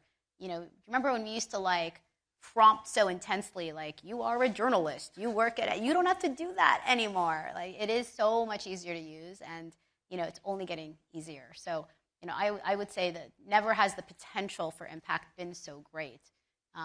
But again, the more of the workflow you can change, the more business process reengineering is required, the more change management is required. And I think it's going to be way easier for the enterprise to rebuild in adjacencies than actually transform existing processes. So actually, I personally have my most success when my editor prompts me and says, "Jeffrey, you are a journalist, and go get the scoop." So I do want to include some audience questions, and maybe Ariel, you'll help me with this one. It's getting upvoted. So I'm prompted to be a journalist, but what if you're prompted to be an AI? So perhaps the best approach, this question from the audience says, is to elevate humans to the level of AIs via hybridization a la Neuralink. I know this is very, very different from I guess what we've been talking about per se, but I can't wait for this. Yeah, drill a hole. Let's go. Yeah, well, we're from Silicon Valley here, and I think you probably shared an office at one point with Neuralink, right? So is the answer just to we're nervous about AI's impact on the business, so why don't we just have AI humans? That's so funny. This question's being asked because So I was at OpenAI early enough that we would share lunch tables with Neuralink, and this was one of the conversations that we used to have was when both of these companies do the thing, then maybe we just merge them together. And this is Elon days, so very different now. But I think that the technology for Neuralink is still a bit further out, and most of the promise for that has been around clinical use cases for people that are paraplegic and other things like that. I don't know if I really think that it's a good idea to merge the two together. There's a lot of things that could go wrong. We'll say that. That makes sense. Well, talking about things that could go wrong, Jen, we talked about you talked a lot about regulation. You help clients navigate regulation, but as far as worrying about things that could go wrong, and the last I heard, from the Paris AI Action Summit and so forth, and the AI Action Plan with the U.S. administration, we've got a laissez-faire approach now to AI regulation. So, tell us, how is this shaping industry? But do we even have to worry about the risks anymore? Well, I'll use that to tie back to the previous question about getting humans to the level of AI. I find that absolutely ridiculous. The level of AI that I consider is, we hear a lot about AI slop and about how the more and more that people are creating content using AI, the more homogenous it's getting, the more low quality, the more repetitive it is. Why would we want humans to degrade themselves to that level instead of continuing to try and achieve human flourishment? How can we use AI to make ourselves better, not become AI? So to tie the risks of that, the risk is that we become over-dependent on AI. The risks of it is that we outsource ourselves, outsource our thinking to something like AI. So I completely agree Neuralink can be super helpful in some areas, but we should never combine them and assume that humans and AI should be this hybrid approach. AI is a tool. It should remain a tool that helps us do better, helps us address problems we're never been able to address before. I am excited about that. I'm excited about how AI may be able to help us address climate change and life sciences and help improve longevity and health. We shouldn't be AI. It is a tool for us to achieve all those goals. So that's still the risk that I have here, is that, one, people are going to be over-dependent on it. They're going to think it's able to do things that it's not able to do. And I think, to May's point, a lot of excellent points there, but I get concerned when we say how easy it is to use AI. It's easy to use something that can also be terrible and lead to negative outcomes. And so we really need these guardrails to ensure that we're actually reaching an AI that's useful and positive. So that gets to the question about regulation, whether it's needed or not. There's certainly a lot of risks, and regulation can help ensure that there's a level playing field for people to manage the risk, but also that there's a sharing of knowledge to get there. That when I work with my clients, I don't want them feeling like, uh-oh, here's the responsible AI person, AI risk management, they're just going to tell me what's wrong and how I need to slow down. That's not what I try and bring to my clients. I do consider myself an AI enabler when it's the right thing in the right situation and managed in the right way. So I want people to understand that what I believe responsible AI is successful AI, is sustainable AI. It will get you more customers because they're going to trust you better. It's going to get your employees more excited about it because they know that they can trust the technology and trust that you're not just doing it to reduce headcount, which certainly is a goal of some people. It's not a goal of all of my clients. Some of my clients genuinely say, how can AI help us run a better business? How can AI help us expand what we're doing, not just do what we're doing with less people? They're trying to think about how does AI expand those markets. So for me, responsible AI is an AI enabler, and part of it is where can regulation play a role. I agree that this huge difference between heavy regulation in the EU and then laissez-faire regulation is not a good place to be on either side. I definitely want responsible regulation, but not heavy-handed. I do want all of you and all of my clients to feel if I do the right thing, it's going to work out for me as a business leader, for my business, but also my users. I'm not going to cause harm to them. I'm not going to cause harm to society more broadly. We're seeing, and we continue to read these horror stories of it's not just business mistakes. These are having real-life impact on your children, on society, and we have to manage that. Regulation can play a role, but I agree. I don't want it to slow down the best parts of AI, but I do think it's a good stick to make these big players be a bit more responsible, build in a bit more guardrails. Even as they move quickly, you can move quickly within guardrails. So I'm not talking about blockers. It is about how does it enable us to use AI better. I'm really fun at parties. I don't just talk about all the risks of AI. Okay, so last thing, because we're at time. We're going to do a yes or no from each of our panelists, because our audience is very impressed with our audience questions, these esoteric questions. So the top question here, free market diverse AIs of their own agency. Basically, is AI slop? Because we keep talking about AI being so sloppy and messy. Like, is AI just going to learn to be sloppy and bad because they are enforced by kind of what's out there in the ether? Yes or no? Is AI sloppy? No. Yes, without us. I'm going to say maybe. Wow, okay. We'll answer that question at next year. Thank you for our panelists.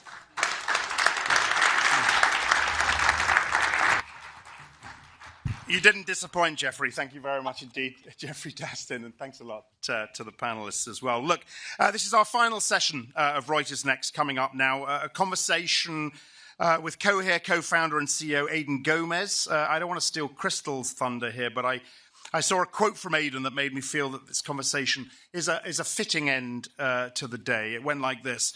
For me, artificial intelligence is the last mystery of science. We understand our physical world so well, yet intelligence and consciousness are a total mystery. Please welcome Crystal and Aidan.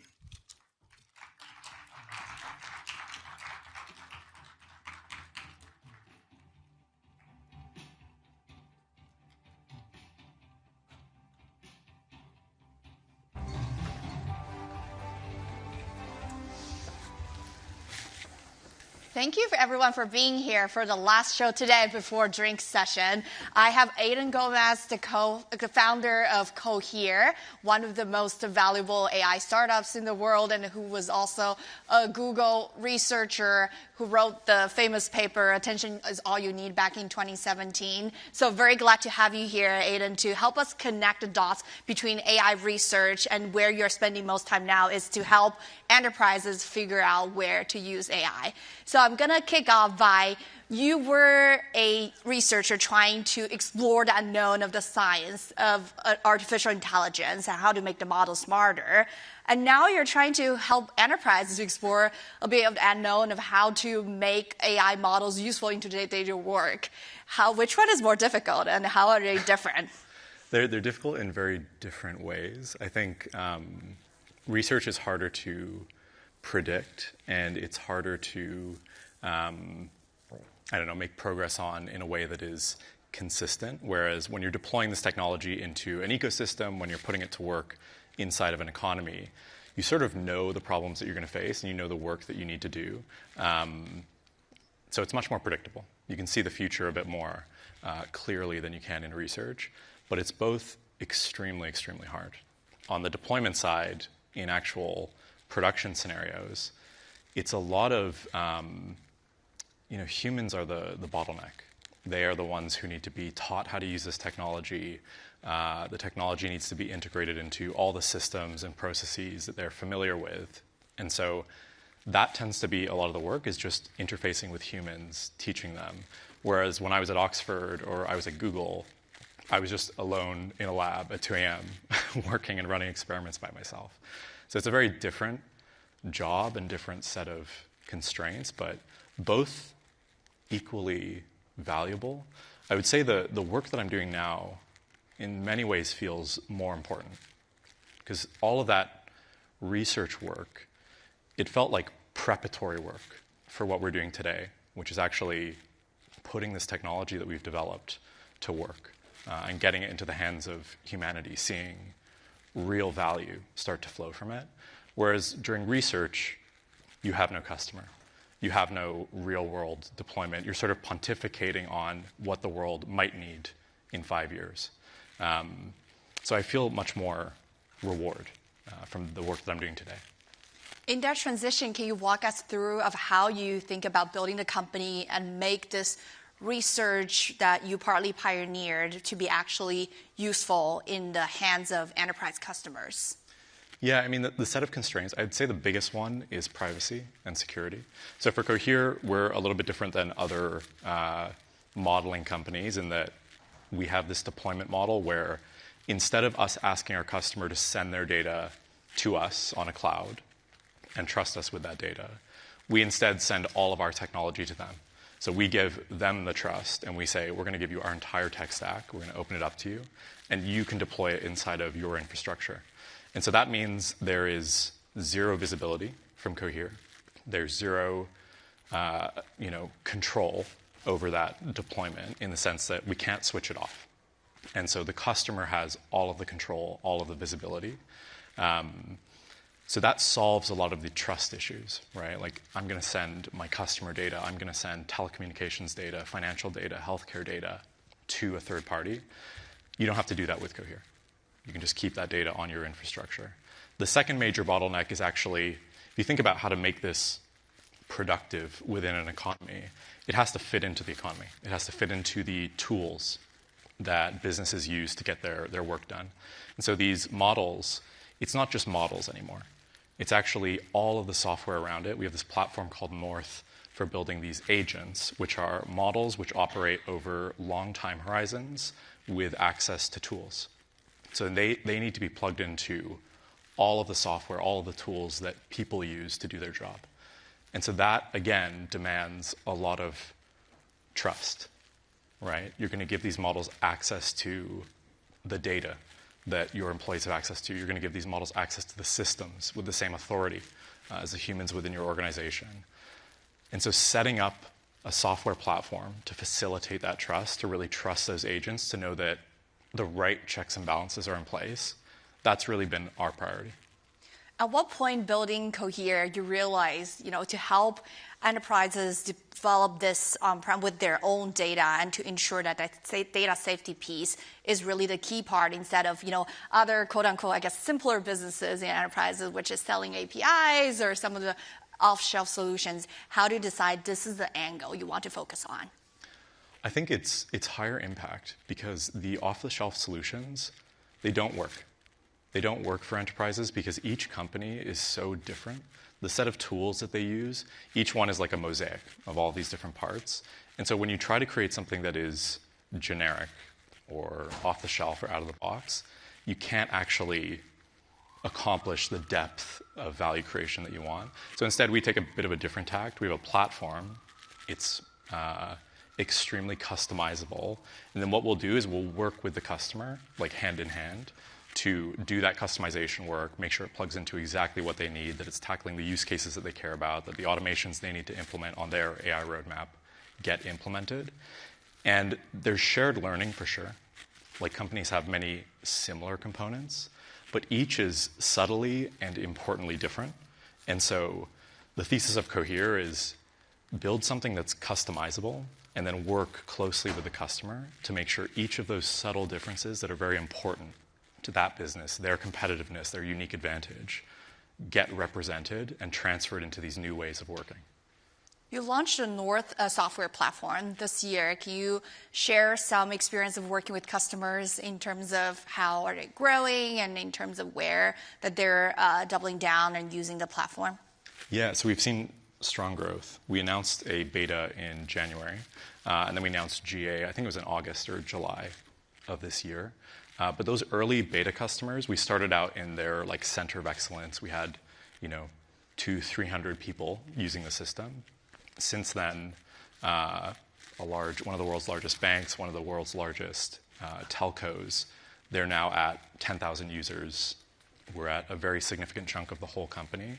So we're seeing full, broad company scale rollout across tons of different teams, thousands of agents being created. It's really starting to happen. It's scaling up, and we're starting to do user studies on time saved. So for the big bank, you can imagine banks are they are organizations of researchers who go out, research markets, equities, they try to provide advice, they try to react to situations in the real world quickly. And all of that is information consumption and then the ability to come up with good actions based on the information that you find. This technology is incredible at that. It's so capable of consuming information and coming up with next steps and conclusions. So stuff that used to take days or weeks to accomplish can be compressed into literally minutes. During the largest customers that you're working with, do they usually start with like a small team of POC with you guys and then expand? What are the ROIs or evidence that they need to basically sign up more contracts with you? Yeah, it tends to start in like a early adopter team. Like I described it as like a center of excellence or a team tasked with, we are the ones who are going to, test an AI solution and see if it's going to scale. So we start there. We do some usually applications for that team specifically. Like it might be the machine learning team, right? Like the company might decide they know AI, and so they're going to be our center of excellence. They're going to test all our stuff. So we'll work on their use cases and prove value to them. And then they begin replicating that with different teams, the capital markets team, the private wealth team, the whatever. So that's the usual mode of expansion. And to the model that you just talked about, we got actually some questions from the audience as well to understand a bit more. Is it fair to think of you guys as more kind of a service type of professional service provider with a lot of customizations? Like someone asked, how is it different from kind of a Palantir of the world or the RPA processors of the world? So we can provide services sort of as part of implementing some of the automations or customizing a model. But the core value that we bring is the technology, right? It's like this application. It's the models inside the application. It's the ability to serve those models extremely efficiently, like only on 2 GPUs or a single GPU. That is the technology is the value. To make that technology productive within a specific enterprise, there's an integration step that needs to be done. We can do that. One of our partners can do that, or the customer themselves can do it.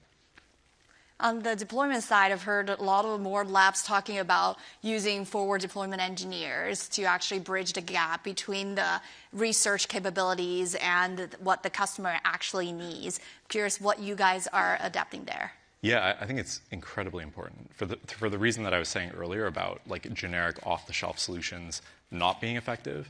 FDEs are that bridge between a platform, which is general, but without customization isn't very useful. The FDEs can come in, sit with the customer, understand their objectives, and then do the work to shape this platform into exactly what the customer needs. So we've been building out our FDE team. We call them AML, Applied Machine Learning, and it's been extremely effective. We're also trying to train more people to do that sort of work. We don't want to be the only ones doing that. It's not scalable. Cohere isn't going to hire 1 million developers to go do this and really scale this into the economy. So we need to train many more people to do that work, and we're starting to do that now. How big is the team now? I don't know. I think we're like 550. Yeah, and then within that, the forward deployment engineer team is how? Yeah, I don't know how large it is at this point. Maybe like 50 of those, so like 10% of the company. We're still mostly research, product, a growing sales effort. But yeah, we're growing quickly, expecting, I think, to nearly double next year. Is that the growth mostly going to still from the researcher side or sales and marketing at this point? Much more. The problem is less, like the project of getting this technology into the economy is much less about research questions. It's much more about deployment, product, and go-to-market. So that will be the area of the business that grows the fastest. But of course, we're still going to hire great researchers and engineers. Yeah, at its core, you are a researcher and you guys have a research team. I think before people would consider you guys in that kind of the frontier models race, throw more more type of GPUs at the solving a problem and make the models bigger and bigger. But sounds like you're no longer technically in that race, or you have a different nuanced take on that. Well, our models do keep getting bigger. And so it's just not at the same, our capital strategy is so different than the others. We are not going to burn tens of billions of dollars to build the technology. We're going to burn money proportional to our revenue growth, which I think is a much healthier, stable, sensible, old-fashioned way of building a business. And we've always taken that tact. We haven't done one of these large cloud deals where one of our suppliers pays us money and we pay it right back. We haven't done any of those quite intentionally. So it's just a different strategy. At the same time, if you look at our models on benchmarks, they're slightly behind those guys that spend tens of billions, but relative to what we're spending, which might be it might literally be 1% of what they're spending, we are extremely competitive. You get 90% of the performance on 2 GPUs instead of 60, and you only burn a single-digit % of what these other guys are burning. I think it's just a better business. Do you fundamentally not the fact that you intentionally choose not to do that capital strategy? Is it because you don't think maybe more compute necessarily always bring the best results or best use cases? Or? I think that's objectively true in the numbers. If you look over the past few years, since there's been all of this scaling, what everyone is seeing is a slowdown in the improvement of the models. We're so post-economic. Spending an incremental $10 billion a year to improve your model does not deliver the ROI on the technology itself to justify that.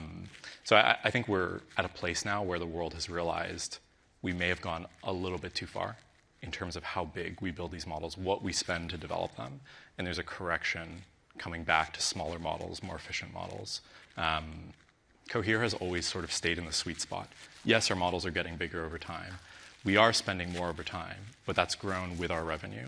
And it's also stayed within some pretty hard constraints, like the enterprises that we sell to, they can't afford to spend, tens of millions of dollars on a single node, a single copy of your model. They can't do that. And so we're going to build models that fit on only a couple GPUs instead, because that is right size for market. So we've had those constraints, which I think have been healthy and forced us to innovate, right? Squeeze as much intelligence, as much performance out of 2 GPUs, instead of just saying the costs don't matter. We're going to just throw money at the problem and see if that works.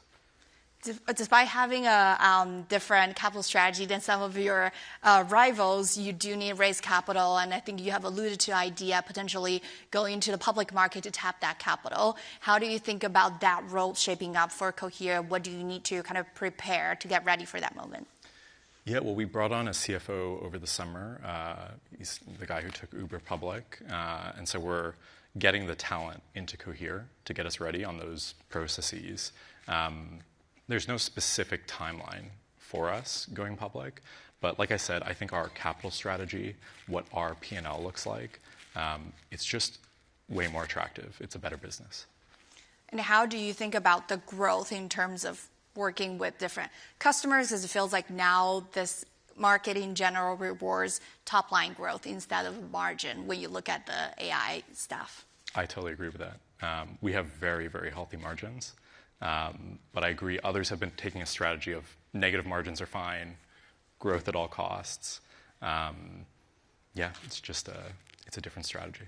And a lot of people would point to all the money and billions of dollars we invest in the infra layer would make sense once we get to a point of potential AGI and like autonomous, enterprises and a lot of work, high value economic work will be replaced by that. I'm curious, as a researcher, now CEO and a former researcher, how do you see that path to it? Yeah, no, I think a lot of people thought it would be easy, right? Like getting to this artificial superintelligence where the model itself will figure out how to make money. Like we'll just ask it, what's the best way to make money? And it'll go figure it out. Turns out there's no such thing as, free money and a money printing machine. So these models have not just taken off and become super intelligent over the past few years. They've become massively intelligent. They're extraordinary machines. Like no one can deny that. And the value that they'll create is extraordinary. But it won't be easy. It won't be as easy as just, we can throw more chips at it and it will get, infinitely more intelligent. So I personally don't believe a lot of these stories that have also fueled stories of like, Terminators and Doomsdays and these sort of sci-fi narratives that emerged. They've since become unpopular because people have been faced with the reality of the technology. They get to watch and experience it themselves. So reality is starting to hit about the technology. And I think that's really good. And that's not a negative statement about it. It will create enormous value, but there's no free lunch. We're going to have to do the work to make these models good at all the different fields that we care about and do the work to integrate it into those fields. It'll take time. And it will not be, one winner takes all or, recursive self-improvement where it takes off, becomes super intelligent, and takes over the world. That's not going to happen. But instead, we're going to get a lot of great new medicines over time. We're going to get dramatically more productive and robust economies. The price of things will fall. But we need to be thinking of this as a decades-long project. You mentioned the kind of a narrow margin between top models, including yours, compared to other AI model companies. I remember we last saw each other at Davos, and after that, there was a whole DeepSeek moment from China and open source, and people were wondering how this is gonna, shaping out of the models that people use. And this is undeniably the year of Chinese open source models have dominated a lot of the top performance open source models that could rival a lot of the proprietary models like the ones that you guys are building. How do you see that in your conversations with enterprises? Are they a real threat, or enterprises are still pretty worried and not actually adopting a lot of open source? I serve liberal democracies, and so they tend not to be very willing to use Chinese technology as critical infrastructure in their economies. So I tend not to compete with the Chinese models that much. I do have to say they're incredibly impressive. They are extremely high-performing models. The margin between the best Chinese open source model and the best closed source model is not that far. Take that for what you will, but I think it's interesting and a bit concerning. The good news is I don't think those doomsday scenarios are a reality. And so whether China or the US gets it first, it won't be that consequential. More of like the thing that actually matters is who is the primary service provider of this technology. It's not who gets the technology first, it's who is the one who commercializes it at scale. I think the US, I'm Canadian, and Cohere's Canadian as well. I think the US, Canada, we sit in a incredible position to be the world's partner in adopting this technology. I think we will win against China. Because the adoption side of it. Yeah, I think people trust democracies more. If you're going to pick a stack, if there's only a few people who create this technology around the world, and you're going to pick a partner upon which to rely on to transform your entire economy, I think you will pick a liberal democracy. On that note, thank you so much, Aidan, for sharing your views. Thanks, everyone, for joining. Thank you for having me. Very much to Crystal and to Aidan. Look, that is it. That is Next New York program wrap for 25. It is our global club of Next events done for the year as well. I mentioned at the start that we've pretty much been adding a year over the past few years. So alongside New York, we have Asia, Gulf, and coming next year in June, London as well. We're already hard at work getting those programs right. A lot of that is based on your feedback, of course. Are we getting the mix of geopolitics, macroeconomics, technology, fashion? Are we getting that mix right? It's the hardest part of curating an event like this, so please do let us know. For me, the mix has been exciting, sometimes intriguing, daringly eclectic. I think the UNSG and Sarah Jessica Parker bookending day one. The glamour and challenge of space and the fashion industry, day two. We've focused on the unpredictable, the fragile, the chaotic, the tragic, but we've also focused on the excitement, the dynamism, and the stories of hope. And Next will continue to do that here in New York, in Asia, in the Middle East, and in London. So that was Reuters Next New York 2025. It's been a real pleasure having you join us. Keep watching. It's only going to get better. Safe travels home.